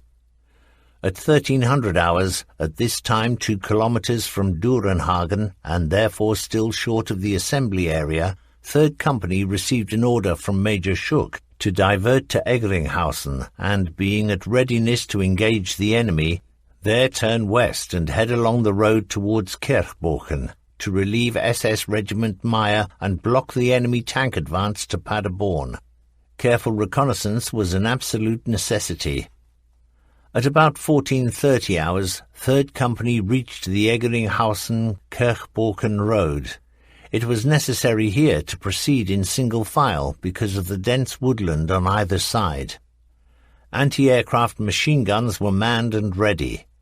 After a kilometre, the undulating countryside on both sides of the road opened out up to 500 metres, and therefore became panzer-capable.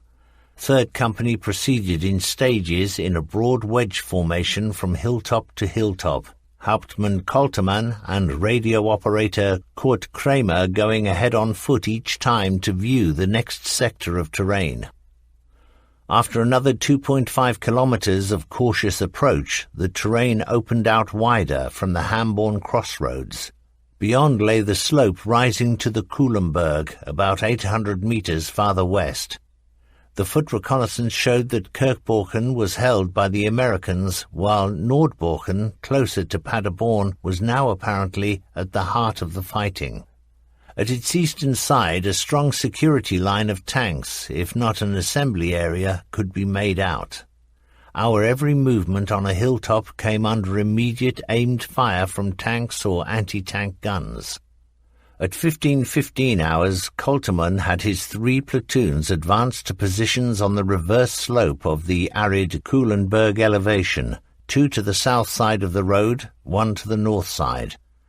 The range to Nordbochen was about 1,000 metres, visibility relatively good, and we opened fire on identified, especially armoured targets. A number of tanks and a series of tractor-wheeled vehicles were put out of action.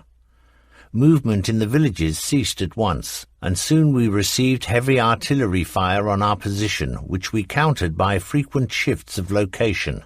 We suffered no losses. Our appearance at Bochen and opening fire on them apparently unsettled the Americans, for after 1600 hours we came under attack from low-flying fighter bombers, strafing us with their cannon and dropping HE and phosphorus bombs. They were so skilled at low-level flight as to instill anxiety and fear in us, and they were not intimidated by the machine guns mounted on our panzers. It is difficult to describe the feeling one had watching their bombs falling, the craters they made being large enough to take 3 panzers. Often we disappeared in great clods of earth, fumes and fire, many panzers over 60 tons in weight jumping about. However many panzers these yabos might have claimed as destroyed upon returning to their airfields is not known, but only 1 panzer received a direct hit from a phosphorus bomb. It slid off the sloped front armor and thus did no damage. Meanwhile, an enemy armored unit was attempting to go around us, the intention being obvious, and this was reported at once by radio. From our first experience of battle against American attack formations, we established that their spearheads held back at once upon encountering serious resistance, sent up their aerial spotters, and used well-directed artillery fire to clear the path of their advance from any obstruction. At this time, of course, our own forces no longer had any aerial nor artillery support. We also had the additional considerable handicap of no repair workshop, so that almost every technical defect or item of damage led to the panzer having to be written off. After 1700 hours, or in any case about half an hour after the departure of the last Yabo and the resumption of our shooting at targets in Nordbochen, we received warning from Major Schuck at Staff HQ that an enemy armoured column advancing from the south had come under fire from the security platoon commanded by Oberleutnant Jahn at Durenhagen, Eggeringhausen. It had been forced away, but, undeterred, the enemy column was now approaching our rear along the same Eggeringhausen-Kirchbochen road as we had used to get where we were. Koltermann's orders were to allow the enemy armour to come up and then wipe it out. We were free to act as the situation dictated, and constant radio readiness was agreed upon. At dusk, towards 1800 hours, the company commander issued his preparatory orders for battle. Immediate radio readiness for the whole company, extreme radio discipline. Position 301, Command Panzer, continues behind crest of road. Then, acting one after the other, 1st and 3rd platoons were to about turn and remain on the slope to face the approaching armoured column. 2nd platoon, formerly positioned close to the south side of road, will leave it in individual units while maintaining an intensive directed fire from either side of the road so as to deceive the enemy as to our regrouping. As soon as that is effected, 1st platoon, formerly on the southern flank of the company, will withdraw in individual units, take up position north of the road and face east. Direction of fire is the edge of the woods, 700 to 800 meters range. Field of fire allotted south of the road to the right where it leaves the woods. As soon as that is effected, 3rd platoon, formerly on north side of the road, right flank of company, will, after 1st platoon has concluded its movement, also fall back, face east, and assume the most favourable firing position facing edge of the woods north, left side of the road, where the reported enemy force must come. Careful measurement of range by commanders. Load AP shells, weapons at readiness to fire. Otherwise, everything as per 1st platoon. Both 1st and 3rd platoons must allocate the outer panzer to secure the flank. Open fire, if at all possible, as a sudden surprise concentration of fire, but only on the order of the company commander. The regrouping of the company was completed shortly before 1900 hours, practically in twilight. By then the crews had familiarized themselves with the terrain in front of the woods. A little later the enemy could be heard approaching, almost textbook style. A reconnaissance tank drew up on the road about 100 meters before the edge of the woods, stopped briefly, and then had 15 to 20 tanks come forward and form up at once on both sides of the road in a kind of wedge formation. Hauptmann Koltermann then ordered recognized enemy tank targets to be taken under fire, and within a few minutes nearly all the tanks of the first wave, served up on a platter, were ablaze, and also the tanks and other tracked armoured vehicles following behind from out of the woods. The impression we all gained in the brief half-hour of the first battle phase was that the Americans had failed to spot our 2 platoons on the forward slope, and because of the heavy firing towards Kirchborchen and Nordborchen by 2nd Platoon, they had assumed it was safe to make an attack into our rear. Up to that point we had no casualties or serious damage to vehicles. We had not been provided with the details of the American battle group's strength and composition when the warning had been given, and it was impossible to make any useful assessment from the confusion of burning and wildly manoeuvring enemy vehicles at the edge of the woods. Since the enemy force had no effective leadership, at 1930 hours, Hauptmann Koltermann sent a situation report to Company HQ and requested permission to attack. On the condition that the security platoon covering Borchen remained in position, limited consent was given to proceed as far as the edges of the woodland. The woods were about 250 meters away and allowed the 2 platoons to spread out.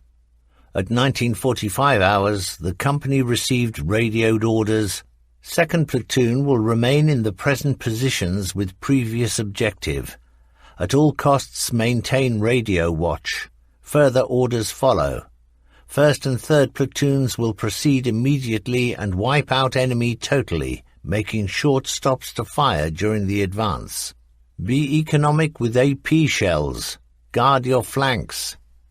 With the so familiar order "Panzers roll," a period of night fighting commenced, which was to last for 2 hours. From the outset we moved ahead only slowly because of the need for some clearing up to be done in the forward battle area.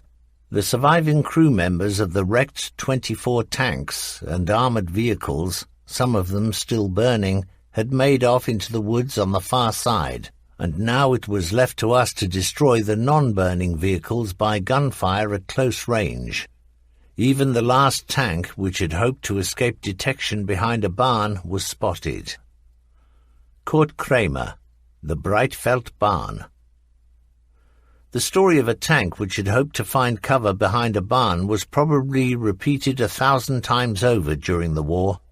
The following anecdote demonstrates how a lonely barn on the Eggeringhausen-Kirchborchen road came to lend its name to the incident.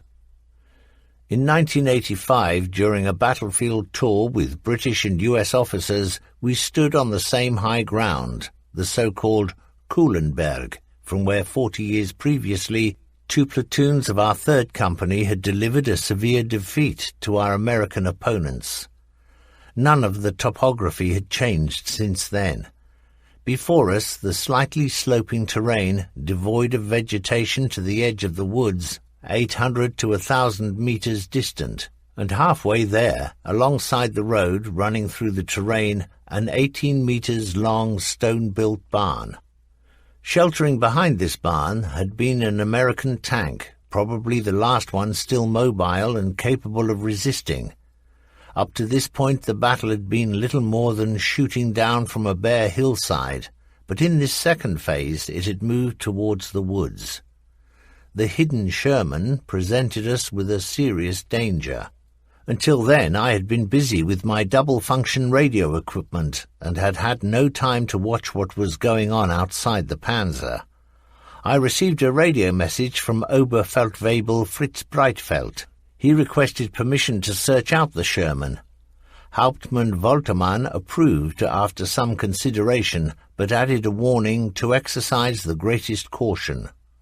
But what did this word caution mean? The Sherman would fire first if his gun was pointing in the direction from which Breitfeld would appear. It was a game of poker, but actually the risk was much greater, for other enemy tanks might suddenly appear from the woods only 500 meters away. The tension amongst the spectators on the open stage was indescribable. Breitfeld's King Tiger made a halt 30 meters short of the barn, as if he were not sure whether to go left or right of it. Then everything happened at once. The turret traversed to 9 o'clock. The panzer moved forward to the right of the barn, stopped, and a split second later the 88 fired. The explosion behind the barn, the cloud of smoke soon rising above its roof, showed that the Sherman had come off worse in the duel. Between the Caucasus and Paderborn, I cannot ever remember having seen a more courageous individual action.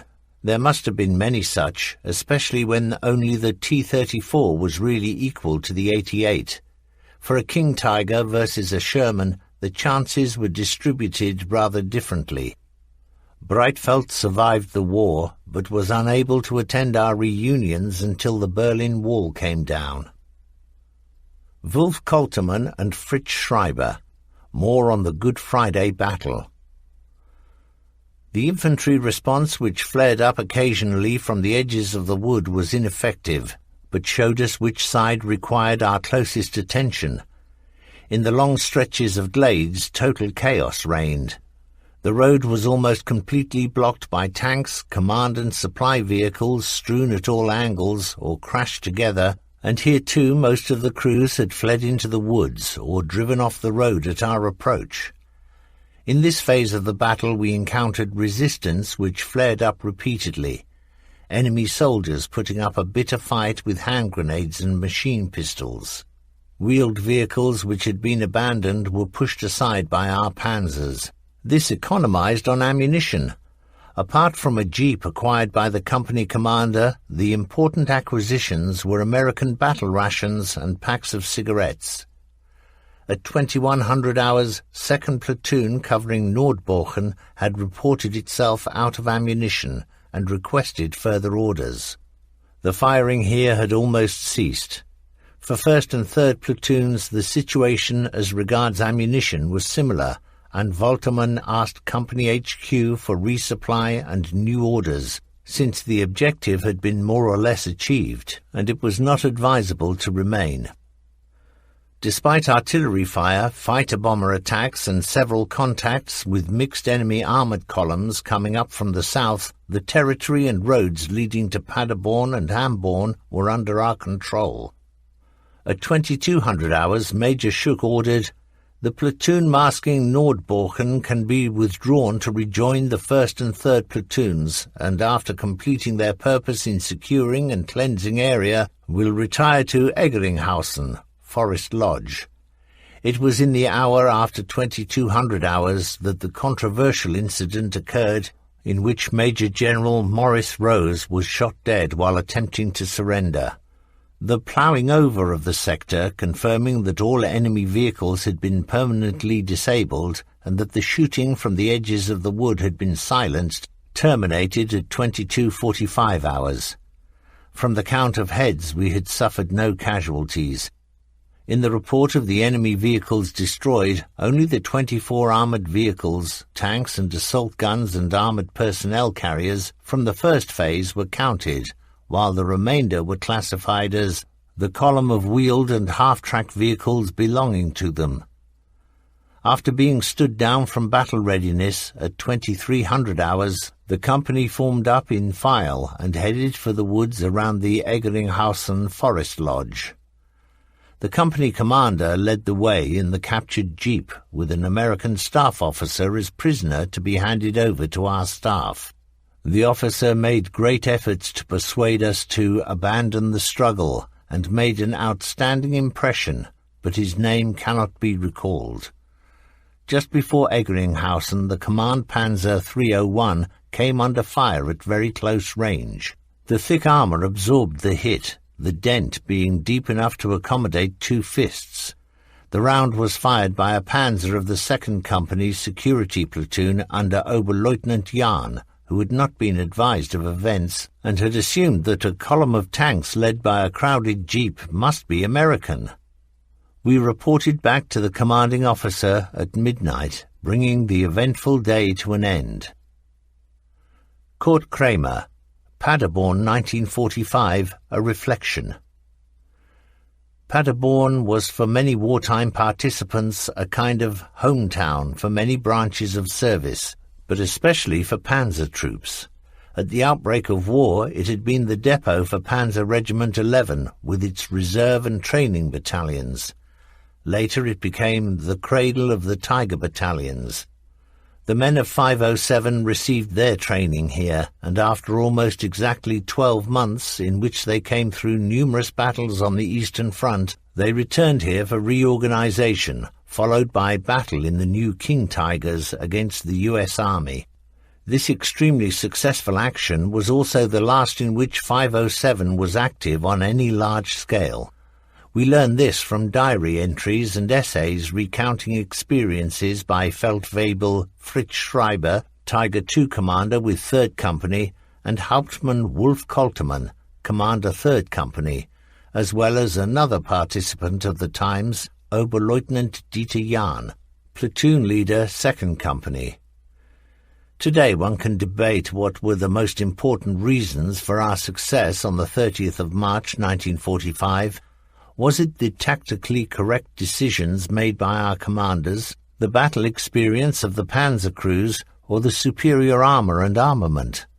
Certainly these were important factors, but as we may view it today, an important role was played by good luck and the gross tactical lapses of our opponents then, 3rd U.S. Armoured Division, Spearhead. Officers of this U.S. division stated at a meeting in Paderborn in 1985, rather reproachfully to participants of our unit, that our success was only achieved by luring Battle Group Wellborn into an ambush. Even if being positioned on the slope of a hill devoid of vegetation can be described as an ambush, in wartime an ambush is not illegal, but a skillful tactic. On the evidence presented, it is more correct to say that we had prepared for a situation caused by a lack of reconnaissance and communication by the enemy units, especially since we had been the target for fighter-bomber attacks and artillery fire on our positions on the Kulenberg. It remains a mystery why Battle Group Wellborn chose this fatal road westwards and thus fell into a trap of its own making after coming under fire from the rearward security platoon commanded by Oberleutnant Jahn of 2nd Company. The Battle of Paderborn had no real influence on the war. The closure of the Ruhr industrialized area to the west left open to us only retreat eastwards. From this time onward, there were no more coordinated, tactically planned and executed operations, but rather only fragmentary actions, one Tiger after another becoming disabled through technical defects. Calendar. Extracts from Oberleutnant Jahn's diary. 31st of March 1945. The attempt to recover 2 damaged Tigers cost us the loss of 2 towing vehicles to enemy fire. This afternoon about 25 Shermans advanced along the Paderborn-Kassel road near Eggeringhausen. Unaware of U.S. tactics and morale, we opened fire too soon. We destroyed 5 enemy tanks. Gunner Unteroffizier Fedeker. The other 20 withdrew. After that we received heavy artillery fire. We were forced to change position, lightly damaged in transit, but sustained no personnel casualties. 1st of April 1945. Very heavy artillery fire without pause. We fetched fuel from Hohenhauser. 2nd of April 1945. In the early hours, still dark, advanced to Villa Batessen, where the Americans were sitting in their tanks. Up to village entrance, no contact with enemy. Before the SS infantry support arrived, we came under fire from well-camouflaged tanks and anti-tank guns. My Tiger was put out of action. The operation cost us 5 Tigers, while we destroyed 5 of their tanks, and additionally others with Panzerfausts. We consider it a failure, however. I received splinters in the forehead and lower right arm and was taken to Bad Dreiberg Military Hospital. Obermeier. 0200 hours. Advance with Waffen-SS to Villa Batessen. In the village we had 5 Tigers destroyed. All SS officers were wounded. Also Novotny dead. Lieutenant Eckhart wounded. 4th of April 1945. Am informed that 1st Company unloaded at Hamlin after a true odyssey. 8th of April 1945. I reported back to Commanding Officer Major Fritz Schuck at Moringen. 10th of April 1945. Went to C&C Panzer troops west. In the afternoon, with repair unit, destroyed 4 enemy tanks with Panzerfausts.